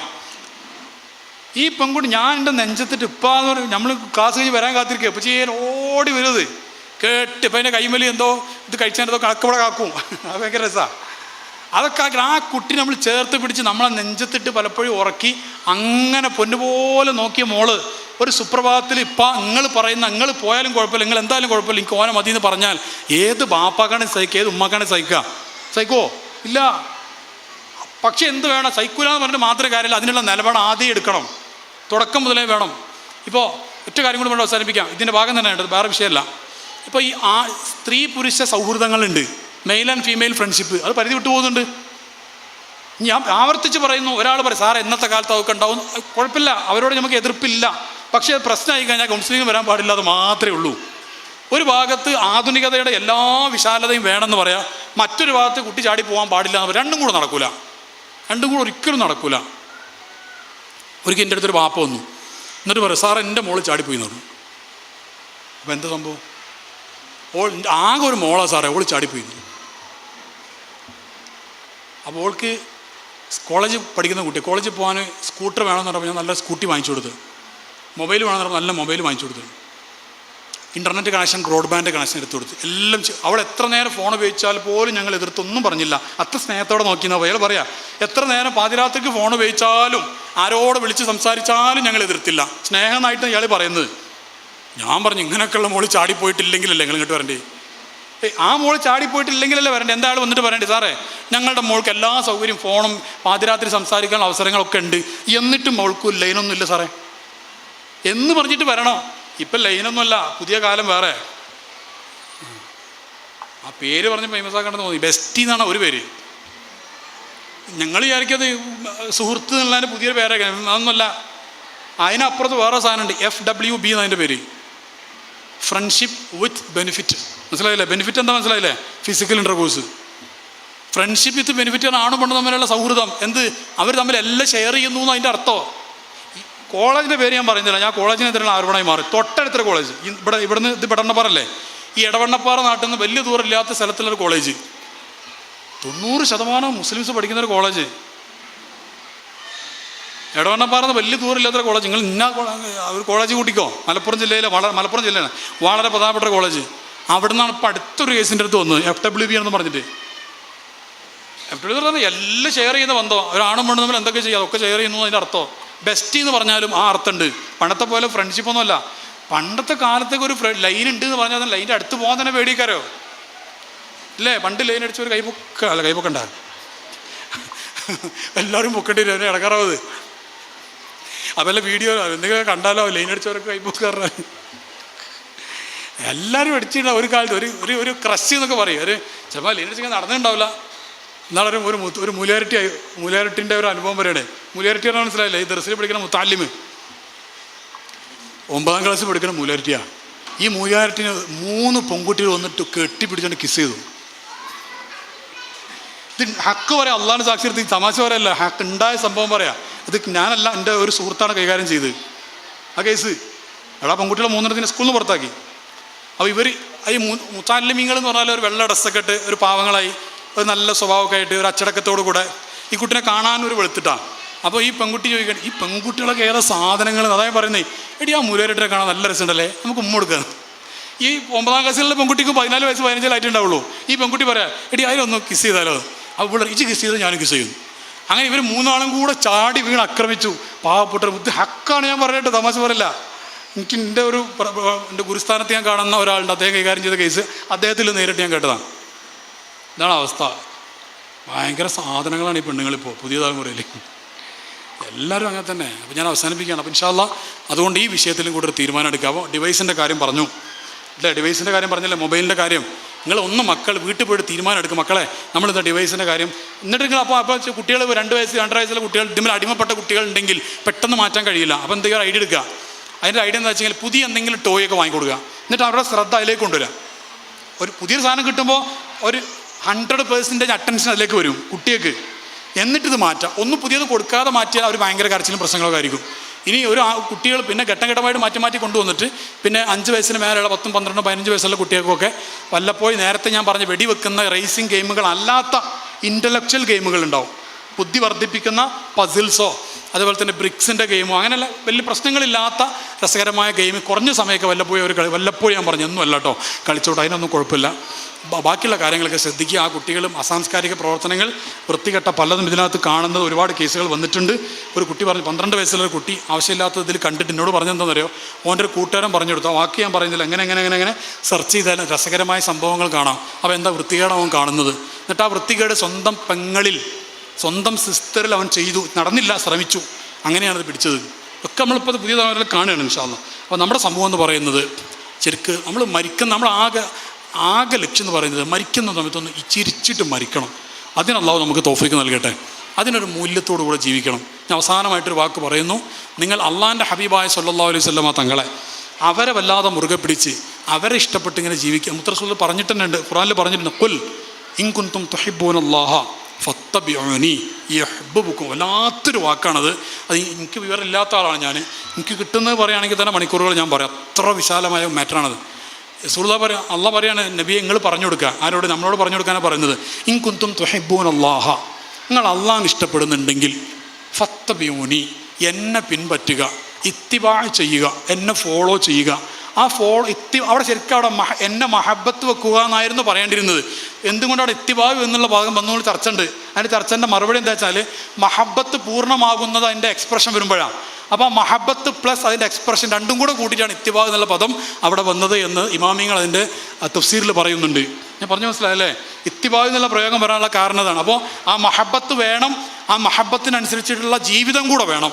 അത് എക്സ്പ്രഷനും വേണം. സ്വലാത്തായിട്ടും വരും, നമസ്കാരങ്ങളായിട്ടും വരും, സൂക്ഷ്മതയുള്ള ജീവിതമായിട്ടും എല്ലാമായിട്ടും വരും. അങ്ങനെയാണെങ്കിൽ റസൂലുള്ള പറഞ്ഞത് നിങ്ങൾ നേരെ അങ്ങോട്ട് പോയിക്കോളിന്നല്ല, ഇങ്ങോട്ട് വരിയെന്നാണ് പറഞ്ഞത്. ഇൻകുന്തു തുഹിബ്ബൂന അല്ലാഹ, നിങ്ങൾ അള്ളാഹിനെ സ്നേഹിക്കുന്നുണ്ടെങ്കിൽ എന്നെ പിൻപറ്റൂ എന്നാണ് പറഞ്ഞത്. അങ്ങനെയാണെങ്കിൽ അള്ളാഹു നിങ്ങളെന്ത് ചെയ്യും? യുഹിബ്ബുക്കുമുള്ള, അള്ളാഹു നിങ്ങൾ സ്നേഹിക്കുന്ന. അപ്പോൾ അതൊന്ന് മക്കൾക്കൊന്ന് പഠിപ്പിച്ചു കൊടുക്കണം. ഖുർആൻ പാരായണമൊക്കെ ചെയ്യുന്നൊരു ജീവിതം. പാപ്പ അമ്മി എല്ലാവരും തഹജ്ജുദ് നിസ്കരിക്കും. ഒന്ന് ആലോചിക്കും, എന്ത് രസമുണ്ടാവും വീട്ടിൽ തഹജ്ജുദ് നിസ്കരിക്കുന്നൊരു വീട്. ഇപ്പോൾ ചില ആൾക്കാർ പറയാറുണ്ട്, സാറേ ഇവിടെ സുബഹിനെ കിട്ടുന്നില്ല. എടാ തഹജ്ജുദ് സുബഹിനെ കിട്ടുന്നില്ല, പിന്നെ എങ്ങനെ തഹജ്ജുദ്? ഒരു കാര്യം ഞാൻ അടിവരായിട്ട് പറയാം. നിങ്ങൾ ആത്മാർത്ഥമായിട്ട് ആഗ്രഹിക്കുകയാണെങ്കിൽ നിങ്ങൾ 2 മണിക്ക് ഉറങ്ങിയാലും 4 മണിക്ക് എഴുന്നേക്കും, 3:30 ഉറങ്ങിയാലും 4 മണിക്ക് നിങ്ങൾ എഴുന്നേക്കും, ആത്മാർത്ഥമായിട്ടാണെങ്കിൽ. ഉദാഹരണം പറഞ്ഞുതരാം. നിങ്ങൾ ഗൾഫ് പോകണ തലേന്ന് രാത്രി 2:30 ഉറങ്ങിയാലും 4 മണിക്ക് എഴുന്നേക്കുന്നില്ലേ? ഇല്ലേ? ഫ്ലൈറ്റ് മിസ്സാവുമെന്ന് വിചാരിച്ചിട്ട്. അല്ലെങ്കിൽ ടൂറ് പോവുകയാണെങ്കിൽ ടൂറ് മിസ്സാകുമെന്ന് വിചാരിച്ചിട്ട് എഴുന്നേക്കുന്നില്ലേ?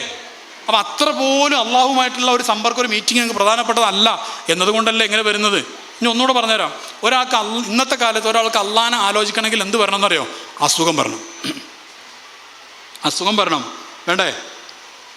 അള്ളാഹിനെ നമ്മൾ ഏറ്റവും കൂടുതൽ വിളിക്കാറുള്ളത് അപ്പോൾ നിങ്ങൾ പറ, ഞാൻ നീട്ടിക്കൊണ്ട് പോയാലുണ്ട്, 5 മിനിറ്റ് അവസാനിപ്പിക്കാനാണ്. പക്ഷെ അത് പ്രധാന അവസാനം ഇതിൻ്റെ കൺക്ലൂഷനാണത്.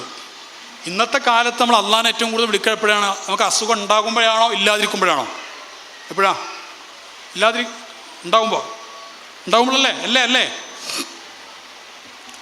എന്തൊരവസ്ഥ! അതന്നെ കഷ്ടകാലം. രോഗം ഉണ്ടാകുമ്പോൾ അള്ളാഹിനെ വിളിക്കാം, അത് വിളിക്കണ്ടെന്നല്ല പറയുന്നത്. അപ്പം നമ്മൾ രോഗം മാറ്റി തരാൻ മാത്രമാണോ അള്ളാഹു? ആണോ? വിസ പാസ്സാക്കി തരാൻ മാത്രം അള്ളാഹു? ഊരവേദന മാറ്റാൻ ഡോക്ടർ അള്ളാഹു? കല്യാണം ശരിയാക്കാനും വീട് ശരിയാവാനും സ്ഥലം വിറ്റ് പോകാനും മാത്രം അള്ളാഹു? ആണോ? അള്ളാഹിനോട് ചോദിക്കേണ്ട പരമപ്രധാനമായ കാര്യം എന്ന് പറഞ്ഞാൽ, പടച്ചോനെ എന്നൊന്ന് കൊന്നു തരണം എന്നാ. അതെന്താ കൊന്നു തരണം? അനാനിയത്തിനെ കൊല്ലണം എന്നാണ് പറയുന്നത്. എൻ്റെ ഉള്ളിൽ ഞാൻ എന്നുള്ള അഹങ്കാരമുണ്ട്, അതൊന്നും ഇല്ലാതാക്കിയിട്ട് ഞാൻ നീയിൽ ലയിക്കുന്ന ആ ഒരു പ്രത്യേകമായൊരവസ്ഥ, ഫനാ എന്ന് പറയുന്നതിന്. ഫനാ സംഭവിച്ചിട്ട് നിസ്കരിച്ചാലുണ്ടല്ലോ, നിസ്കാരത്തിൽ നിന്ന് ഇങ്ങോട്ട് വരില്ല മക്കളെ. എന്തോ ഒരു ആനന്ദം അള്ളാഹു തആല നമുക്ക് എല്ലാവർക്കും നൽകട്ടെ. നിസ്കരിച്ചിട്ട് 10 ജ്യൂസ്, 1 കോടി ജ്യൂസ് കുടിച്ചതിൻ്റെ ടേസ്റ്റ് ഇങ്ങനെ കിട്ടുക, ആനന്ദം കൊണ്ട് ഇങ്ങനെ. അപ്പോഴാണ് ഇവരൊക്കെ വിളിച്ച് പറഞ്ഞത്, ഐന അബ്നാ ഉൽ മുലൂക്ക് അൻ ഹാദിഹിൽ ലദാത്ത്. ഗുഹൻ്റെ ഉള്ളിൽ നിന്ന് ഒരു AC, ഒരു എയർ കണ്ടീഷണർ, ഒരു ഫാനും ഒന്നും ഉണ്ടാവില്ല. ഈ ഗുഹൻ്റെ ഉള്ളിൽ നിന്ന് കാട്ടിൽ മരത്തിൻ്റെ ചോട്ടിൽ ഇരുന്നിട്ടൊക്കെ ഇതൊക്കെ വിളിച്ച് പറഞ്ഞ് ഔലിയാക്കന്മാർ വിളിച്ച് പറഞ്ഞ് ആ ഘട്ടത്തിലാണ്.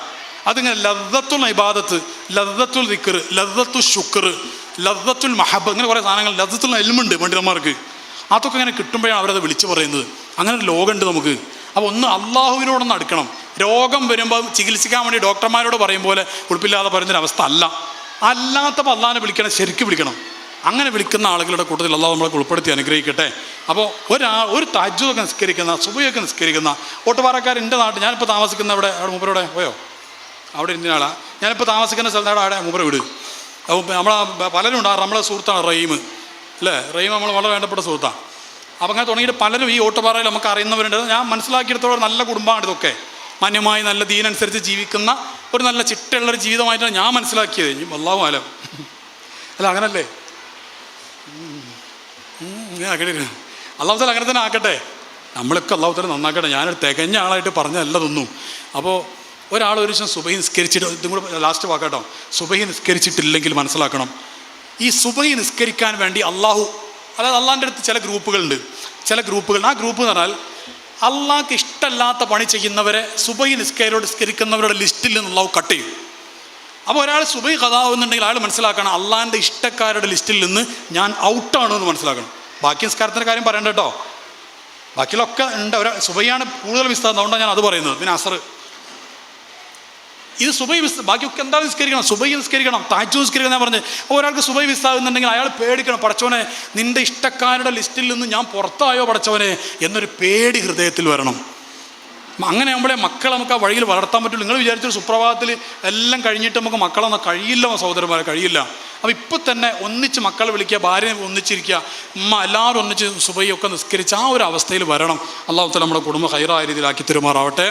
ഏതായാലും സന്തോഷത്തോടു കൂടെ ഈ കുടുംബസംഗമത്തിൽ പങ്കെടുത്തതിൻ്റെ എല്ലാവരും സന്തോഷങ്ങളും അറിയിച്ച് അള്ളാഹ്ക്ക് പൊരുത്തമുള്ള രീതിയിൽ ജീവിക്കുന്നവരിൽ നമ്മളെല്ലാവരെയും ഉൾപ്പെടുത്തി അനുഗ്രഹിക്കുമാറാവട്ടെ എന്ന് ദുആ ചെയ്തുകൊണ്ട്, വലിയ ഒരു സന്തോഷകരമായ ഒരു സംഘമാണ് കുടുംബം ചേരുക എന്ന് പറഞ്ഞാൽ വലിയ ഫضിലുള്ള കാര്യമാണ്. അല്ലാഹു തആല ഇതിനു വേണ്ടി അധ്വാനിച്ച, ഇവിടെ ഈ കുടുംബസംഗമം ഇന്ന് നടക്കാൻ വേണ്ടി ഇതിൻ്റെ എത്രയോ ആഴ്ചകൾക്ക് മുമ്പ്, ചിലപ്പോൾ ഒരു പക്ഷേ മാസങ്ങൾക്ക് മുമ്പൊക്കെ അധ്വാനം തുടങ്ങിയവരുണ്ടാവും ഈ കുടുംബത്തിൽപ്പെട്ട ആൾക്കാർ. ആ ചെറുപ്പക്കാരും മുതിർന്നവരൊക്കെ ഉണ്ടല്ലോ, അവർക്കൊക്കെ കുടുംബബന്ധം ചേർക്കാൻ വേണ്ടി വലിയ അധ്വാനം അവർ ചെയ്തിട്ടുണ്ട്. അള്ളാഹു അതൊക്കെ സ്വീകരിക്കുമാറാവട്ടെ.